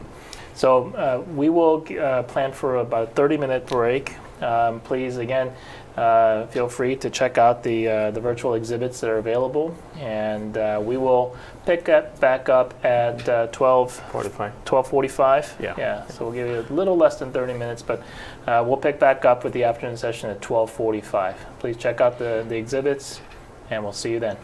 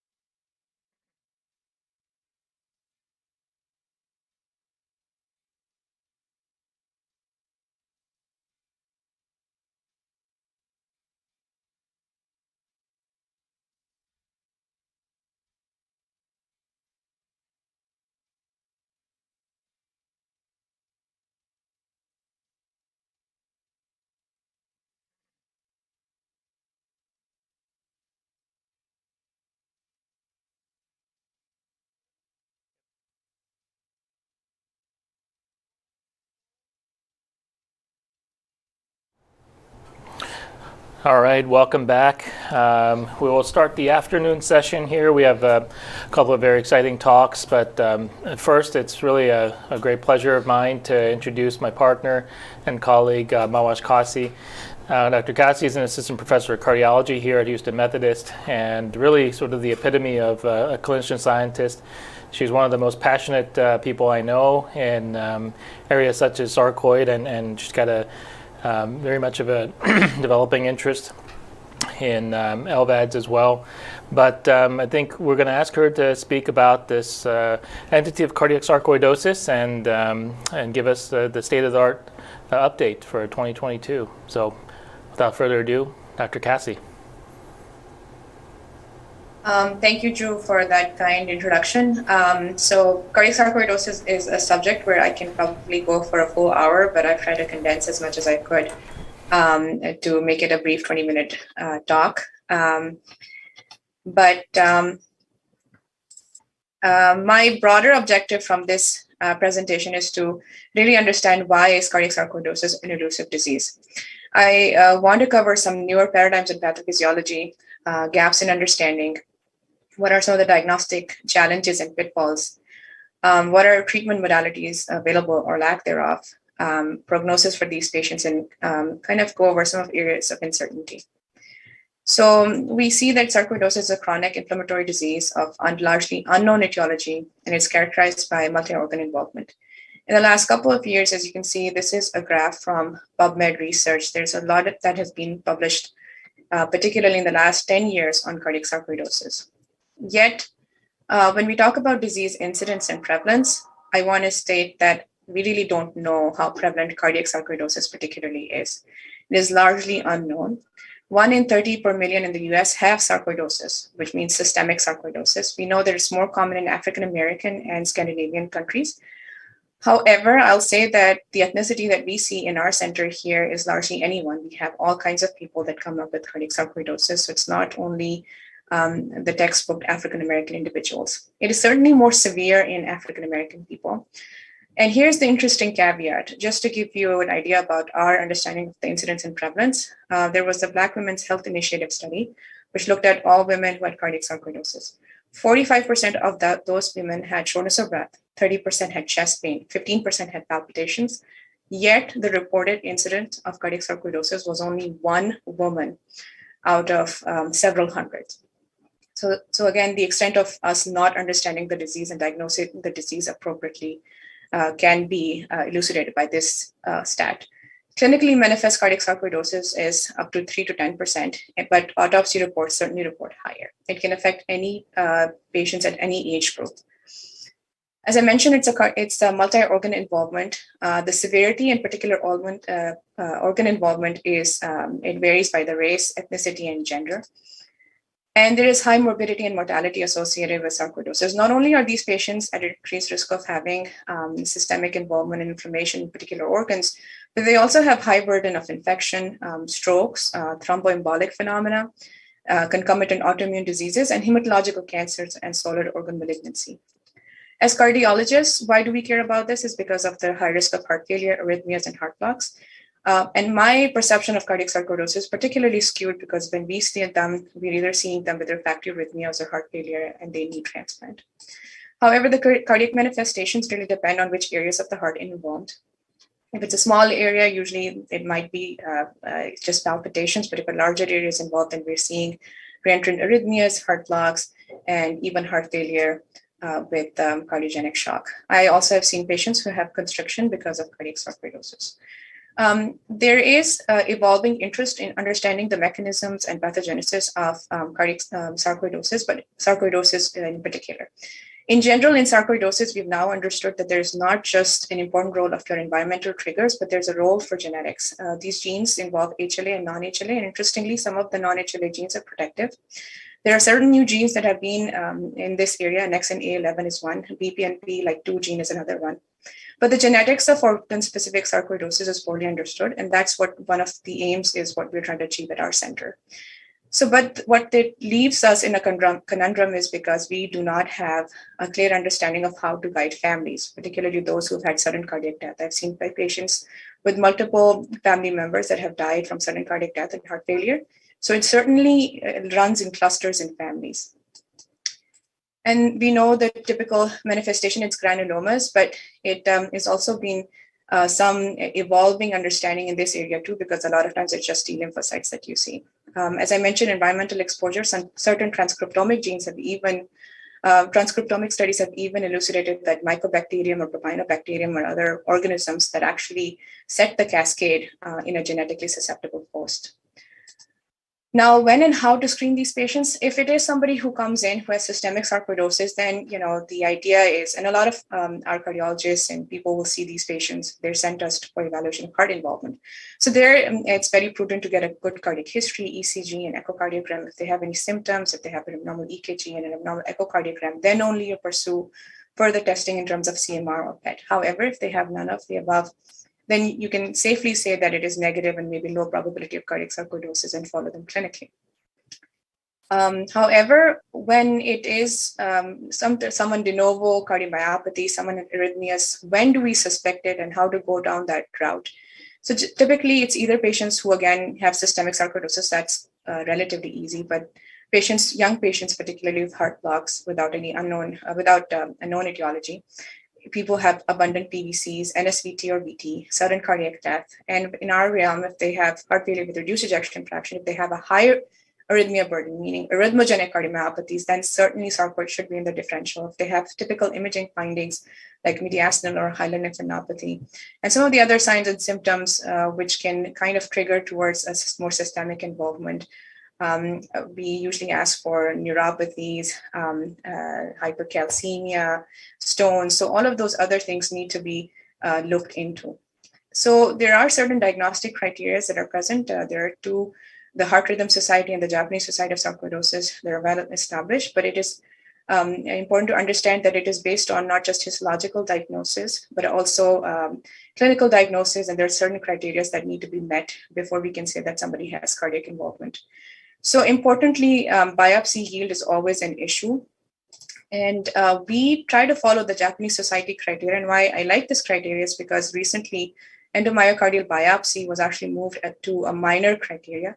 And if you're looking at the major criteria, if somebody presents with a high degree AV block, if they have basal thinning of the ventricular septum on the echo, if they have reduced EF with uptake on PET and MRI findings that are consistent with sarcoidosis, you have to meet basically two of those major criteria to concern you for sarcoidosis, or one major and two minor. Now, other characteristics need to be looked at, like hilar lymphadenopathy, high ACE levels, soluble interleukin 2 levels, and typical BAL findings. Now, I'm going to go over this a little bit in detail because I think this is where most people get confused or hung up as to how to work them up. So if somebody is sent to us with cardiac sarcoidosis concern for whatever underlying reason, we try to first figure out whether this is systemic or not. If it is a systemic disease, then we try to find areas that are biopsyable. For instance, if there is mediastinal lymph nodes that are bright and on the PET scan, we'll go for those lymph nodes first.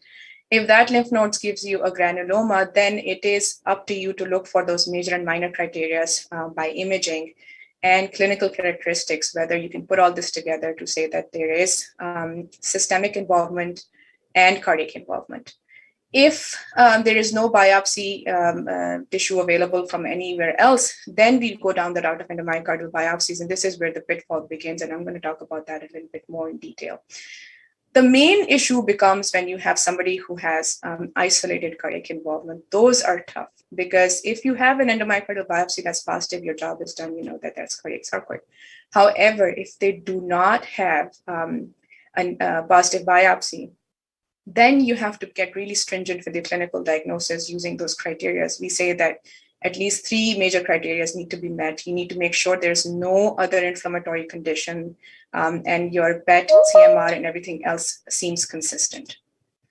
Now, word of caution, all that glitters is not gold. So inflammatory cardiomyopathies comes in various forms. It can be autoimmune. I've had 3 patients who were sent for sarcoid involvement, but they had scleroderma. It could be because of toxins or even chemotherapy agents and infections for sure. And then remember that we're treating these patients with immunosuppressant agents. So we have to be very sure and do our due diligence to try to figure out if they have cardiac sarcoidosis or not.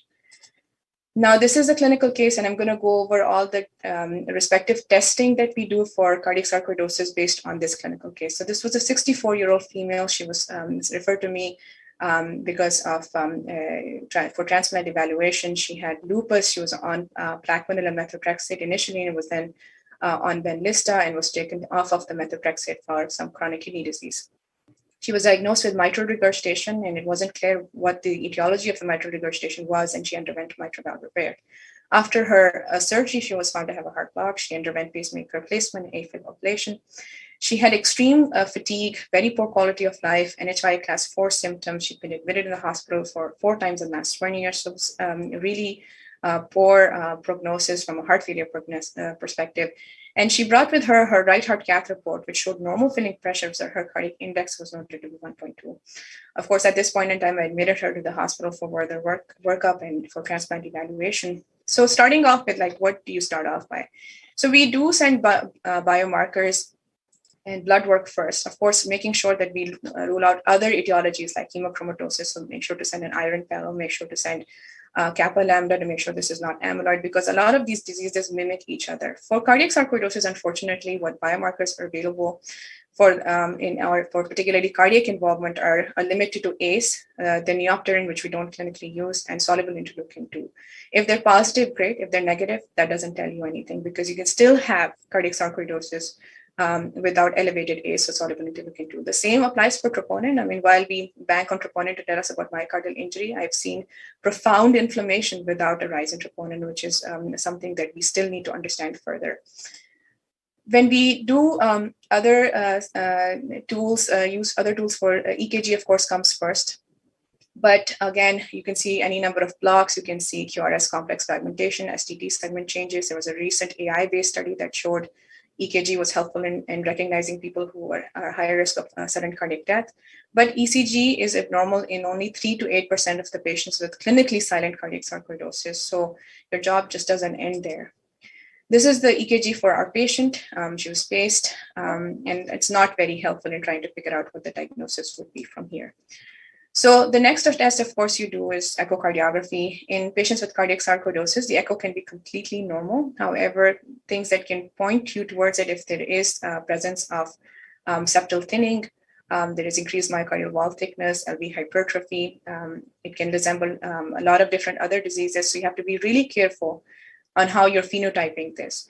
Mimickers that are hypertrophic cardiomyopathy or amyloidosis and other dilated cardiomyopathies. So really, sarcoid can take any form. It can be dilated, it could be restrictive, or it could be hypertrophic.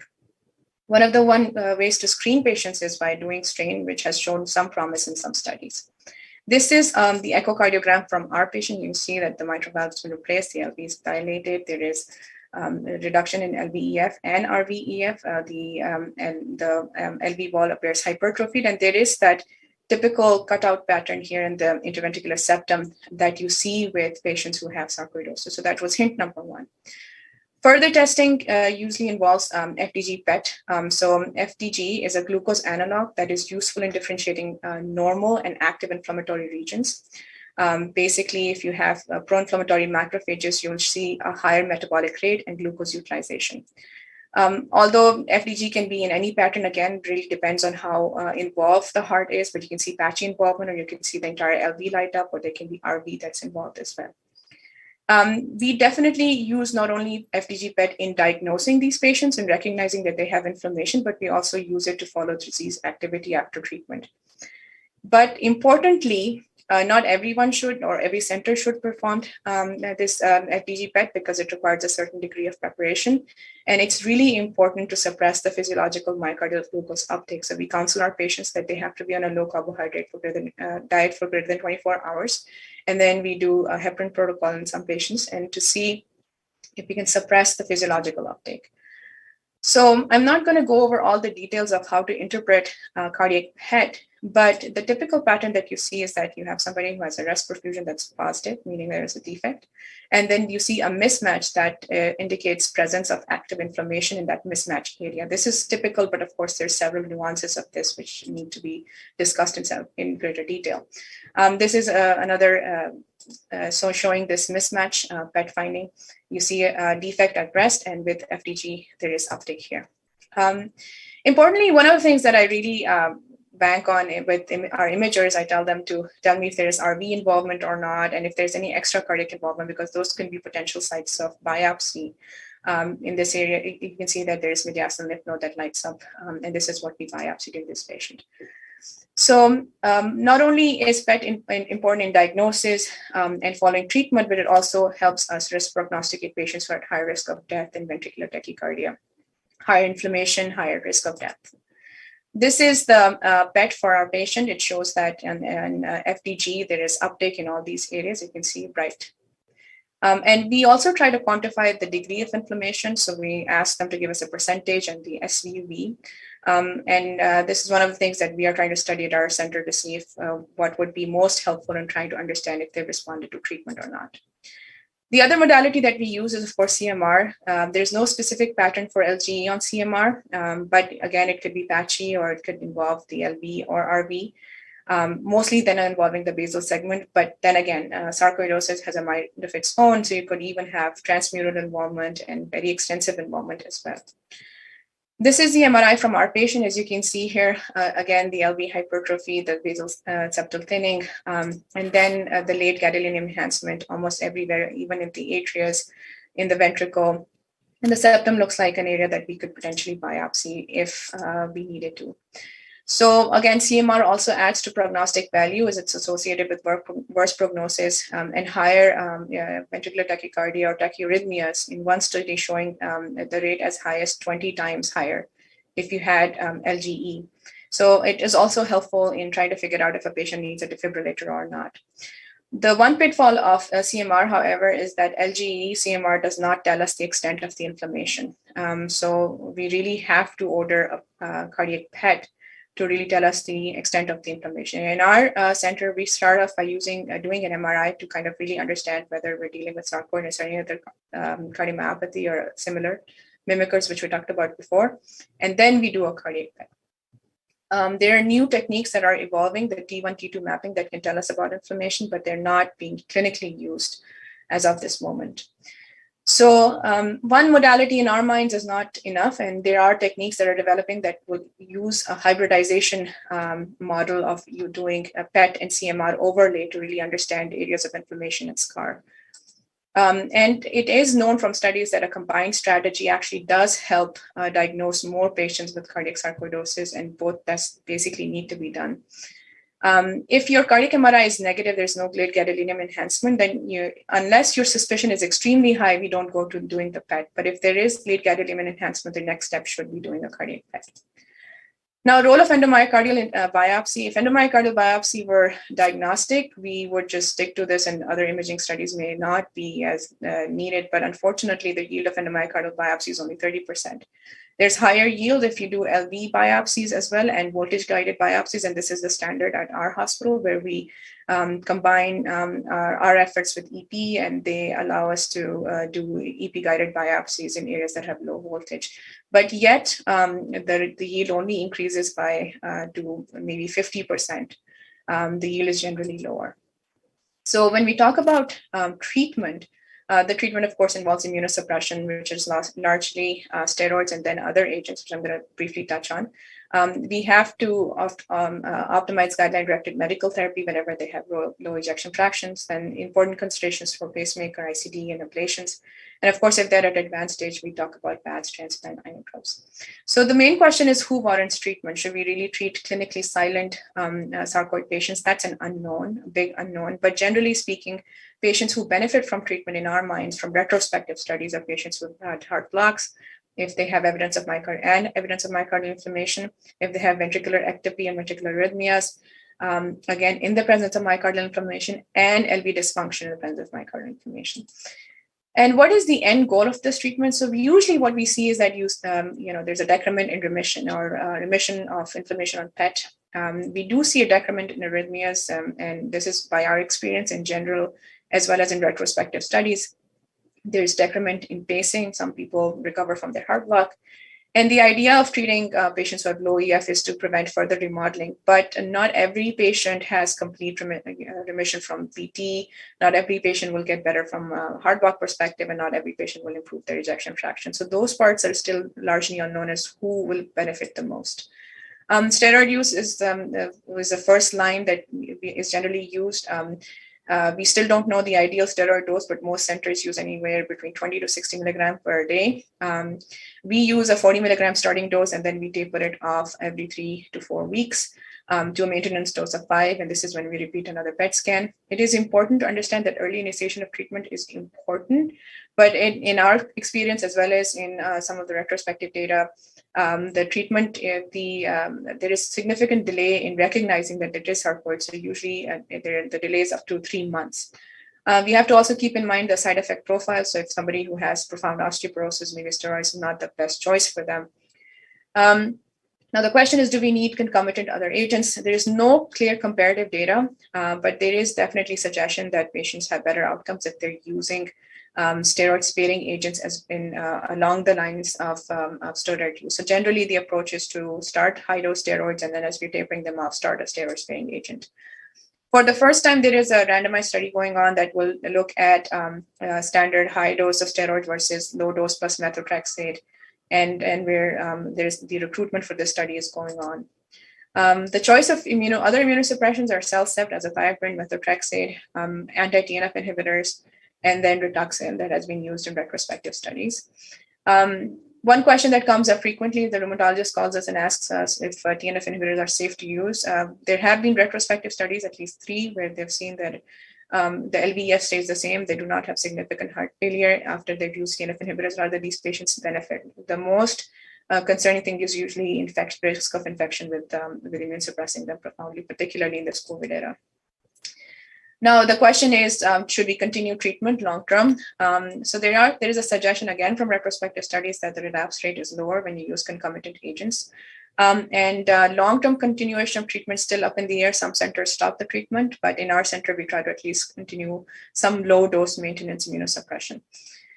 There are 3 randomized trials that are, one that is recruiting. I talked about the CHASM CSRCT.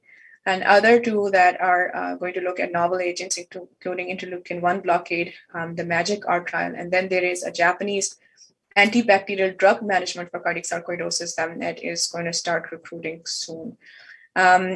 So this is the follow-up PET scan for our patient who was treated with 4 months of prednisone and CellCept. And as you can see, the inflammation burden decreased, but was not completely resolved. As you can see here, that the inflammation that is represented by the red patch decreased, but was not completely better.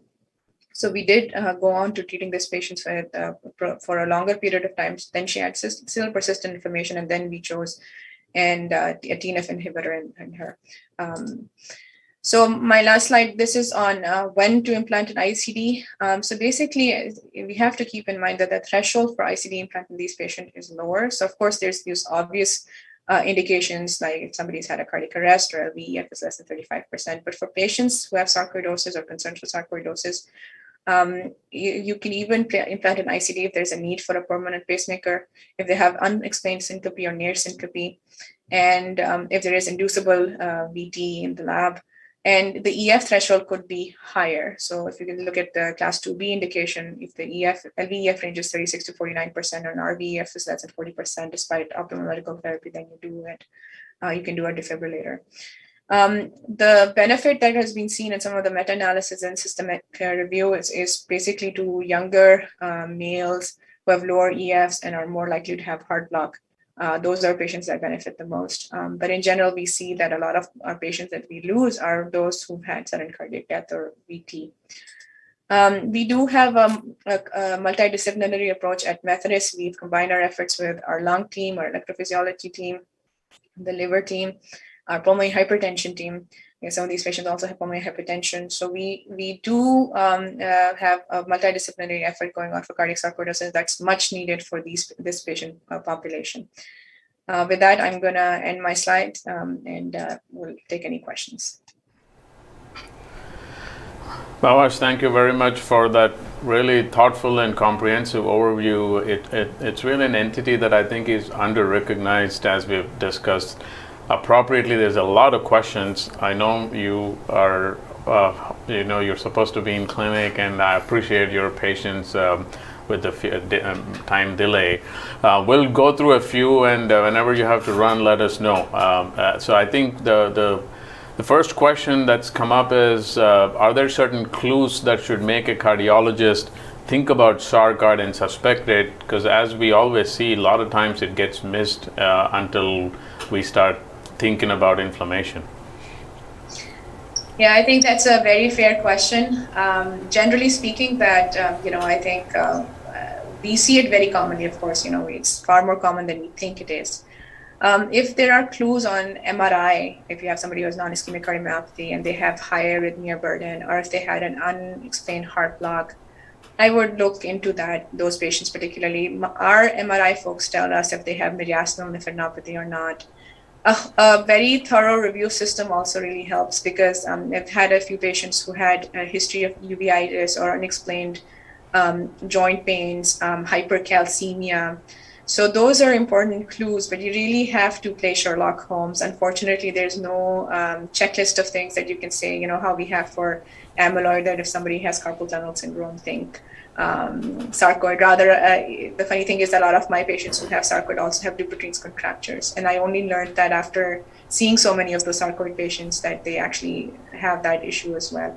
So it becomes difficult, no clear way, but just have to take into account the imaging as well as other systemic findings.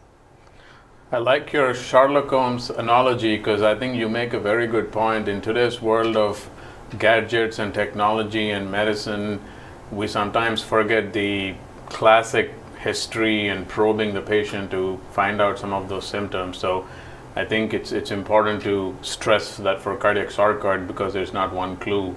You want to really know the whole system review along with cardiac status. The other questions, a few of them that we should address, and we'll let you go. Is there any hard evidence to treat with immunosuppression? So again, an excellent question. And when we say hard in cardiology, we think about randomized control trials in large patient population. The two issues with doing a randomized control trial in patients with cardiac sarcoidosis is, one, the difficulty with diagnosis. Even at our center, where we're exceedingly aggressive about trying to get tissue diagnosis, not from just from other organs, but also from the endomyocardium. We have a fair number of patients who never get a true pathological diagnosis, and rather they're grouped as suspected sarcoid. So that's one limitation. The second limitation is, of course, under recognition of the disease. So in its true essence, the only fair studies we have right now, retrospective study, there are 3 randomized control trials that will start. But even if you look at the number of patients that they're going to enroll, they're not many. So having said that, there have been enough retrospective studies, and I didn't quote all of them, but they've shown that if you stop treatment, then you get recurrence of arrhythmias, and those patients start having relapse as well, which is when they develop inflammation on the PET as well. And the EF part is still up in the air, but you can imagine if you stop treatment and they develop inflammation, they're going to have low EF as well. So in general, the other thing is that steroids alone don't work as well, and we also don't want our patients to be on steroids forever. So we want to do something that would replace steroids and their side effects. So I think with that in mind, there is enough data maybe that we should continue immunosuppression, but these are areas that are highly debatable. At least our preference in our center is to do some degree of immunosuppression lifelong. Bhawash, again, excellent and thorough as usual. One last question to throw out from the audience is, what is the best practice in managing such a multi-system disorder. And I'd like to highlight that you closed with a slide full of faces and from all sorts of different specialties helping to manage such a complex condition like sarcoidosis. I would make sure you add your own face to that next time. And tell us any tips or tricks to coordinate such a multi-specialty or a multidisciplinary approach to managing sarcoid. And I think, Mawash, to add on, when you address that, you have a team that takes care of this particular disease in the multi-system approach. When do people refer them into this particular entity and the cardiac center that you have? When do we have to accept patients into that entity, and when do you refer? So I think this is an important question, and over the time that we've worked together on trying to make a center that does treatment and diagnosis for these patients who have cardiac sarcoidosis, one thing I've learned is that you really have to have a very good relationship with your rheumatologist, your pulmonologist, and any other hepatologist, GI specialist who are willing to go down that route with you to really come to a conclusive diagnosis, are aggressive about biopsies. We have a specific set of consultants we send our patients to. So it's really about crosstalk. When we first started, we didn't have that crosstalk with all the different specialties, but then we came up with a team and had similar interests with them. Rather, with the lung team, we have similar research interests. We have a big sarcoid lung clinic here. So it's really about trying to make sure that you get the right people on board who are as interested as you are in trying to pursue this and help your patients, because there are many, many patients that go undiagnosed or unrecognized for years at a time. And what I worry about more is also risking families, so because we see so many families that have these diseases in clusters. So that's, of course, one thing. And then, Dr. Bimraj, so did you specifically want me to answer when to refer these patients? Is that what the question was? Yeah, I think when you have a practice that is focused on sarcoid, when do a cardiologist in the community, if somebody has sarcoid or some suspicion for cardiac, at what stage should they be referring over to a sarcoid clinic? Yeah, so again, I feel like one of the things is that we get carried away in this non-ischemic cardiomyopathy realm. And I think Dr. Fida mentioned in the morning that we really need to phenotype better. When should one think about or refer for particularly cardiac sarcoidosis? I think for a cardiologist, if you have a lot of patients and of course don't have the time to do as much that we do in terms of making sure all systems are addressed.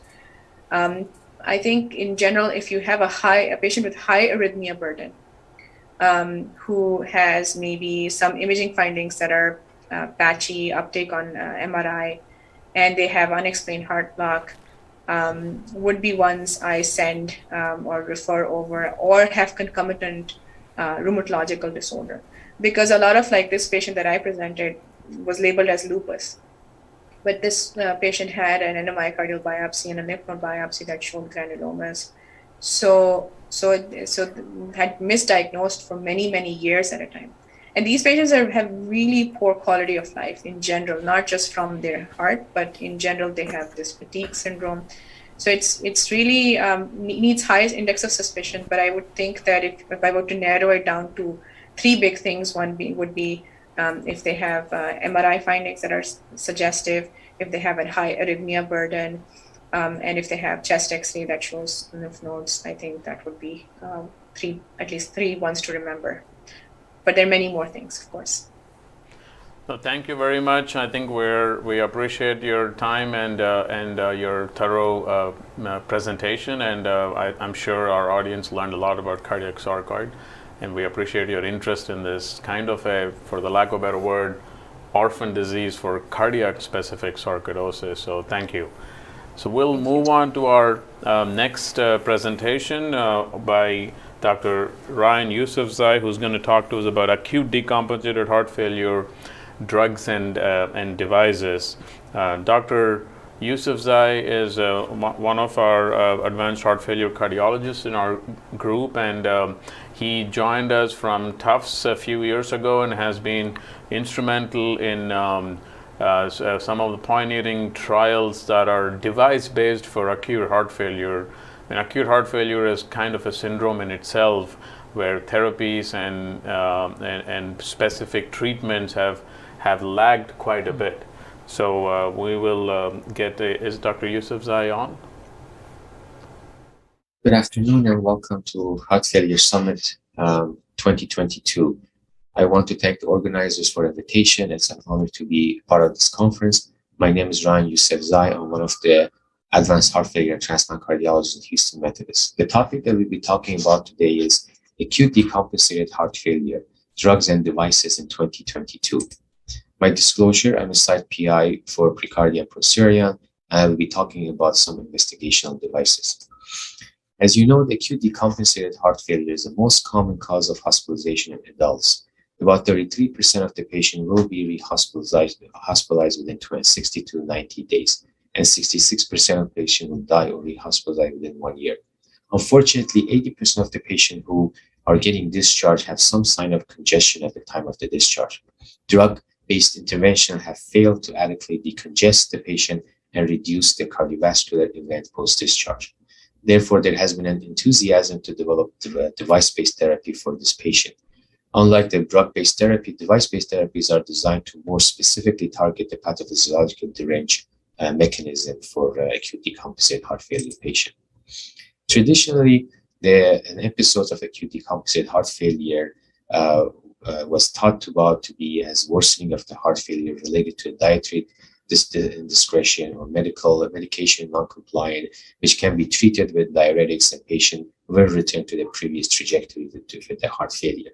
However, as multiple studies has shown, that the current thinking is that this is more than this. This is a heterogeneous syndrome with multiple pathophysiological changes, and it's a marker of the high risk and poor prognosis. With every episode of the acute decompensated heart failure, patient shows a marker of the high risk, and as you see with every admission, there has been significant increase of mortality of these patients.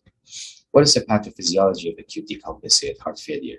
As the cardiac output decreases, these activate baroreceptors, which stimulates renin-angiotensin and aldosterone system, which causing a release of the vasopressin, causing a release of vascular resistance, including renal arteries, and therefore at the end causing a renal sodium and water retention and congestion.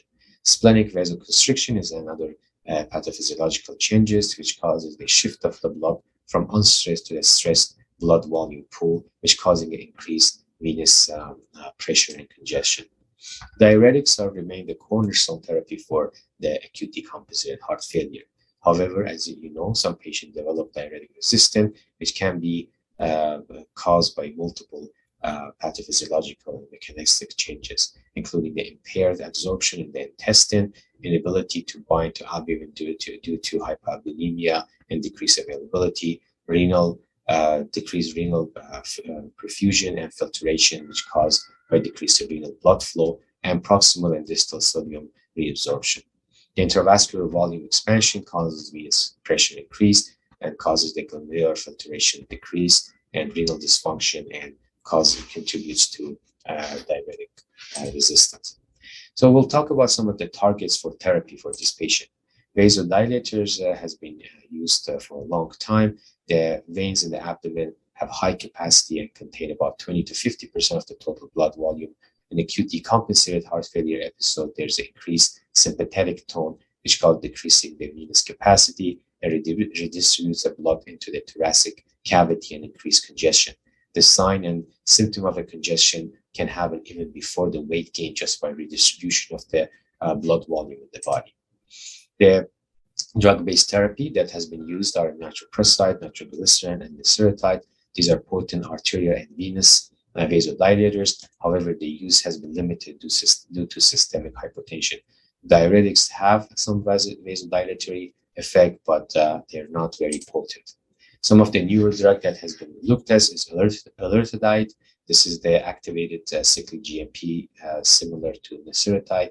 The hemodynamic effects are including the decreasing the pulmonary capillary wedge pressure, systemic venous resistance, and increase the cardiac index. In a short term, has shown significant improvement in the dyspnea score. However, long-term effect and decrease in the cardiovascular event post-discharge has not been shown to be very effective. Another drug that has been looked at is serelaxin. This is a recombinant human relaxin 2, has the vasodilatory effect by induction of the nitric oxide by upregulating endothelial and endothelin receptors, which improves the dyspnea initially. However, in the long-term follow-up, did not decrease the death from cardiovascular cause or worsening of heart failure.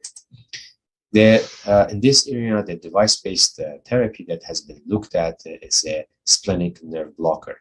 As you know, the acute decompensated heart failure episode, there's the ability of the splenic vasculature to store or buffer blood volume is compromised. The main regulatory system for this derangement is from the splenic fibers and the splenic nerve. The intervention that has been proposed is the injection of lidocaine in the thoracolumbar spine at the T12 and L1 level. The study that originally was looked at it was a pilot study, a splenic HF1 trial. They looked at 11 patients. At the rest, there was an 8 millimeter decrease in the mean PA pressure and pulmonary capillary wedge pressure, and cardiac index was increased by 0.4. And in the follow-up study, they looked at 15 patients at the rest and with the exercise, and during the exercise, there was a patient with a low ejection fraction. There was a significant improvement of hemodynamic at the rest and during the exercise and recovery by decreasing the right atrial pressure, mean arterial pressure, pulmonary arterial mean pressure, wedge pressure, and systemic vascular resistance. The cardiac index did not change significantly with this therapy. The other area of the target is decreasing the central venous pressure. As you know, the central venous pressure is one of the only hemodynamic parameter that is clearly associated with worsening of the renal function. And the cornerstone of therapy has been diuretic and vasodilators. However, their use has been limited due to resistance and hypertension. We enter into this arena of devices called puller devices. One of the devices is SVC occlusive device, which is we currently enrolling at Houston Methodist. This is a device which has a balloon at the end and the proximal part of the catheter, which looks like the Swan-Ganz catheter, and it inflates and deflates at the SVC right above the right atrial and SVC junction. There were thought and pathophysiological hypothesis is that elevated the central venous pressure and causing the shift of the left ventricular septum to the so from right to the left, which decreasing the capacity of the left ventricle, therefore increasing the pressure, congestion, and decreasing the cardiac output. And one of the proposed mechanisms by reducing the cardiac filling is by blocking the vena cava, in this case, superior vena cava.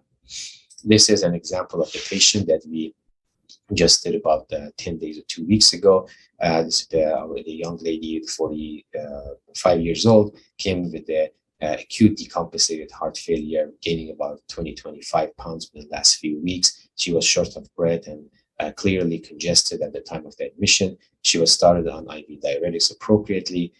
She was making about 1.5 to 2 liters a day, and we decided to consent her and enroll her in the study. Here's the device. This is the catheter. It looks like a Swan-Ganz catheter on the floor on the X-ray. The balloon is here, right above the right atrial at the SVC, and gets inflated with the contrast. At the time of the inflation on the right picture, there's causing the stasis, which decreasing the preload to the right atrium. When the balloon is inflated, it creates the pressure between the jugular venous pressure and right atrial pressure, and then when it's deflated, that pressure goes away. And then that's inflated, the pressure stays pretty consistent between the JVP and the right atrium. And at this point, it stays about 24 to 30 hours at the early feasibility study. This is the hemodynamic of the patient. At the time of the enrollment, the RA was 24, PA was 65 over 40, mean of 48. The pulmonary capillary wedge pressure was 38. Cardiac index was about 1.8. The urine output on 120 milligram of Lasix, the 24 hours before enrollment was about 1,700 milliliter. After 24 hours, the hemodynamics, the RA half to 12. pulmonary capillary wedges came down from 38 to 20, mean pulmonary arterial pressure from 48 to 29, and cardiac index improved to around 2 and a little bit higher, 2 based on thermal dilution. The 24-hour urine output during the therapy is increased from 1,700 to almost 5 liters on the same dose of diuretics of 120 milligram of IV Lasix. We recently published the early feasibility study and venous HF trial. The primary endpoint was freedom from device or procedure-related major adverse event, and then met in all 30 patients. There was no major adverse event in the patient. The secondary endpoint looked at the hemodynamics. The right atrial pressure decreased by 34%, but pulmonary capillary wedge pressure decreased by 27%. Cardiac index and mean arterial pressure did not change, which is a good thing, because sometimes we think about by decreasing the preload if we affect the pulmonary arterial pressure, and but it did not change during these patients. The urine output increased by 130% in all the patients, and the subgroup of the patient whose diuretic dose was the same before and during the therapy increased by 100%.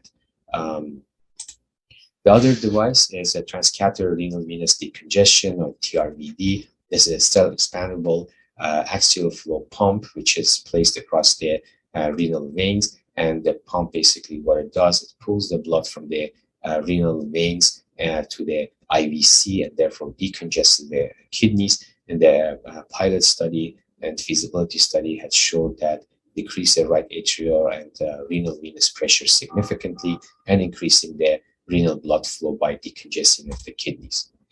Another target of therapy is improving the perfusion to the kidney. And as you know, the hypertension causes decreased renal perfusion and decreased urine output.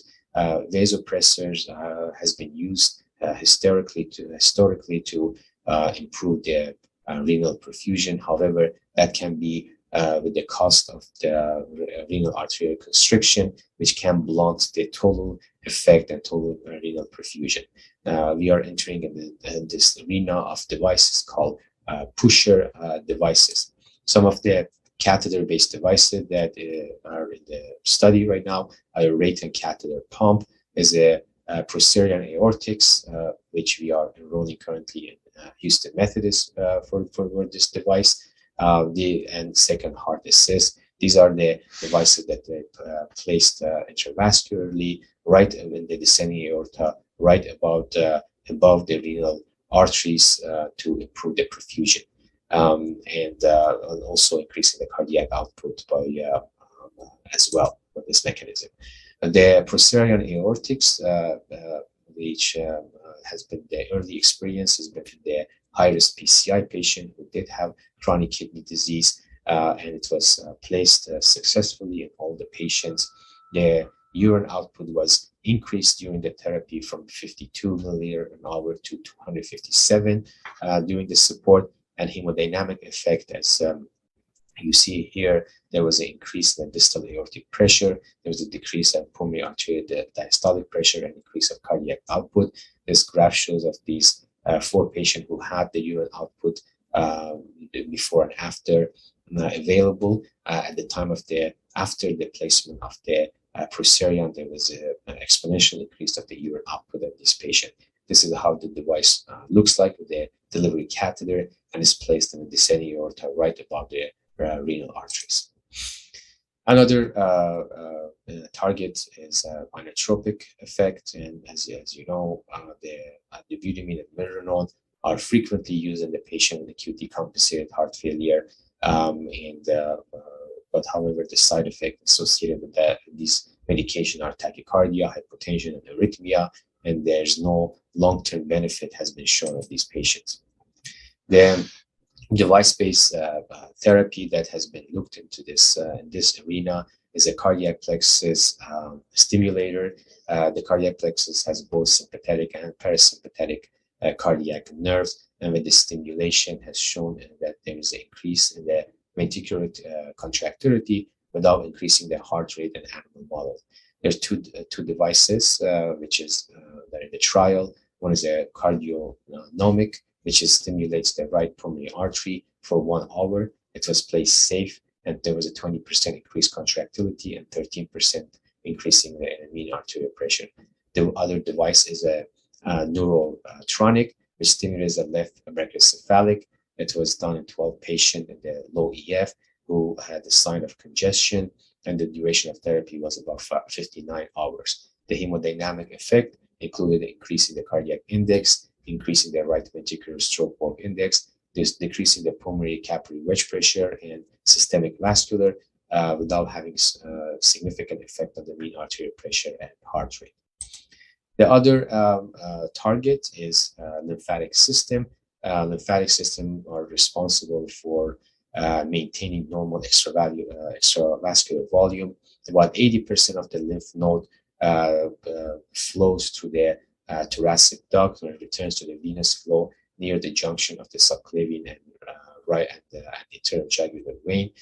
In the episode of acute decompensated heart failure, the lymphatic systems are overwhelmed due to the amount of the volume, and the CVP are high. Therefore, there's a decrease. There's a decrease of drainage from the venous system to the systemic pressure. Therefore, it causes congestion of the organs, including the kidney and liver.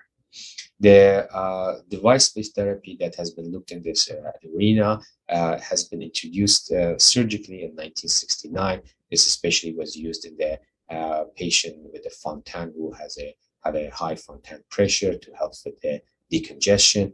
The catheter-based device is a white swell system, which has been in trial right now. It's a catheter-based device which is placed at the junction of the jugular vein and subclavian vein, which creates a negative pressure at this junction, which helps with the drainage of the lymphatic system to the venous system, therefore decongestion of the end organs. In conclusion, the acute decompensated heart failure is one of the major cause of hospitalization in adult. It's a heterogeneous syndrome and has a multiple pathophysiological changes. Therefore, there has multiple targets of the therapy, either drug-based or device-based therapy. The medical therapies have been, for most part, not very successful in the decongesting patients and decreasing the rate of cardiovascular event post-discharge and rate of the admission. Therefore, there has been a significant number of the device-based therapies that currently in the trial to help this patient with acute decompensated heart failure. Hopefully, we can decongest them during the hospitalization more efficiently and effectively, and hopefully can have some long-term effect on this patient as well. However, with every device-based therapy and new technology, there are some challenges associated with them, which we will face with them as we are learning more about these devices. Thank you again for your attention. These are my information, and I'll be happy to take any question. Thank you. Thank you very much, Ryan, for, again, a wonderful review. I think the space of acute decompensated heart failure really has been devoid of any real meaningful advances, and it's kudos to you for your involvement in some of the latest device-based trials. Speaking of which, there's a question from the audience that has asked for a comment from both you and the moderators here, but says the field appears to be moving toward more and more device-based therapies, and there appears to be less advances coming from the pharmaceutical arena. Can you comment on this trend, and where do you see this heading? Yeah, thank you again for having me here. And so yes, there's always, of course, the drug therapy, and the cornerstone of the drug therapy for diuretics and vasodilators is always going to be there, and they're obviously going to play a significant role of managing these patients. However, as mentioned, these drug therapies have not been very successful to decongesting this patient and keeping them out of the hospital. And that's why there are a lot of devices that are in a trial recently. And I think this there was this area of the acute decompensated heart failure has kind of been ignored or not very successful for a while, because there are patients, they're chronic heart failure, there are a lot of advances there, and in the arena of the cardiogenic shock, which is a lot of devices are available. This patient are in between with acute decompensated heart failure patient hasn't had a lot of advances over years. But recently with these new devices, I think there are a lot of trend, and there are really hope for these patients to keep them out of hospital and decongest them effectively during the hospitalization. So I think this is a trend that is going, and there is kind of reviewed them. There are a lot of devices that are out there, and most of them are in study. But in the next few years, I think we'll see how effective these devices are, and then where we're going to end up with this in this arena of the device therapy. And Ryan, in your work with the Precardia device and the trials thus far, have you or the investigators seen improvements in metabolic markers? Because you showed this case with a very nice improvement in the hemodynamic and the congestive parameters. But did you also see improvements in metabolic markers? Yes, what I haven't shown here, with these patients, we also collect some of the biomarkers and some of the urine markers, like a sodium secretion and sodium concentration in the urine, and has been significantly improvement of the patient. Biomarkers that we have seen decrease the BNP on this patient, and also effective urine excretion, sodium excretion in the urine. And there are some of this kind of sub-studies that are coming out soon, which kind of we'll be looking at these biomarkers as well, with the effect of that. Another interesting part of this device therapy is that we are looking at, especially with the perfusion devices like aortic one, are the effect on renal angiotensin system with the devices, because some part of it is a hemodynamic, which is kind of perfusion, for example, of the renal arteries, and the other one, there's a hormonal renal angiotensin system that has shown has significant improvement of this to further effective decongestion, and also making even the diuretics more effective during the hospitalization, besides just the hemodynamic benefit of the devices. Excellent. We did have one more question come through to get your opinions. It says, regarding inotropic therapy, what is your approach in deciding between dobutamine and milrinone, and specifically referencing the recent New England Journal publication that looked at a randomized controlled trial comparing dobutamine versus milrinone, where the p-value really was not significant and there's no difference. So what is your approach on initial inotropic agent? Yeah, I think there's no really right or wrong answer. I think they're both effective, and can be used in most of the patient, either way, milrinone or dobutamine. My general approach is, some of the few scenarios that I look for using milrinone versus dobutamine are a patient with a pulmonary hypertension and have a high PA, as milrinone, have more pulmonary dietary effect compared to dobutamine. That's one of the scenarios that I would like to use milrinone more than dobutamine. The other one is the blood pressure. If the patient starting with the hypotension, milrinone has a more effect of the hypotension compared to dobutamine. In those scenarios, maybe dobutamine is a better option as inotrope. So those are kind of main scenario. But most of the time, you can use them for, if it's just for contractility, you can use them interchangeably between milrinone and dobutamine. Excellent. Thank you again, Ryan, for again a very thorough review on this field of acute decompensated heart failure. And we'll move on to our next speaker. And it's really a privilege to introduce my partner, Arvind Bimaraj, and almost feel that he doesn't require introduction, Arvind is our interim chief of heart failure here at Houston Methodist. He's also the co-director of the Translational Laboratory, where he has a particular interest in really the myocyte biology and the role of myocardial recovery. And so we'll ask him to give us some updates now on looking into the future and where do you see this field going in terms of myocardial recovery in 2022. Thank you, Ryan. Thank you, Ju, and for this introduction and setting the stage for a topic which is definitely a passion of mine in the research perspective especially. So I've titled the talk as A Quest for Purposeful Myocardial Recovery, and the word is purposeful myocardial recovery, and you'll see what that means as we move forward. These are my disclosures. If you think about regeneration, it's not a new concept. We see that in animals where salamanders can grow their legs and zebrafishes can regrow their heart. Mythology has described this in the liver regeneration ability. And to be honest, there is a reality that's coming forth in true regeneration of a new heart based on some of the work that's being done in building the heart on the cytoskeleton.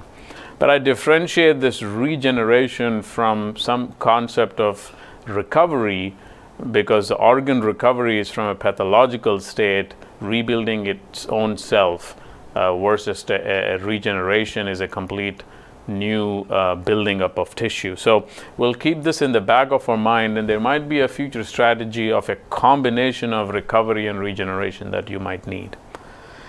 So if you think about recovery from heart failure, the question comes, what does that mean? Are we talking about an organ level morphological improvement of ejection fraction and LV hypertrophy? Are we talking about physiological improvement of hemodynamics and the diastology? Or do we expect the tissue to improve and the fibrosis to go away and the myocyte hypertrophy to recover?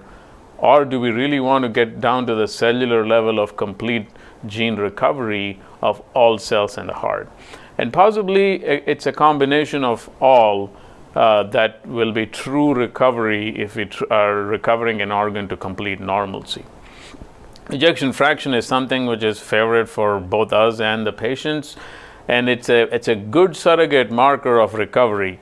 So the paradigm, Dr. Doug Mann set this stage of a paradigm of the LV that remodels, and when you have heart failure with medical and device therapy, a segment of patients have their LV reverse remodel, and then some LVs partially recover, and then some LVs don't recover at all. So if you keep this in mind, I think there is this spectrum of LVEF recovery, which could be a good clinical surrogate marker of when we call about cardiac recovery. So let's see what happens when we have a patient with a reduced ejection fraction. This is a patient with low ejection fraction. They come to us, they get diagnosed. So we spend a lot of time in assessing the etiology that can be reversed, because reversing a cause hopefully should facilitate the organ to reverse. Blocking the pathological pathways to promote reversal is your pharmacological strategy, and then treating other contributing diseases to avoid progression of heart failure. For the most part, we do all those things, and then we sit and pray for recovery, because we don't have the ability today to sit and say, I can recover your EF. We always tell the patients, let's hope for the best, let's do the right things. And this is what I call as passive, non-purposeful recovery efforts in today's world. There is nothing that I'm able to do actively to say that I'm recovering the heart. We're giving the natural ability to be exploited by the things that we're doing. So that begs the question then, what is needed to promote recovery? So just like what we talked, the most important cause with what we know today is to remove the causative factors. So myocardial infarctions, inflammation, toxic insults, hemodynamic load, and then blunting the perpetuating factors like neurohormonal activation. I have the asterisks at inflammation because we're still learning quite a bit, and sarcoid is one of those entities of what I call as inflammatory cardiomyopathies. And then of course, toxic insults, hemodynamic load and abnormal energetics. And this is that circle that's been put forth where multiple causes and factors can promote LV reverse remodeling. So essentially, it's the pharmacological promotion of recovery. Mechanical unloading is something that is similar to LVADs as a mechanical unloading, and also balloon pumps and these things. We are getting into an era where maybe there might be a role in the future, which we'll talk about later. And essentially, to be honest, what we're doing here is doing all these right things and hoping for the natural ability for the heart to recover or heal without knowing who's going to do that versus not. So let's look at some clinical data right now on this EF recovery, if you think about EF recovery as clinical recovery. The Improve HF was one of the early efforts to look at this, and in this study, greater than 10% improvement from baseline was considered as a recovery. And if you look at the number of patients, there was about roughly 20% of these individuals ended up having a change, but a good amount of change from 24% average EF to 46%. And the factors that contributed or were associated with this improvement were women, of course, individuals with non-ischemic heart failure. A lot of times this pans out in data, and then no prior MI. And not having an MI or coronary disease probably is a fact that these are patients who have some reversible cause which might be remitted by various interventions or by itself. Another interesting question that was posed by the Penn Heart study is, patients that we think are HFpEF, are they truly HFpEF? Or are there people who had a low EF which we just didn't pick up because either they were asymptomatic or they never got an imaging at that time, and by the time they come in, their EF has improved. And that was kind of suspected by, when you look at their data, they looked at all patients who had an ejection fraction greater than 50% and went back and looked at people who had an older echo, and almost 59% of those patients who had a previous echo had an EF that was less than 50%, almost validating the fact that maybe a chunk of these patients actually were heart failure recovered, which means they went through that process of reduced ejection fraction and somehow recovered naturally, maybe even without medications. And in this cohort of patients, they've seen that on the left side graph that you see, this is the probability of death, transplant, or VAD placement. The top graph is patients with reduced ejection fraction, and the bottommost graph is ones that are recovered. So the lower the graph, the less the probability of these bad outcomes. So patients who recovered their EF, of course, did much better than patients who did not recover their EF, but they also did better than the preserved ejection fraction cohort, especially in this bad heart endpoints of death, transplant, and bad placement. But interestingly, the right graph actually shows that hospitalization in these patients whose heart did recover with the normalization of EF was no better than the patients who had preserved ejection fraction, coming up with this concept that recovery is not probably entirely normalization. Just because the EF improves doesn't mean that they're completely normal. So if you kind of wrap up those predictors of reverse LV remodeling we talked about, if you have non-ischemic etiology, lower duration of heart failure, women, no left bundle branch block or left bundle branch block with a CRT, and genetic factors like pathogenic gene variants not involving the structural cytoskeleton, which makes sense because the reversibility of things that involve gene mutations of the cytoskeletal proteins is much tougher for a heart to recover with whatever interventions we do. And there are CMR characteristics. The absence of LGE is a very good predictor of recovery.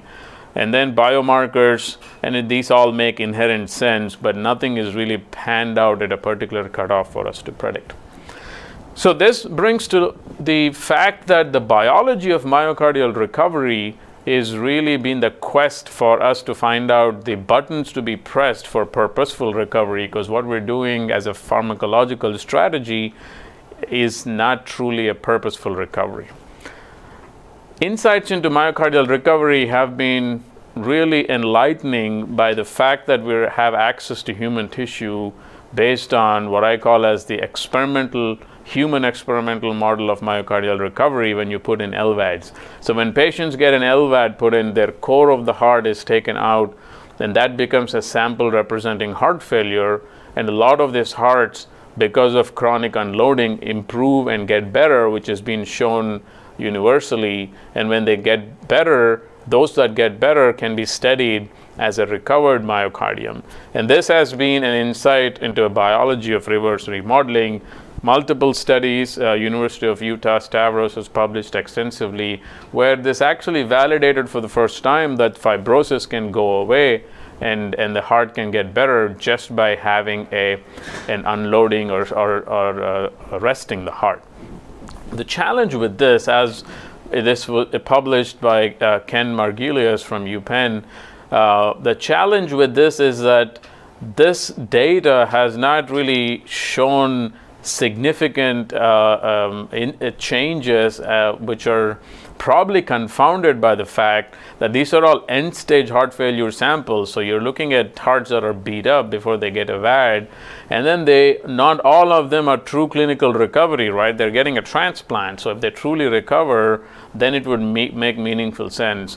And it's a mixed bag of etiology, and the biological variation in humans is extremely high. So in this study, essentially they showed that only 5% of the dysregulated genes that revert back to normal after VAD support, which doesn't really give us much insight. So where does the answer lie, and how do we really come up with a myocardial answer or a solution for what mechanisms are happening in cardiac recovery? So I want to kind of go back to a little bit of fundamentals, and then this is setting the stage for some of the work that we've done. When you think about the heart, the most prevalent imagination of the heart is that it is a bunch of myocytes, heart muscle cells.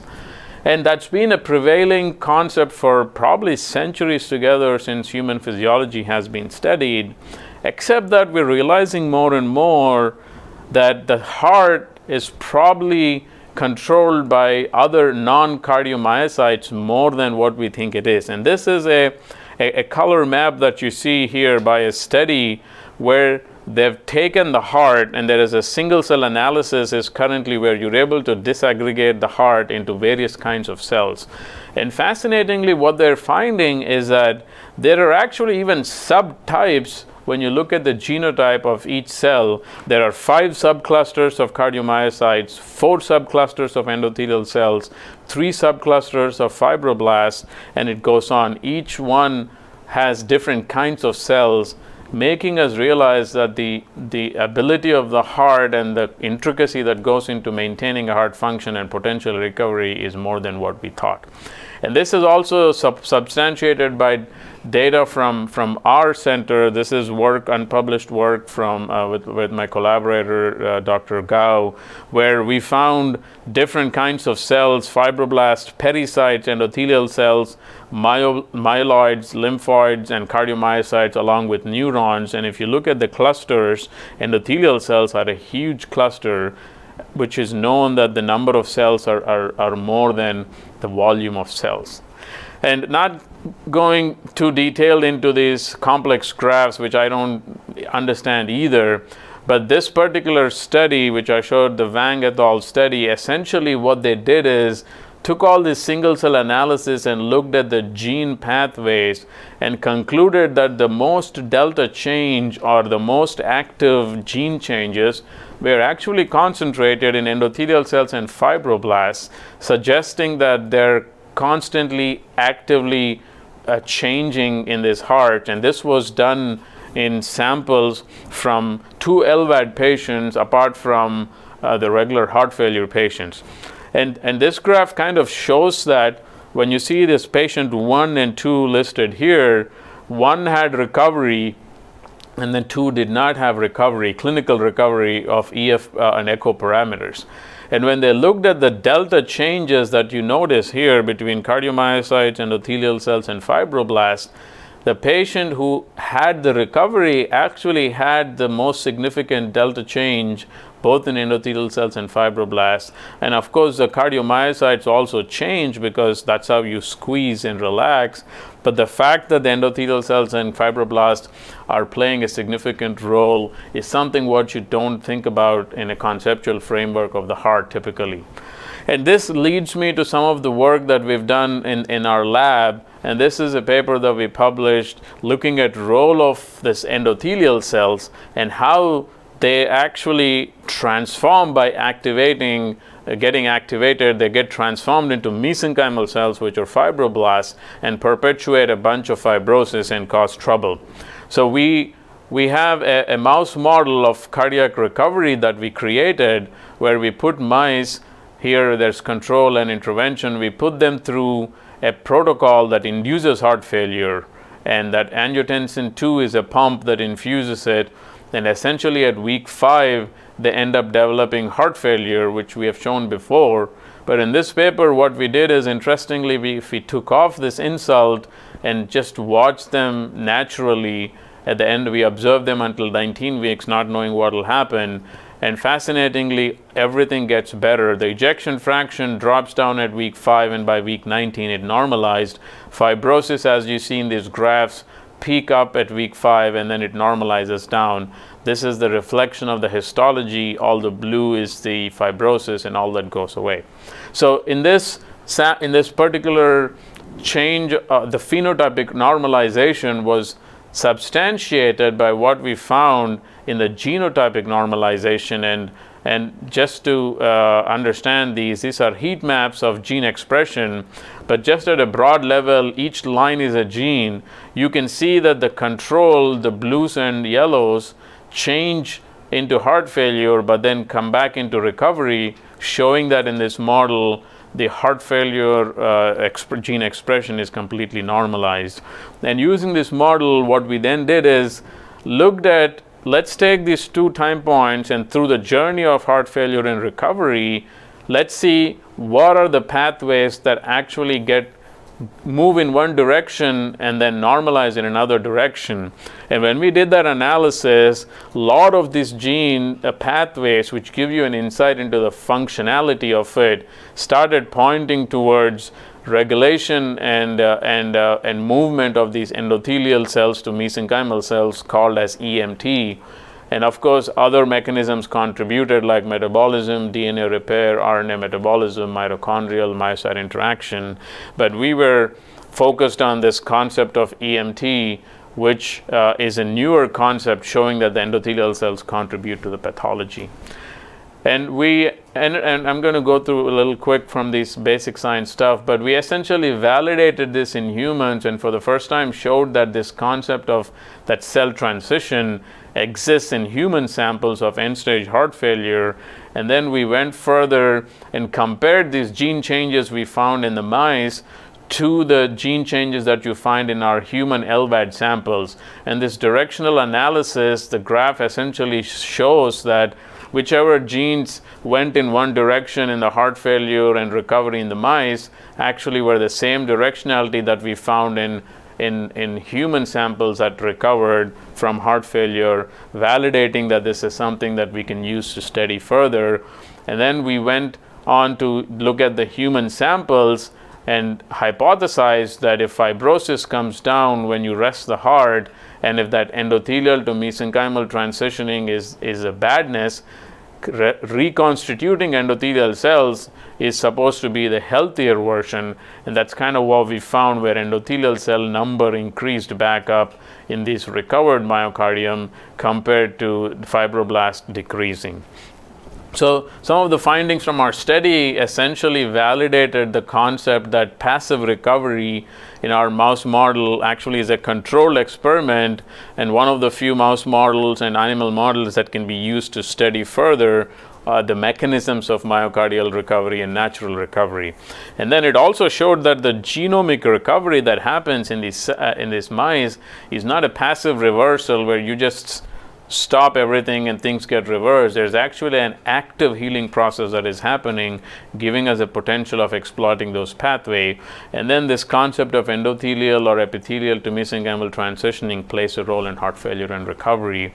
And this is being studied further in an NIH study that came out of this work, with Dr. Cook leading it, with multiple labs working on it, where we're taking a strategy of further assessing this, calling it as a vascular recovery, which is endothelial reconstitution, and it's an exciting area of work that we're looking at. So laying that stage of need of biology and future work, I want to move on and kind of wrap up about some basic clinical perspective of myocardial recovery. And I would point all of you to a working document that was published not too long ago, and it's a scientific expert panel. And in this panel, the definition of heart failure with recovered LVEF was an EF less than 40% at baseline, improvement of at least 10%, and then a second measurement of EF greater than 40%. And some clinical pearls that have been pointed out in this document and the other studies that I talked about is about 10 to 34% of the patients undergo heart failure recovery with just our current medical therapies, and that's a huge spectrum based on the doses you're on.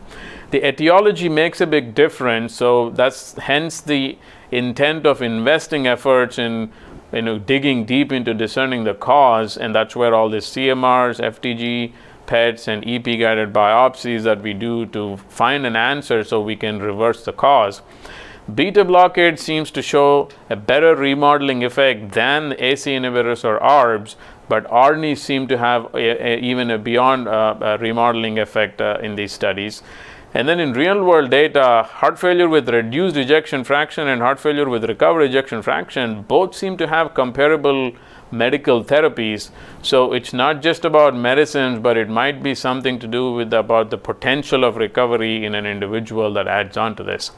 Heart failure recovered ejection fraction patients on long term again seem to drop their EF, so there might be a persistence of genetic defects, which was seen in our study also. So hence this concept that heart failure is never recovered, maybe it's only remissed, and that's what led to the trial TREAD-HF, where even if your heart recovers from a low EF, you should never ever cut back the medicines thinking you're normal, because there's a 3.3% per year rate of further dysrhythmias and ICD effort in this use in these individuals. So you also don't take out an ICD. So some of the next few slides, I'm trying to talk about a few concepts around each stage of heart failure where recovery is being discussed. And ACC stage D heart failure is probably one area that has come the longest.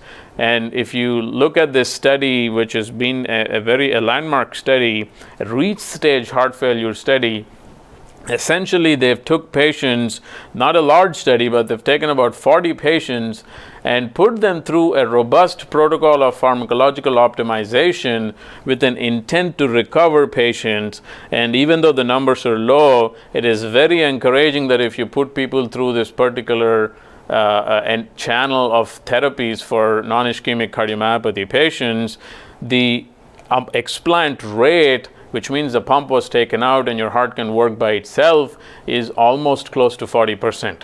In real world at this stage, it's only about 1 to 5%. And this survival post-explant is actually quite good. Freedom from transplant or VAD, at 36 months, it was about 77%. So this is a very promising concept to put extreme pharmacological therapies in patients who can be mechanically supported. If you think about then the clinical strategy in this ACC stage D heart failure patients, I think the future might hold in mechanical devices. I have snippets here of axillary balloon pump that we have done quite a bit. And when we put these patients on an axillary balloon pump and they're waiting for a heart, you see their functional recovery coming quite well compared to what we have used to before. And this is translating into this counterpulsation device called as New Pulse, which was studied and validated, where you could go home with this mechanical device. And the same thing with the transaortic impeller device that's being developed, with the potential concept that you can mechanically unload, promote recovery. People could go home without getting a big LVAD surgery, but with a temporary mechanical support, you can get medications and maybe exploit the natural ability to heal, or maybe even have a strategy of genetic modulation. And I'll talk a little about the genetic modulation moving forward. When you look at clinical strategy at ACC stage C patients, medications are very important, and meds are all we have, and there are huge opportunities for GDMT that people need to invest in to bridge this quality gap. And I want to urge everybody that when you see these patients, make sure that they're getting the right medications. Of course, patients hate taking medications, and we talk about polypharmacy, and maybe if the future has hope, we can get rid of all these medications and look into genetic modulation of purposeful myocardial recovery. So where do we stand in the genetic modulation of therapy? And this is much closer than what we believe if you think about it. But when you talk about modulating the genetic aspects, you need to know your targets, you need to know your vehicle of delivery, and you need to know the level of intervention. Do you want to change the genetic material at the DNA level, at the RNA level, or at the protein level? And cardiovascular medicine has seen hope with this. The individuals who were part of this trial, or were a few years ago when CUPID trial was announced, this was the first gene therapy trial for heart failure, which was a very exciting trial, which validated the fact that you can use this concept of using AAV1 vector and SERCA2a and inject this into patients, and safety was phenomenal. The outcomes were not 100%, and there was a huge hiatus with the company, the finances. But it's very exciting to see this actually come back up, and there's a CUPID phase 3 trial that is being currently worked into with a viral gene delivery system. Here at Methodist, our lab, and in collaboration with the Research Institute, has kind of taken an RNA therapeutic approach and nano vehicle delivery, because our belief is that DNA changes are much more substantial, and RNA changes would be probably a better strategy. And then nano delivery systems are probably safer than the viral delivery systems. And this, our lab was the first to show that actually certain nanoparticles, and you see the electron microscopy here, are taken up by the heart muscle cells, absorbed in. And just like in cancer, you notice in this, the red graph shows the concentration of these nanoparticles are much, much higher in a heart failure state compared to normal state, giving the opportunity that you could use this nano delivery system. And currently, we have some exciting areas of work where one of our postdocs, Dr. Muthu Krishnamurthy, is working on using nano elements to look at impacting the fibrosis. And we do have a target that actually showed where in controls and heart failure, and compared to a gene target that we were able to deliver, the fibrosis all is stunted, with the hope that what we've learned from our recovery data, we can then identify those gene targets and try to manipulate them. And he's working under this named research fellowship under an endowment for myocardial recovery. And then finally, as we talked about organ regeneration, where this is an example of how a heart can be grown from decellularized tissue, is a whole nother area which is being worked up by various scientists in the world and in the country. And to kind of think about the process of recovery, it needs an entire strategy of trying to enhance this field. And you have mouse models of recovery, we have the human samples of cardiac recovery, and then we're looking at less sicker patients who recover, which is stage C recovery. And all this needs to be put together. And it's not easy to have a simplistic answer when biology is complicated. So it needs a lot more collaboration across various labs, and hopefully we'll reach a stage where you could potentially recover individuals' hearts without taking 25 pills with a single injection. So in summary, myocardial recovery happens naturally with our current treatment strategies and is important to assure quality care so that we explore that potential. Understanding the biology of recovery after cardiac injury or failure is very important to promote what I call as purposeful recovery treatment strategies. Genetic manipulation with viral or nanovectors seems to hold promise for the future, and regenerating lost myocardium might still need some combination with regeneration strategies. And with that, I thank my collaborators and especially our lab folks, our postdocs, and our scientist partners, and all the grants and funding that support our work. That I'll stop, and I'm open to questions. Thank you, Arvind, for a whirlwind sort of review of the role of basic sciences and the translational research in this exciting field of myocardial recovery. We did have several questions come in, and I'll start with a topic that you briefly touched on, and is the role of targeted gene therapy. So can you expand a little bit more on the role of targeted gene therapy to improve heart function? And the second question there is that, are there certain gene targets that, if identified early, can even prevent heart failure in those that are at risk? Yeah, I think that's a very good question, and what I alluded to at the end is I think the gene targets and identification of these targets early on will be the strategy to promote recovery, with the idea that if you identify these targets, you can probably slow down the progression of the disease. The field has changed from looking at VAD data, because that's too end stage, and people, including us, we're looking more at earlier stages to identify these targets. There are some targets, I just can't tell you those right now. Yeah, to your point, in terms of the clinical applicability, as you alluded to, one of our questions said that some centers employ a myocardial recovery clinic model. What does this look like functionally? And there's a related question below that, we started this conference this morning with Dr. Tong telling us about sort of optimization prior to surgical, either revascularization or surgical therapies for heart failure. Are those optimization strategies that we're employing, is that a form of recovery? Well, so I think it's a very good conceptual question, because I want to take a step back fundamentally and say, which we probably didn't mention all along until today in this conference, is we're not heart failure doctors.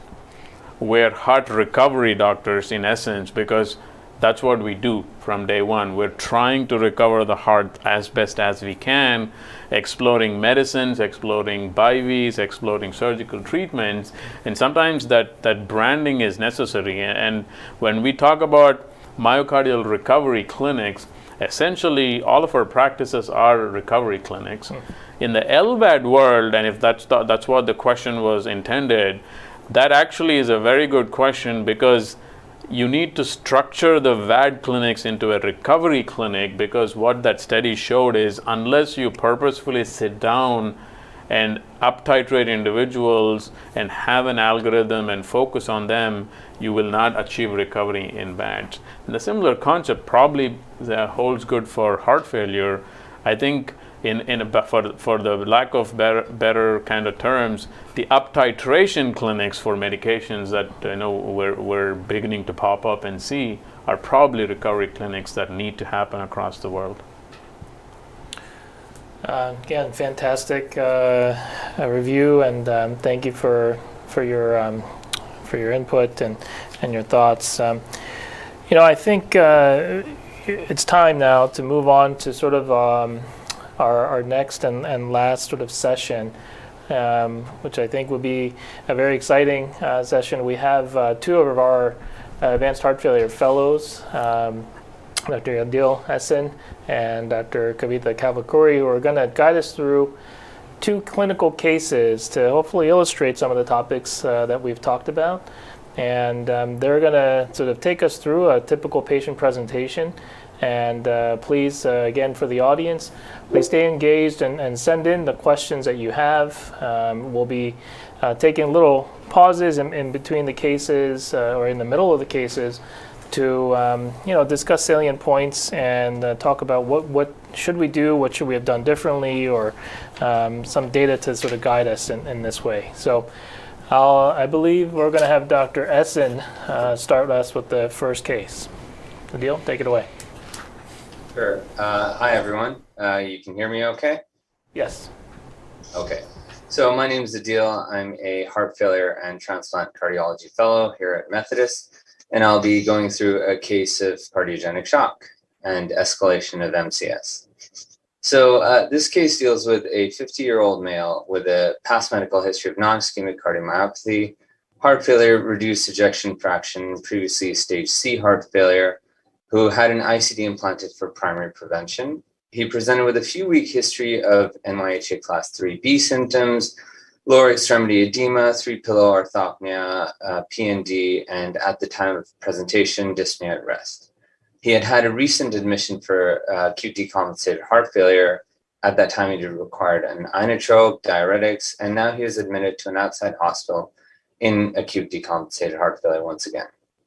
So at the outside facility, he was initiated on milrinone and Bumex drip and transferred to Methodist at the medical center for an advanced therapies evaluation. At the time of his presentation, his vital signs, his blood pressure was 92/53 with a MAP of 66. His heart rate was 93. He was taking about 17 breaths per minute, and he was saturating appropriately on room air. His EKG showed a non-specific interventricular conduction delay, and he was tachycardic. On physical exam, he was not in any acute distress, although he appeared older than stated age.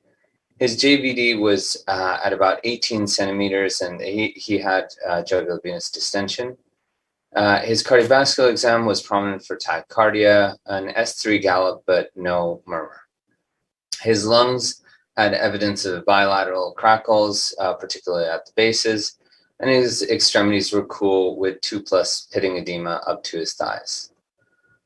His labs were prominent for some anemia. His hemoglobin was 9.9. His BMP, he was hyponatremic to 120. His LFTs showed some abnormalities in function. His albumin was low at 2.6. His total bili and direct bilirubin were elevated. He did not have any transaminitis, however. His BNP was elevated at 2200. His lactate was 2.2, and his INR off any anticoagulation was 1.7. This was his presentation chest X-ray. You can see some evidence of congestion, an ICD in place with 2 ICD leads. The first had actually dysfunctioned. Some evidence of cardiac chamber dilation, both right and left-sided. So this was his initial transthoracic echo in the parasternal long view, and choosing not to play it this time.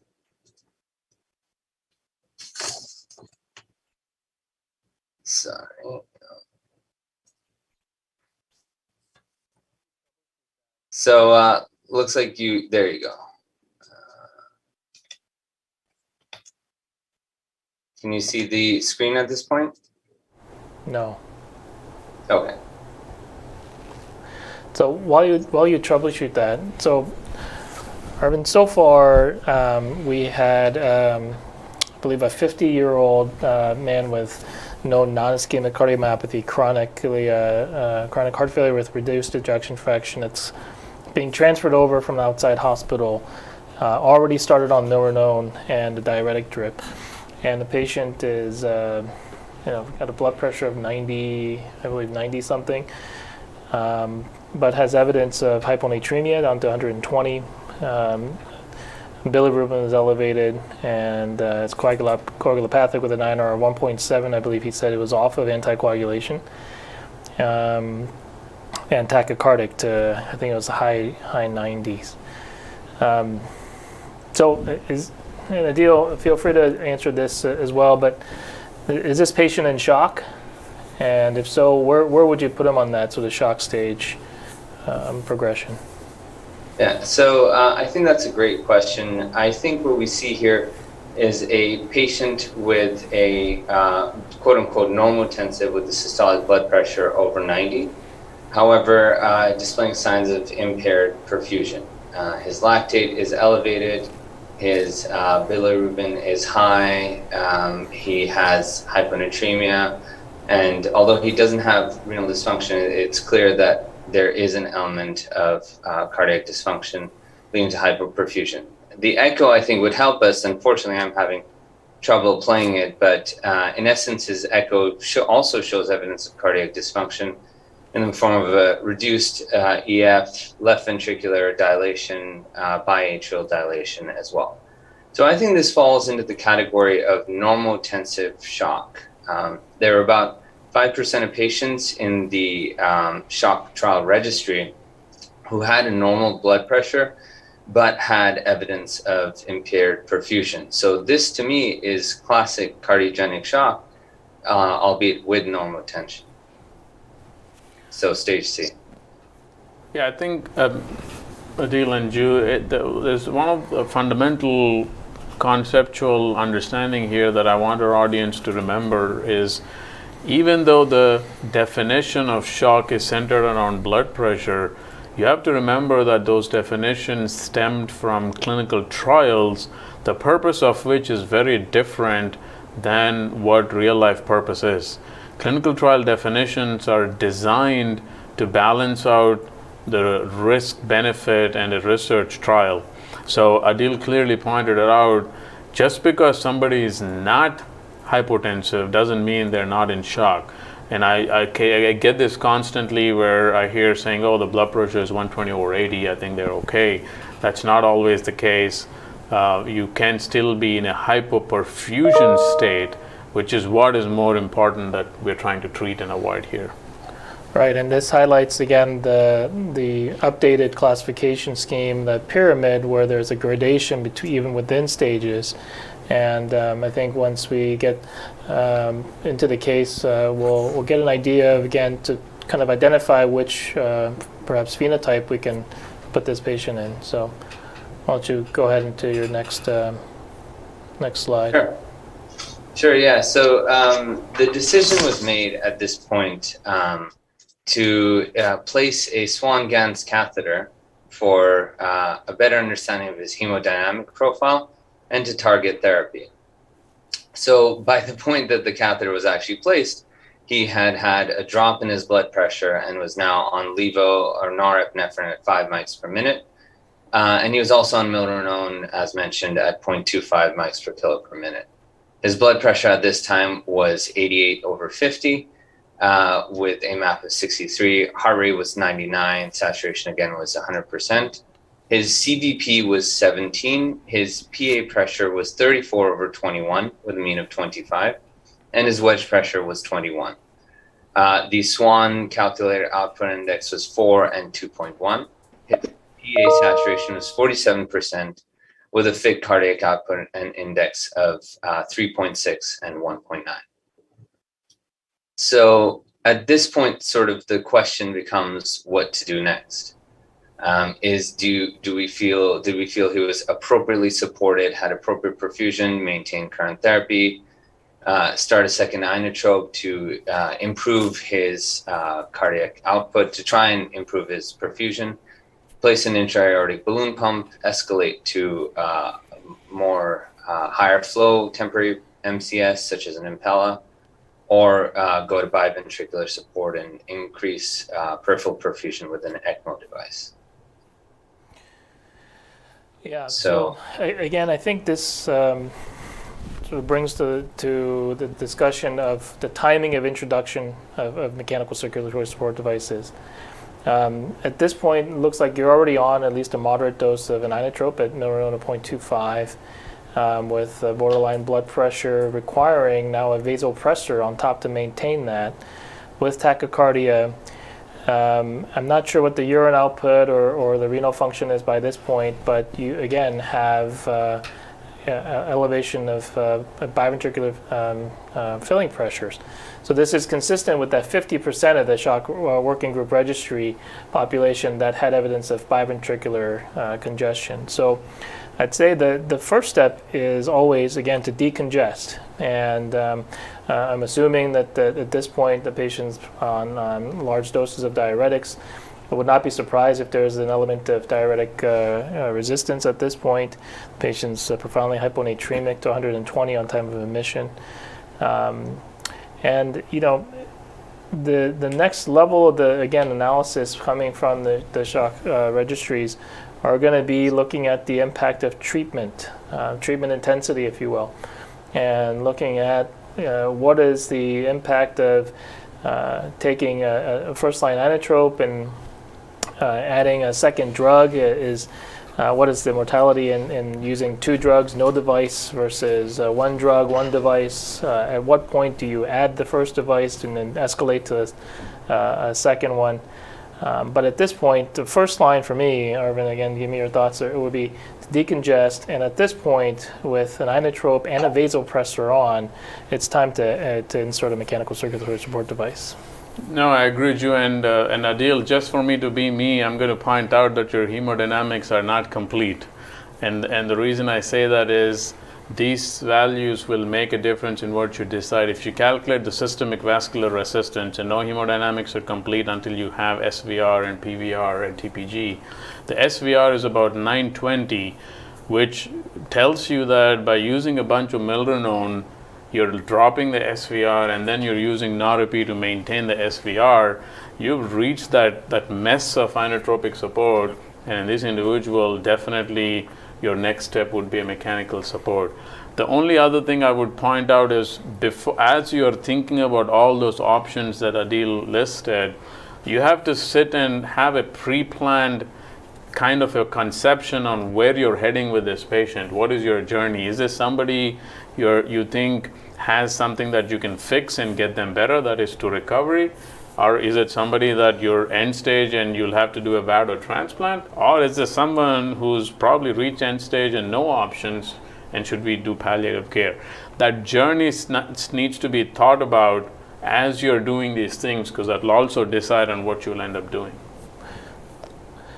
Right, I agree, and I think in Adil's next slide that he showed before our discussion began, one option I believe was biventricular support with ECMO, and you know, the ECMO utilization really has skyrocketed recently, including VA ECMO. But the key consideration before you decide to deploy such an invasive and resource-heavy and high-risk intervention such as ECMO would be, what is the destination? And there's, again, a nice recent paper in JACC that illustrates that ECMO really should be used as a bridge to some sort of a destination. Now, that destination may be the recovery or palliation, but consideration of things like LVAD or transplant candidacy should be taken even at this point. Yeah. So I would do a balloon pump if I have to pick one. Do I have to commit on one? No. Well, I guess let's see what we did. Yeah. So unfortunately, Dr. Bhimraj, I had the SVR, the PVR in my back pocket to bring out when asked, but clearly I need to present those up front. So in this patient's case, he was actually on a sort of hour-by-hour basis. He was transitioned to dobutamine given the low SVR, ongoing hypotension, and increasing pressor requirements. His lactate had remained persistently elevated at about 2.5, and his creatinine was stable. So a bedside intra-aortic balloon pump was placed to try and augment his cardiac output and improve perfusion. It was successful in that his diuresis improved. However, unfortunately, he had a complication of a VT arrest the following morning in the setting of hypokalemia, with aggressive diuresis. He had an appropriate ICD shock and had sort of an immediate ROSC after 1 round of compressions. Going forward beyond that point, however, he had sort of recurrent hypokalemia, ventricular ectopy associated with that. And so this was about shortly thereafter. So on the intra-aortic balloon pump at 1:1, now he's on dobutamine at 5, levo at 2, vaso has been started, Bumex is on and off at 1 milligram an hour on lidocaine drip. So his MAP is about 70 with balloon pump augmentation to about 115. His heart rate is 80. His CVP is now risen to 22, while his PA and wedge are essentially unchanged from prior, with a PA of 34/21, a mean of 25, and a wedge of 21. His cardiac output and index are both 3.3/1.7.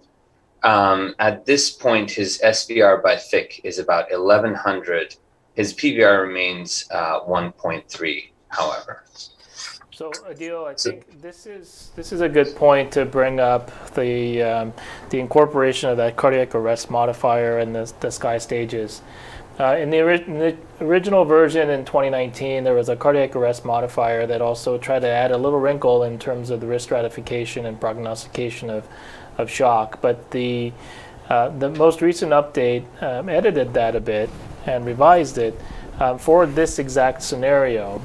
So, you know, it wasn't just whether the patient had one episode of VT or VF that required a shock that was considered the cardiac arrest, but now the modifier that really kind of adds the prognostic implications in terms of the shock stages is an arrest that ultimately leads to some neurologic dysfunction, and it's to the point of coma or a GCS or Glasgow coma scale score less than 9 or so. And so this person clearly now you're really nicely illustrating someone who came in perhaps with that sort of classic stage C, I would say maybe stage C shock, I guess, but with a hemometabolic sort of phenotype that is quickly progressing to refractory cardiogenic shock. And I guess the discussion here would be, one, what is the lactate doing? And number two, how quickly are you reassessing the response to therapy? Yeah, one of the things also to remember, and there's some data that is emerging, that if MCS, smaller MCS to bigger MCS, that's how you look at it, right? Balloon pump, Impella, 5.5, ECMO. The bigger the MCS, more the risk that you take for vascular complications. Balloon pump is the least and most easily implanted, but it has to be done relatively quite early. So by the time you started having VT arrest and these things, the boat's already set. So I want to kind of say that if you had a chance, you would put it in earlier, hindsight. Now it sounds like you need a BIV support based on the fact that you almost have like a restrictive pattern of CVP and wedge. Unless you're able to lower that and demonstrate that your RV is going to be okay, your next step in this situation would be to either do a Impella and be there and observe and make sure that you put in a right-sided support, or just go to an ECMO directly and plan for an unloading after. Yeah, absolutely. I even wonder if his presentation was stage D, given that some therapies had been tried and had not been successful at that point. And as Dr. Kim mentioned, the anoxic brain injury, D/A moniker is not necessarily appropriate given the lack of anoxic brain injury. So, as Dr. Kim mentioned, this patient is in the ICU. All these steps are happening within about 24 to 36 hours. So going back to the slides, the next question that was asked was, obviously we can agree that this is at the very least stage D, cardiogenic shock, and it's not appropriate to maintain current therapy. With the ectopy, and sort of the increased myocardial oxygen demand, a second inotrope is not appropriate. So at this point, the decision was made to implant temporary mechanical circulatory support in the form of an Impella 5.5 to dramatically increase the flow. One thought with regards to the right ventricular dysfunction, reduced PAPI, in this case, high RA to wedge ratio, was that it was limited by impaired perfusion and an inability to maintain the patient on appropriate diuretic to improve the hemodynamic profile at the right side. So the patient underwent an Impella 5.5 placement, which was followed by healthy diuresis and weaning of the inotropes and the pressors, not too off, but to the pressors off and the dopamine to 3. So this is, I'm jumping forward past, the hard work, but he was monitored on a very close basis. And about 48 hours later, on the Impella 5.5 at P8 and dopamine at 3, his heart rate was now 85. His blood pressure was 90/53 with a MAP of 65. His CVP had come down nicely to 7 with a PA of 28/10, a mean of 14, and a wedge of 10. His cardiac output was 5.3 and index 2.8 by thermal by continuous monitoring, and his PA sat had increased to 61% with a fit cardiac output of 4.9 and index of 2.6. SVR at this point was about 950.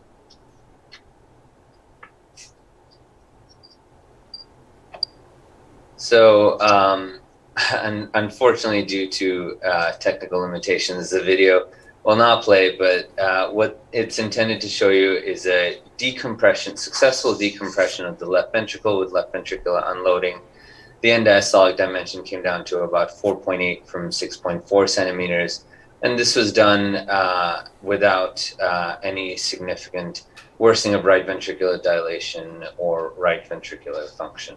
So without overloading the right ventricle, so as to say.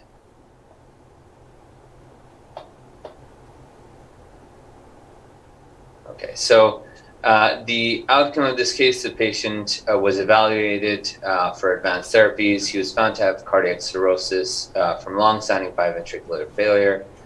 And after appropriate evaluation, he underwent an uncomplicated heart and liver transplantation and is recovering well. So I do have a couple of slides on MCS device, if we have the time to go through that. Yep. Okay, excellent. So just a repeat of something that Dr. Kim so appropriately described, which is the spectrum and the gradient of SCAI stages of cardiogenic shock.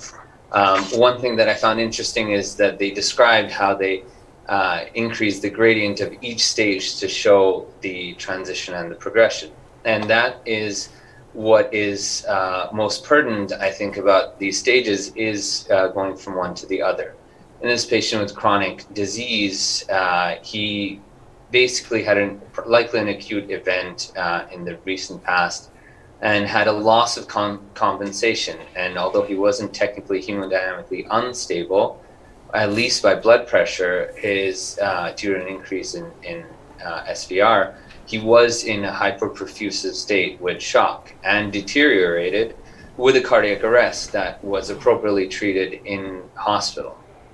And so it's important to identify the patients at risk, and as Dr. Kim mentioned, to very closely stay on top of these patients to put them back on a recovery pathway and to normalize perfusion.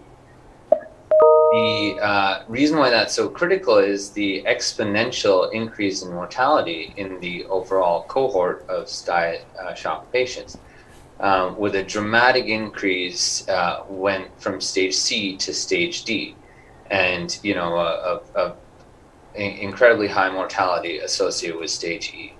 So that's why our decision making should revolve around immediate appreciation of these patients and appropriate treatment based on their stage. In terms of temporary MCS devices, I'm not going to spend much time on it, but there is, similar to shock stages, a sort of spectrum of increasing flow. from or increased perfusion from the percutaneous intra-aortic balloon pump, a counterpulsation device, improving native left ventricular flow, axial flow, Impella, either percutaneous or surgically implanted, the tandem heart allowing for direct left atrial unloading, or peripheral ECMO, peripheral or central ECMO, which allows for increased perfusion at the expense of left ventricular afterload. And similarly, there is different levels of support of the right ventricle in the, whether it's a dual lumen cannula or the Impella RP Protector or Impella RP. And with these differences in devices comes different hemodynamic effects of their support, with the intra-aortic balloon pump being the one device that sort of augments native left ventricular flow with a small increase in cardiac output, easily implanted at the bedside, as was done in this case by experienced practitioners. Microaxial flow Impellas with an increase in cardiac output and direct unloading of the left ventricle. Both of these two reducing myocardial oxygen demand, to the ECMO implantation, which, as Dr. Kim mentioned, is recently been shown to be an excellent bridge to transplantation, but should be used in a discerning manner, given increase in left ventricular afterload and need for LV unloading, and increase in complication association. In terms of utilization by shock, actually, this is data from the SCAI Shock Registry, where they showed that while most stage B patients don't have any mechanical circulatory support, this pie chart of progressive stages of shock show an increase and the sort of evolution of MCS utilized. So the balloon pump represented in blue represents almost half of devices used to support patients in stage C shock or D shock, is implanted in almost half of patients with stage C or D shock. Impella use is sort of limited at stage C and increases to stage D.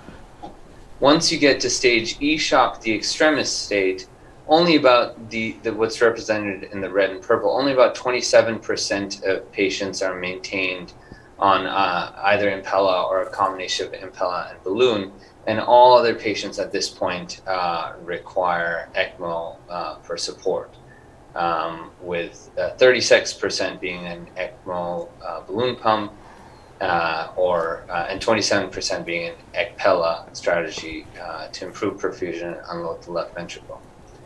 And really, this shows you that as recognition of these patients and escalation of support is what we need to do to halt the progression.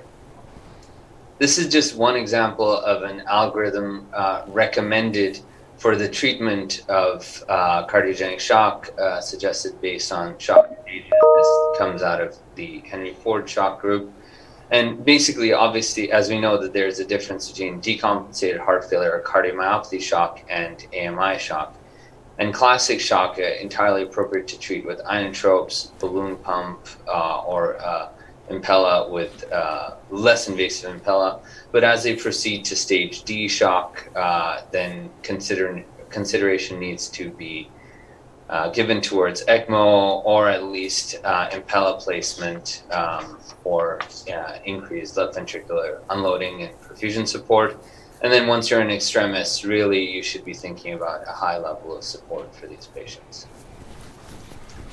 So to summarize, decision-making, both in this case and in general, should be directed towards the patient, not the device you have available.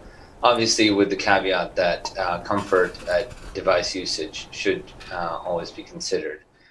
You should consider their SCAI stage for device initiation, as a sort of amalgam of their overall clinical profile, and you should be consistently evaluating their SCAI stage, perfusion, hemodynamic parameters, and progression when thinking about device escalation. Excellent. Thank you, Adil, for guiding us through the case, and again, a nice review the escalation strategies and considerations. So we'll move on to our second case. Dr. Kavita Kalvakuri is again one of our advanced heart failure fellows, and she'll take us through an evaluation of a non-ischemic heart failure case, I believe. Kavita? You're muted, Kavita.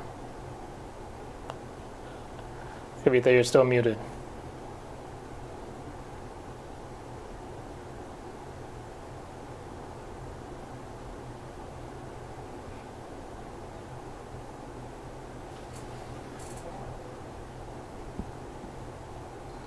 Thank you, Dr. Kim.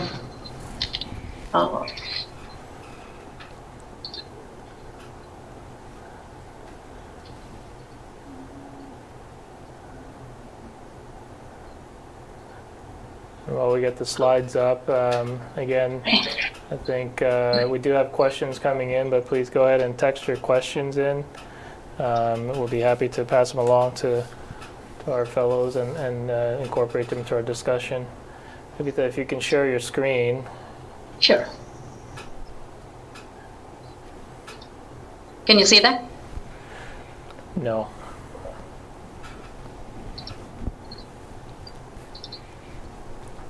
I think it's a...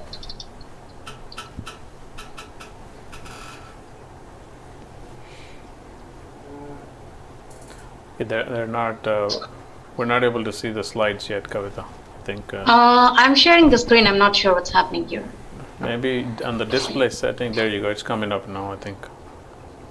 There you go. Okay. Can you see it now? Go to presentation Go to the mode. presenter mode, and hopefully that should solve. Go to actual. Yeah. Perfect. There Okay. you go. All right, you're good. Thank you. That was excellent case study. We are moving to our next clinical case. It's not like crashing and burning. Our patient is a 70-year-old Caucasian male with a dyspnea exertion. He has a history of atrial fibrillation diagnosed 12 years ago and has been on chronic anticoagulation without any bleeding problems. He was attempted on cardioversion a couple of times. First time was successful. The second time it was not successful. He remained in atrial fibrillation.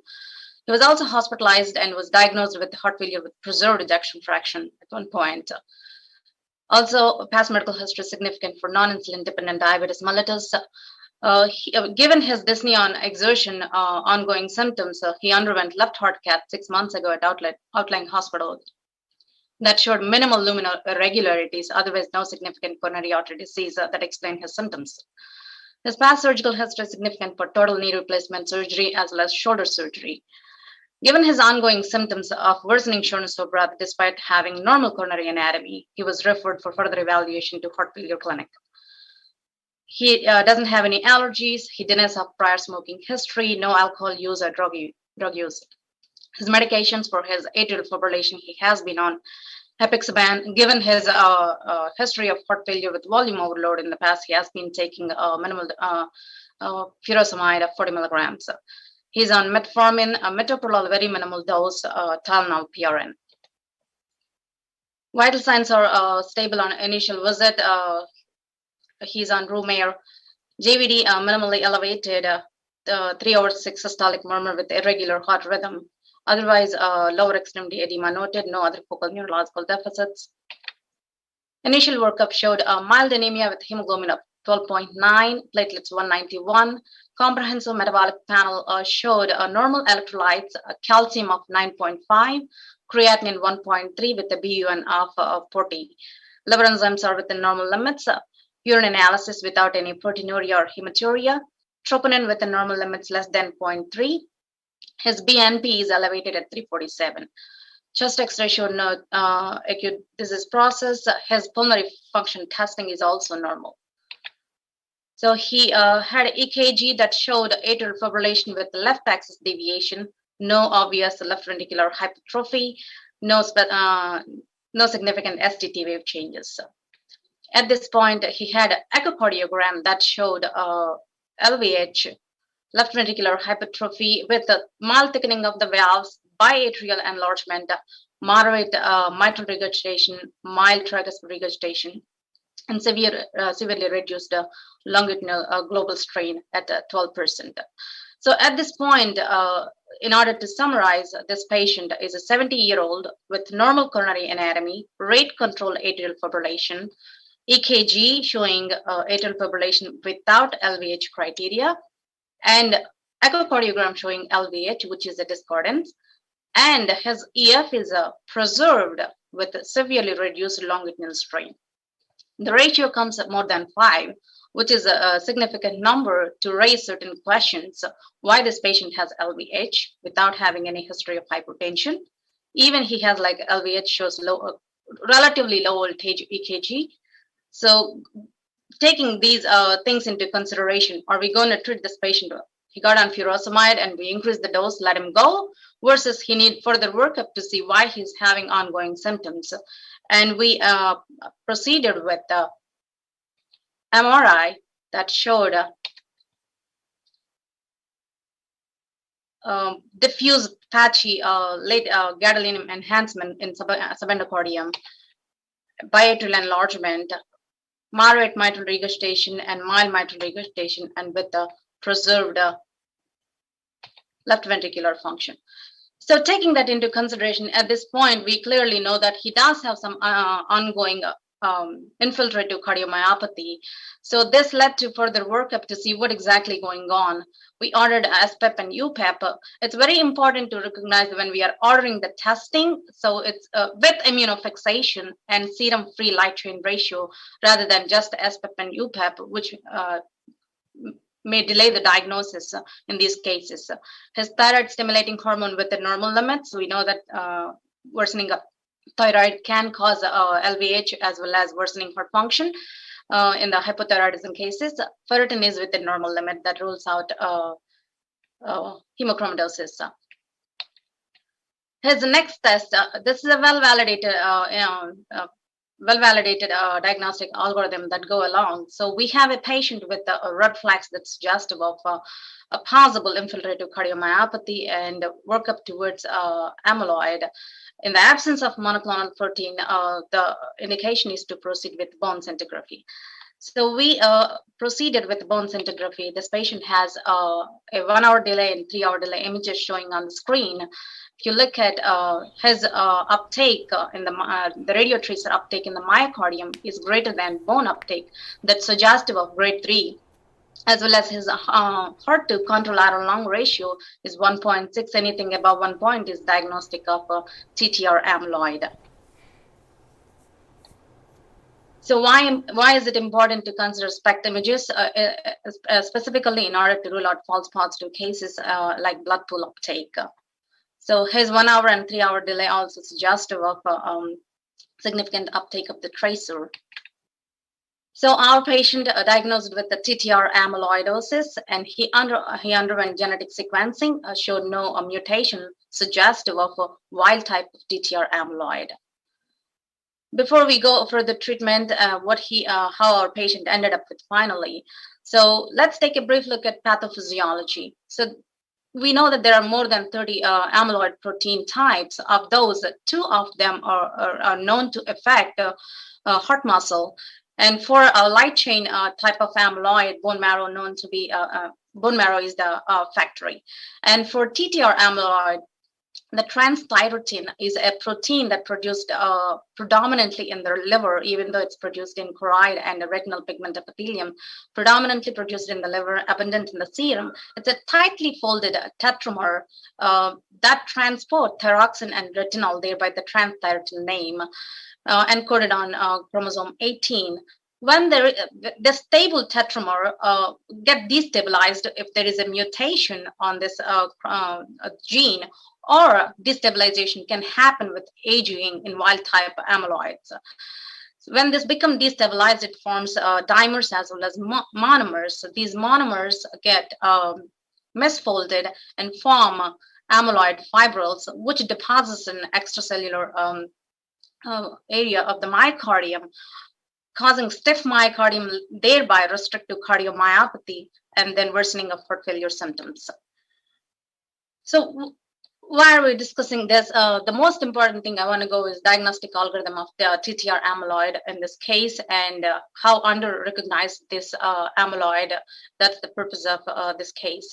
So the red flags we need to recognize in these patients is systemic symptoms on top of cardiac symptoms, any spinal stenosis, any history of neuropathy in familial cases, tendon ruptures like biceps tendon, Achilles tendon, history of carpal tunnel syndrome not explained by their occupation, low voltage EKG, or not having LVH criteria on the EKG if they even though they have echocardiogram suggestive of LVH.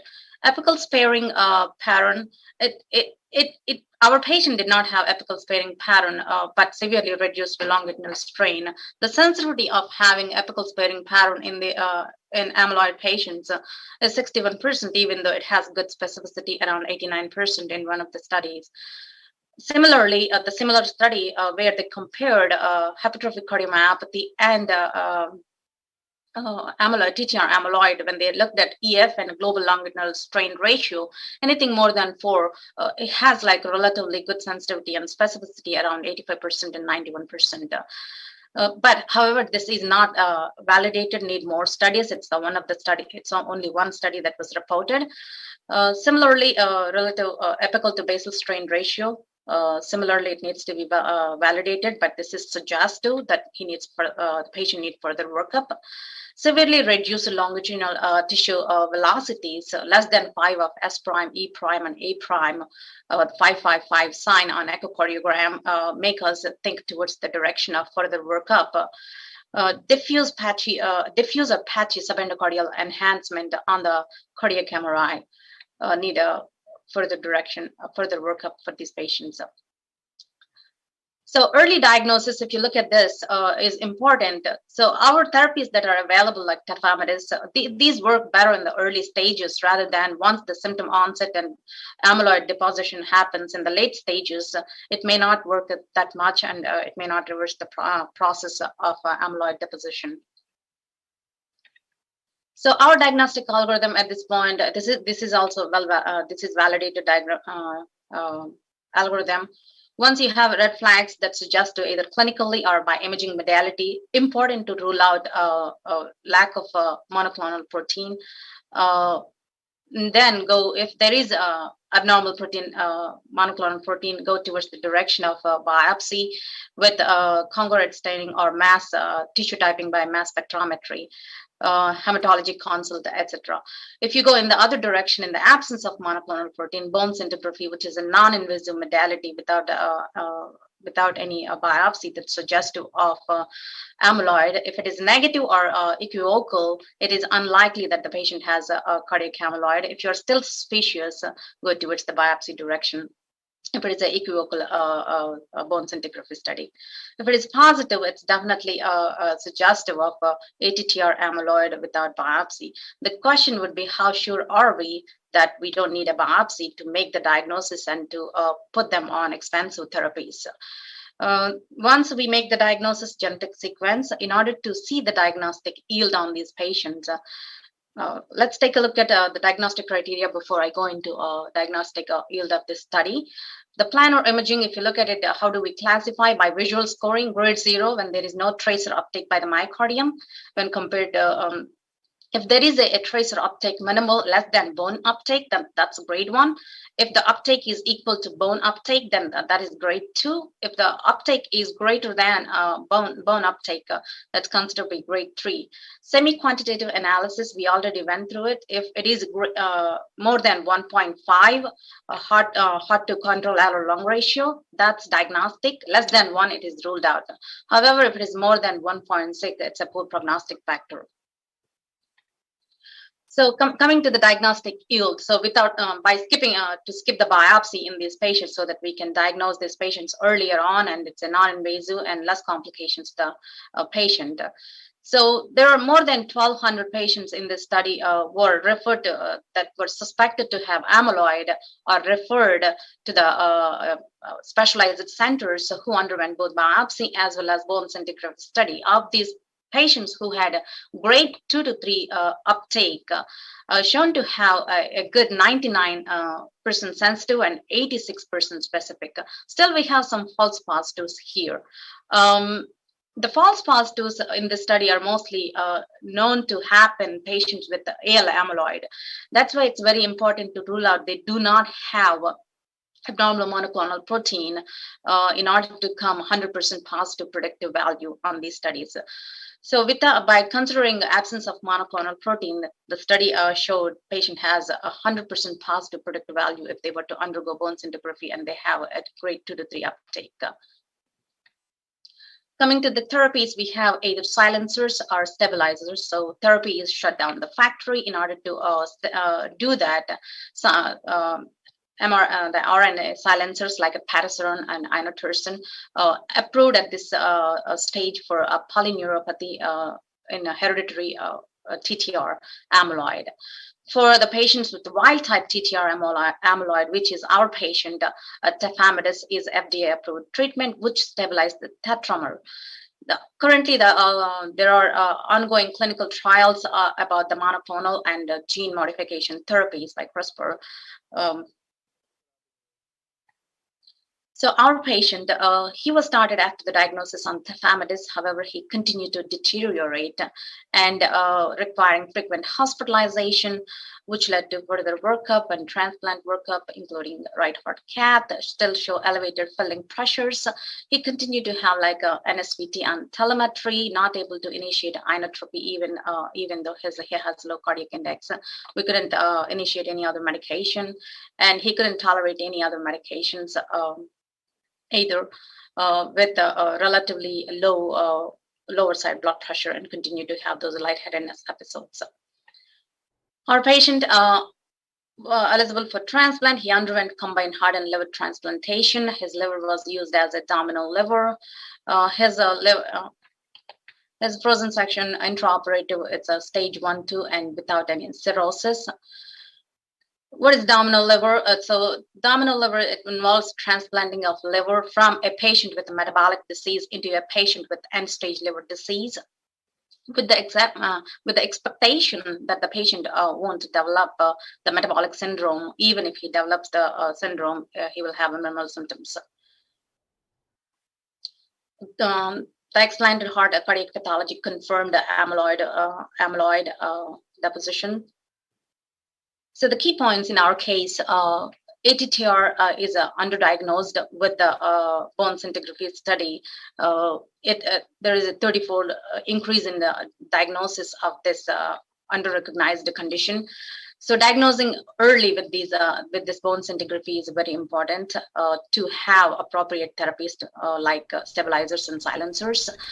Screen for the pitfalls. Early diagnosis will be critical for the best efficacy of these therapies. In appropriate patients who are eligible, heart alone or combined heart and liver transplantation are shown to improve outcomes. Thank you. Well, Kavita, thank you for that whirlwind of the journey that this gentleman went through, and it's glad to have a good outcome.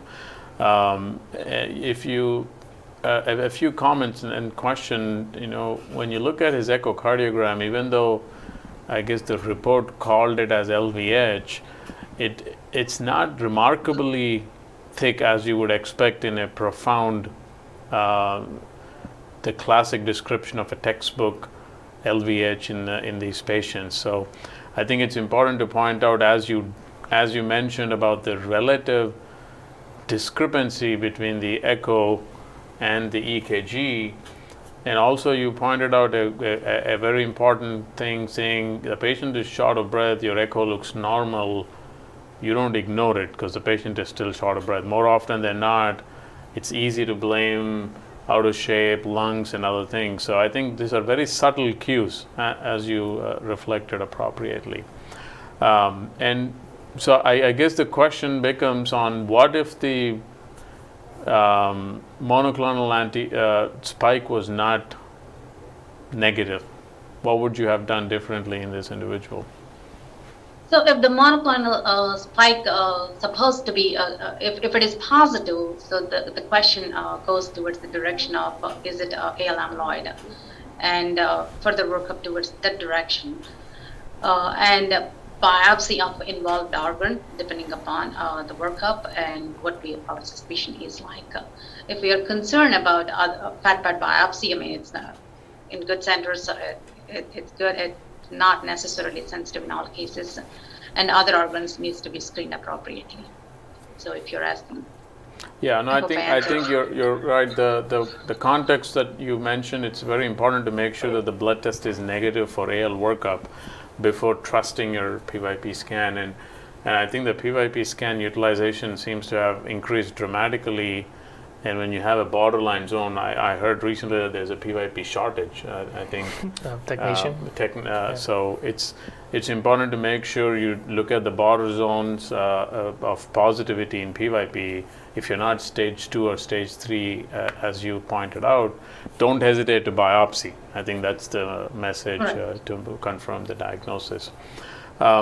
We do have a couple. And even in the PYP scans, I mean, there are a bunch of false positive cases that can happen also. If you look at like hydroxychloroquine toxicity shown to have a false positive case of having a positive PYP scan, or if they have like a recent MI, that's not, even if you're suspicious of amyloid with recent MI, it's going to come as a positive PYP scan with some of the rare forms like familial types can come back as a positive also. If we don't have SPECT imaging, and if blood pool can fool us that it's a myocardial uptake, that's why it's important to have SPECT images to rule out those false positive cases. And rib also, rib fracture, recent rib fractures can have, like it's a bone avid tracers that can uptake this tracer and give an impression it could be a heart also. Yeah, no, I think those are very valid points, especially that PYP mechanism, it's still kind of unclear. So keeping in mind about the indications you mentioned about the false positives. We have a few questions that are coming in, couple for you and actually one for Adil.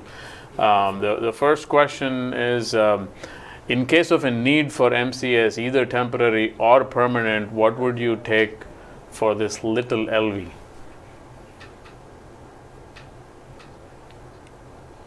Kavita, for you with the amyloid. Kavita, that's a question for you. What would you? Yeah, what's your temporary or permanent device MCS choice for in amyloid setting, which appropriately the person who has the question called it a little LV? Yeah, definitely. I mean, I know we are coming at like a small LV, not an Impella is not an ideal situation for this patient. If we could do balloon pump would be ideal, avoiding other things. Definitely not Impella in these cases where there is small LV, they can have more problems down the road. Yeah, it's a tough entity. If it is too late. Yeah, it's a tough entity for mechanical circulatory support. I think we have typically used a balloon pump, auxiliary balloon pump, and as we mentioned, if it's done early enough, I think we've had decent success in bridging these individuals to transplant. Yeah, Impellas, I guess they're a disaster with a small LV, and I don't think we've had couple patients we maintained with an Impella, but I can't claim they did well on the long term because you just have a small LV, and then durable MCS is just we've had I think patients who have come to us from other centers who've had a durable LVAD placed, and then in retrospect turned out to have amyloidosis as the etiology. Very tough to manage with a small LV. So in these folks who are being bridged to something like a heart liver transplantation, we tend to use a balloon pump. And one other question for you, Kavita, is wasn't the age very high for transplantation, and would you do always a domino surgery? I definitely don't have answer for that, Dr. Bhimraj.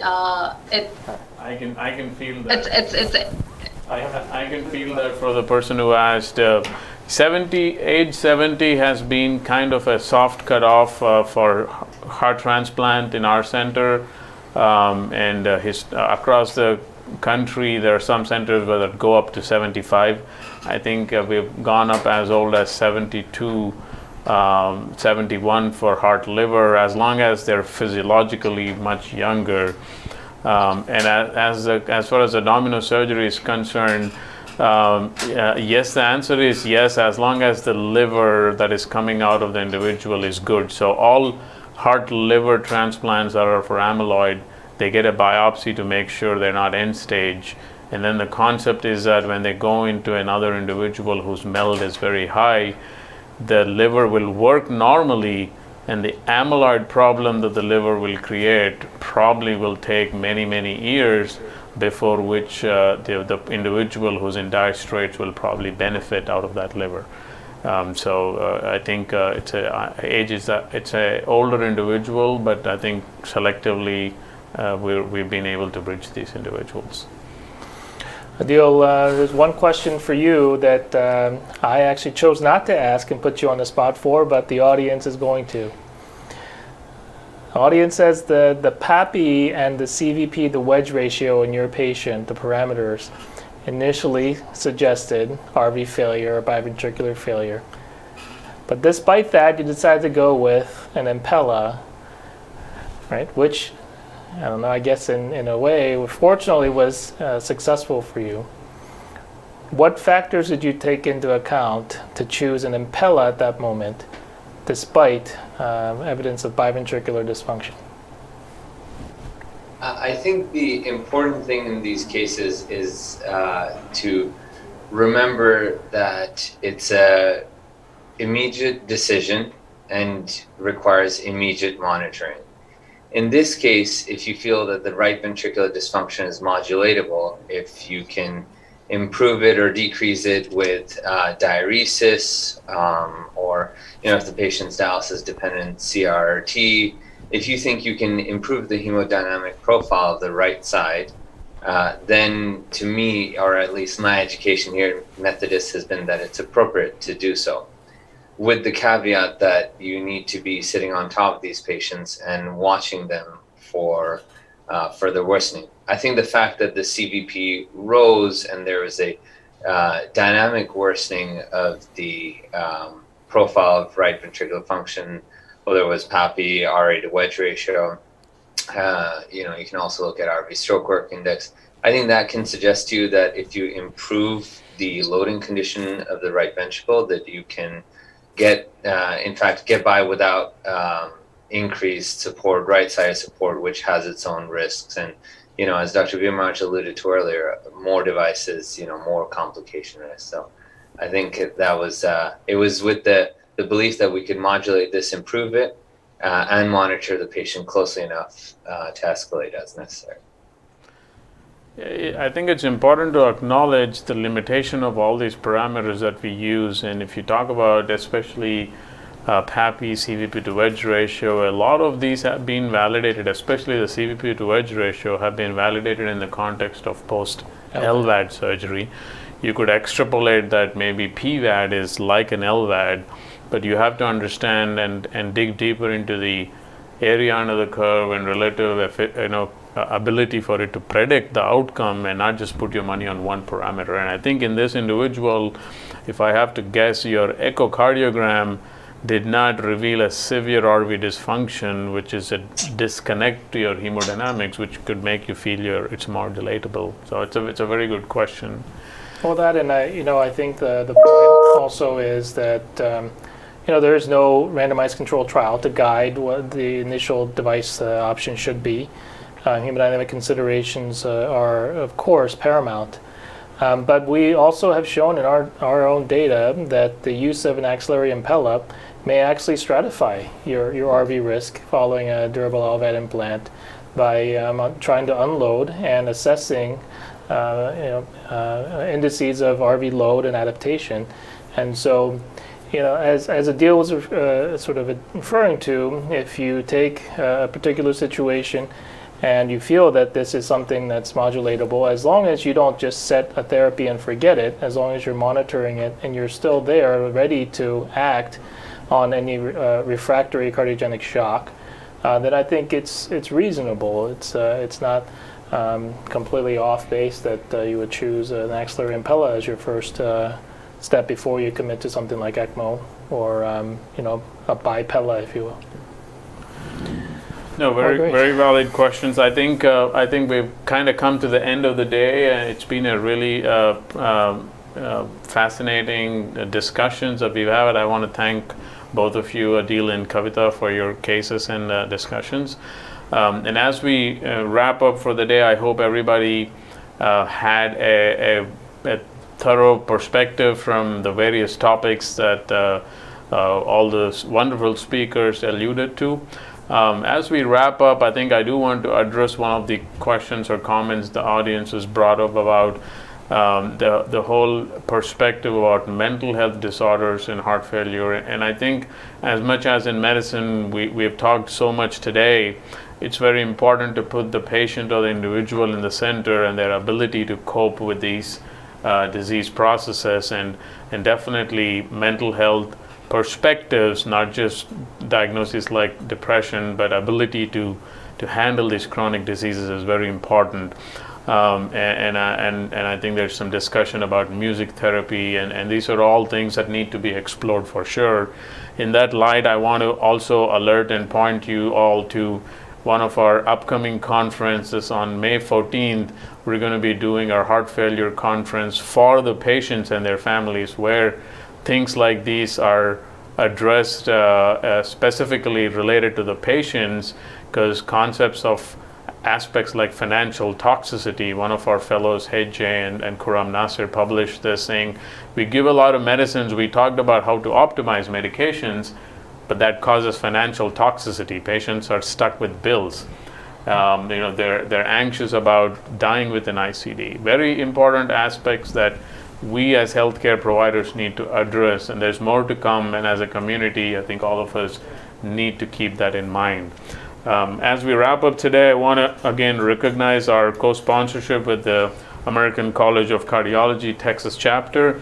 I want to acknowledge HFSA for their endorsement and all the national effort in spearheading this field, and definitely thank the grants supported by Abbott Laboratories and Abumed, and our exhibitors, Abbott, CareDx, CVRx, Janssen, and Pfizer Rare Diseases. I also want to thank one of my partners, Ashrith Guha, who did a lot of groundwork in setting up the schedule, and he couldn't be here because he had to travel internationally. I thank all my colleagues for participating, and definitely the DeBakey studio staff here who put in umpteen number of hours to make this happen. So thank you, Ju. Any final comments from you? No, I think it was a great audience participation, and thank you again to all the speakers for just a fantastic review. And we'll see you again next year.